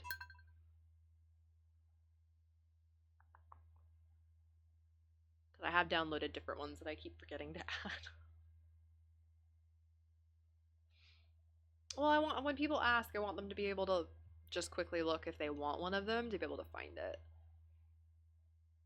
You know. You know. Alright. Moment of truth.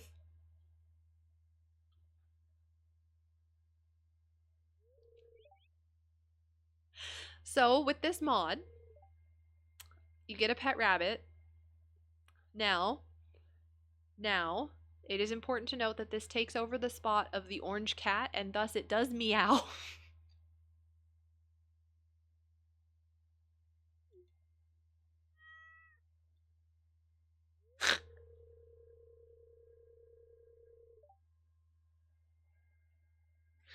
It's fine. We're gonna ignore that.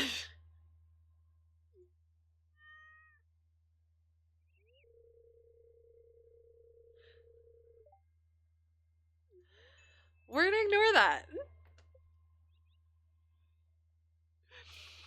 Okay.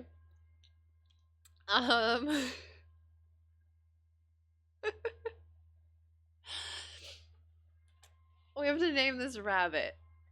Now, it is a botany farm, so I would like to stay on theme of like flowers and plants and things like that. If you have channel points and you would like to claim the name of this rabbit, you can do so. But I may refund it if I don't like it. Jones, I've heard rabbits do make that noise. Jones has never done it. Jones, the only sound he is so. I'm not naming it Greg. That's my dad's name. That's come here, Greg. That's weird. That's weird. Jonesy has never stomped his foot. And he has also the only noise that he that's what your dad's name is? Yes, that's my dad's name.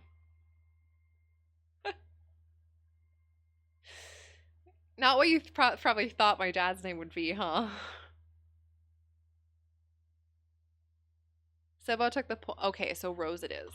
Rose it is. Courtesy of Sebo's points.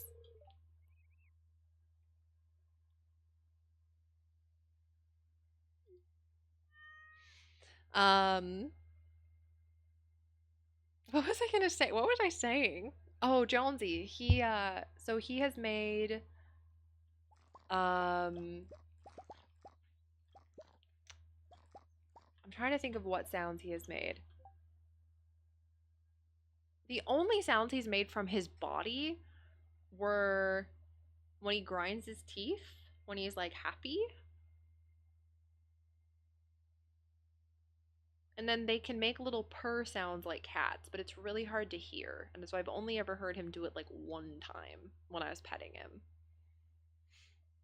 So that's about it.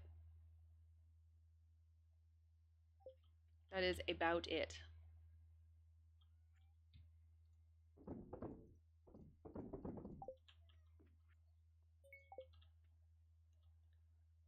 Yeah, bunnies can purr. Yep. Where's my bunny?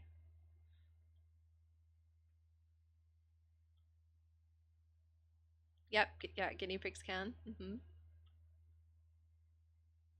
Rose, where'd you go? Oh, maybe in the house? So this is an example of rabbits in a video game, where you would not put a rabbit in a shed. You would also not put a rabbit allowed to run around an unsecured yard like this, where crows are obviously a thing. But, unfortunately, it is a video game.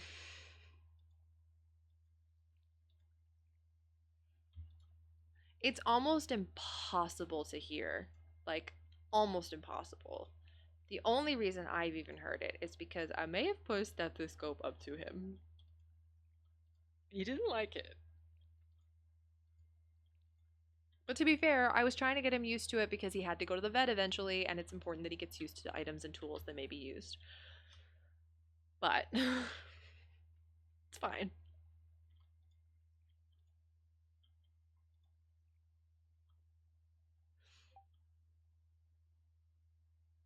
Yeah, that's what I meant. The video game rabbit meows. The rabbit meows. Like, it's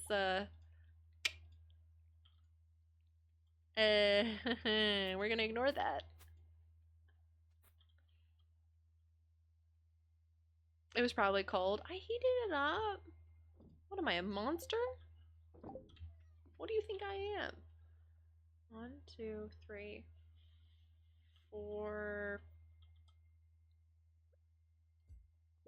4. 1, 2, 3, 3, 4, 5, 6, 7, 8, 9, 10. 10. I need 10 seed packets. Good number. Good even number. Think I'm a monster? No, I'm Faye. Get it right.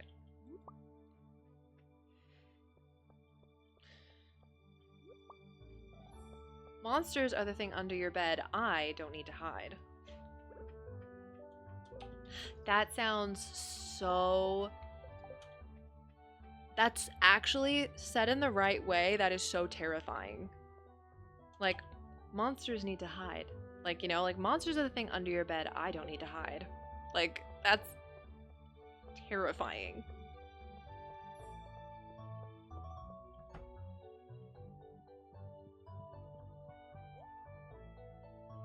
Take these and give me...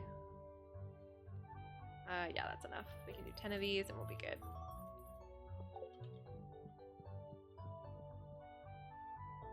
I am the bed? Please do not sleep on your local witch. Grandpa bed mod.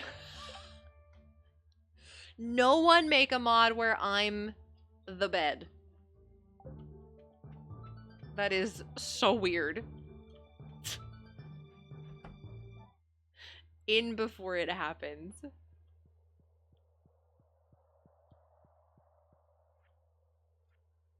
What was I doing? This one. It changes it to red. I was trying to make a pretty color pattern. God damn it, game. God damn it. What about where your grandpa? Oh my god, make me grandpa. Hello? That would be amazing. That would be amazing. I'll even put on my grandpa outfit. Hold on. Wait for it. Hold on.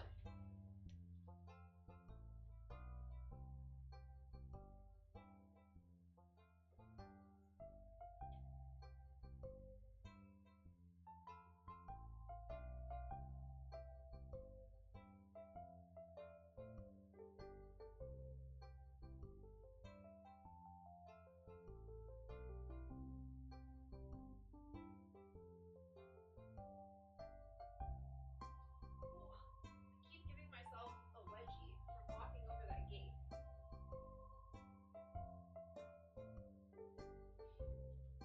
Jonesy is peeing, like, what? Okay, ready?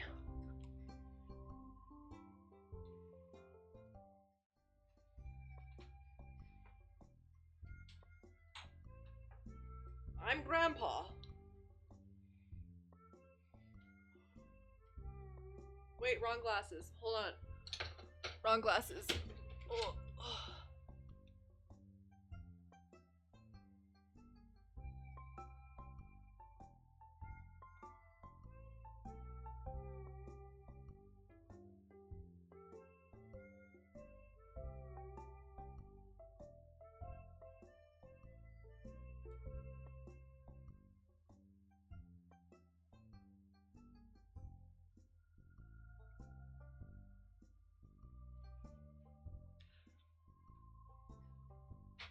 Mary Lewis vibes.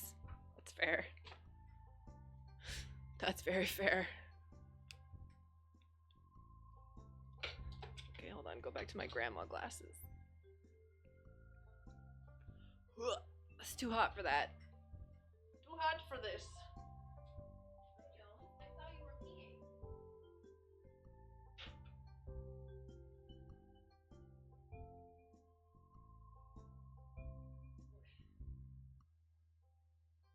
I see your bean.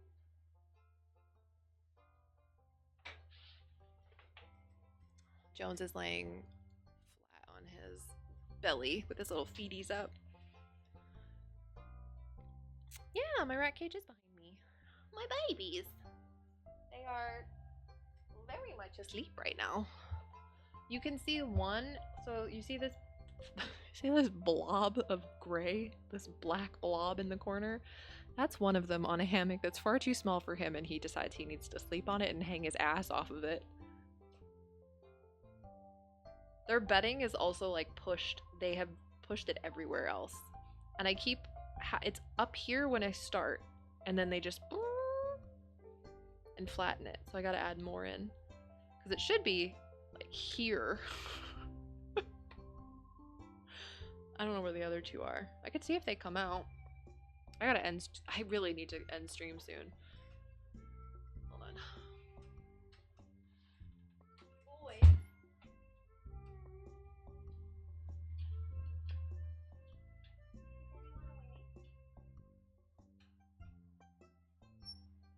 Is anyone awake?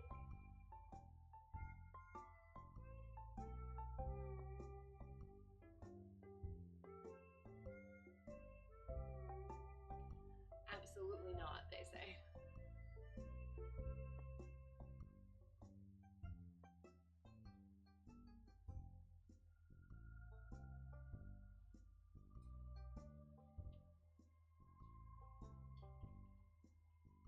Hi, Matcha.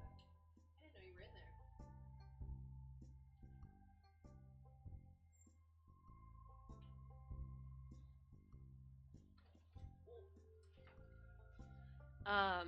I didn't realize, but Matcha's in the white right here. Matcha's in that. That's Taro climbing, and Chai's back there. I love them even though I can't see them. Aww.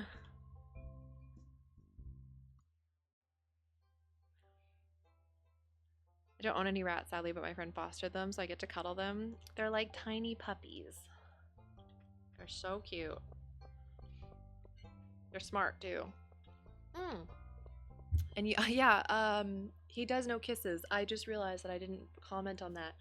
The one thing I teach all my animals is kisses. So all the rats know how to kiss. Every rat knows kisses. Whether or not they decide to do it is up to them, but they don't get a treat if they don't. Jonesy knows kisses to the point where he like is up on his hind legs because he's like, I will kiss you, give me kisses, I want my treat, I want to kiss you. And Seamus knows kisses, but he doesn't like things in his face a lot of the time. So to respect his boundaries, if he doesn't want to give kisses, he has to sit and lay down. Because we respect boundaries here.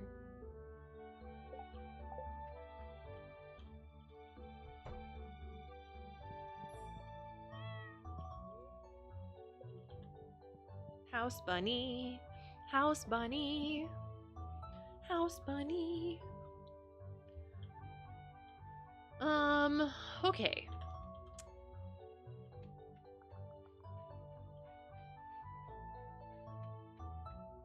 I have so much energy. Chop a tree? Chop a tree. No, you're fine. I knew what you meant. If anything, it was just a better new word. Amaze. Amaze! Oh, by the way, I really do have to end stream actually because I forgot until right now.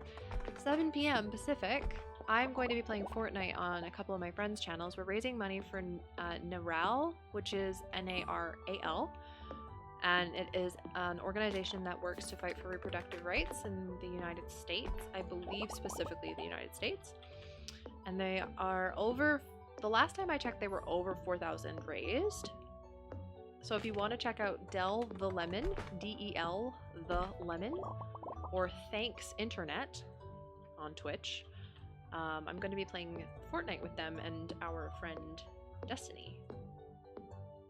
200 away from 5k. Hell yeah. At 5k, I offered up my illustration skills for the Discord for Del, so her chat gets to decide on an emote. And I will make it for them. So yeah. If you wanna hear me making silly comments in Fortnite, I won't be streaming it, but hi Funko. Good morning. You're just a baby. Are you streaming in 15, 20 minutes? Question mark? Oh, nice. Good, good, good. I'm glad. They deserve viewers. Okay.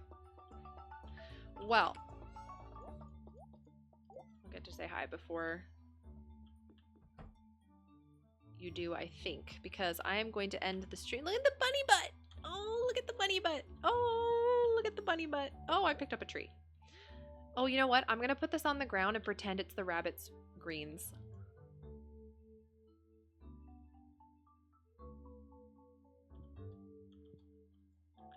Okay. All right, I really have to end stream because I need to eat dinner before I play Fortnite, or I'm going to be so cranky.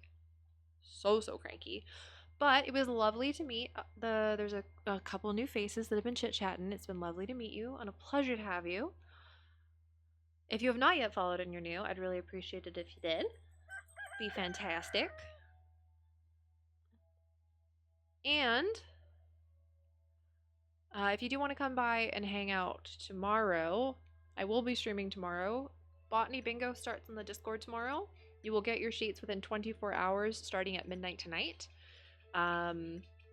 Just depends if I'm awake or not. I do have Jonesy's vet appointment at 11:30 so that I can trim his nails correctly since I can't do them at home. So I may be a little late to the 1 p.m. start time. So that being said, I'll probably start at 2 because that will be easier for me to just say now that I'm starting at 2 p.m. rather than try to rush for 1. So tomorrow, assume I am starting at 2 p.m. Pacific, okay? That way I don't have to rush, which is good. I don't want to rush, so it gives me lots of time to eat my lunch and all that stuff. Anyhoodle, you're all great. You're all magical. If you want to stick around for a raid, please do. If you don't, that's okay. You don't have to. You can do whatever the heck you want to do. It doesn't matter to me. As long as you enjoy your day. I'm going to put the pets up for you since they are honestly the stars of the show.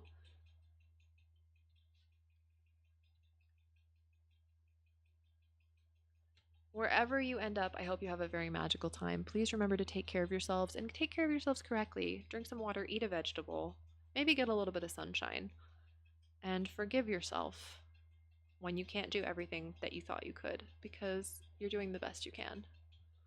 Let's see who's online. I mean, we're probably going to raid Dell or Internet, let's be real. But for the sake of checking, to say I made things fair.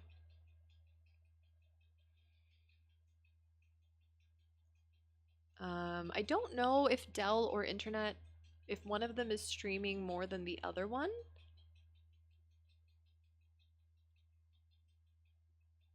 Let me check.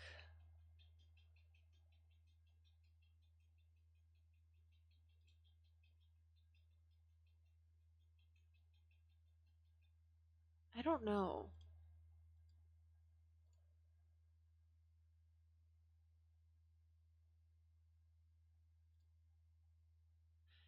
Yeah, I don't know. You know what? I raided Dell yesterday for the event, so why don't we raid Internet today for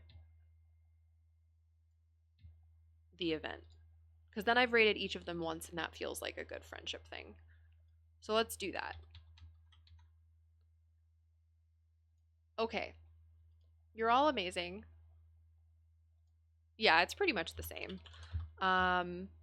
But just to say that I rated both my friends once makes me feel better, okay? Makes me feel good about it. Thank you all so much for being here. Enjoy the charity event. I hope that you've had an amazing day. I have. And I'll see some of you, if not all of you, tomorrow. Good evening, everyone. Take care of yourselves.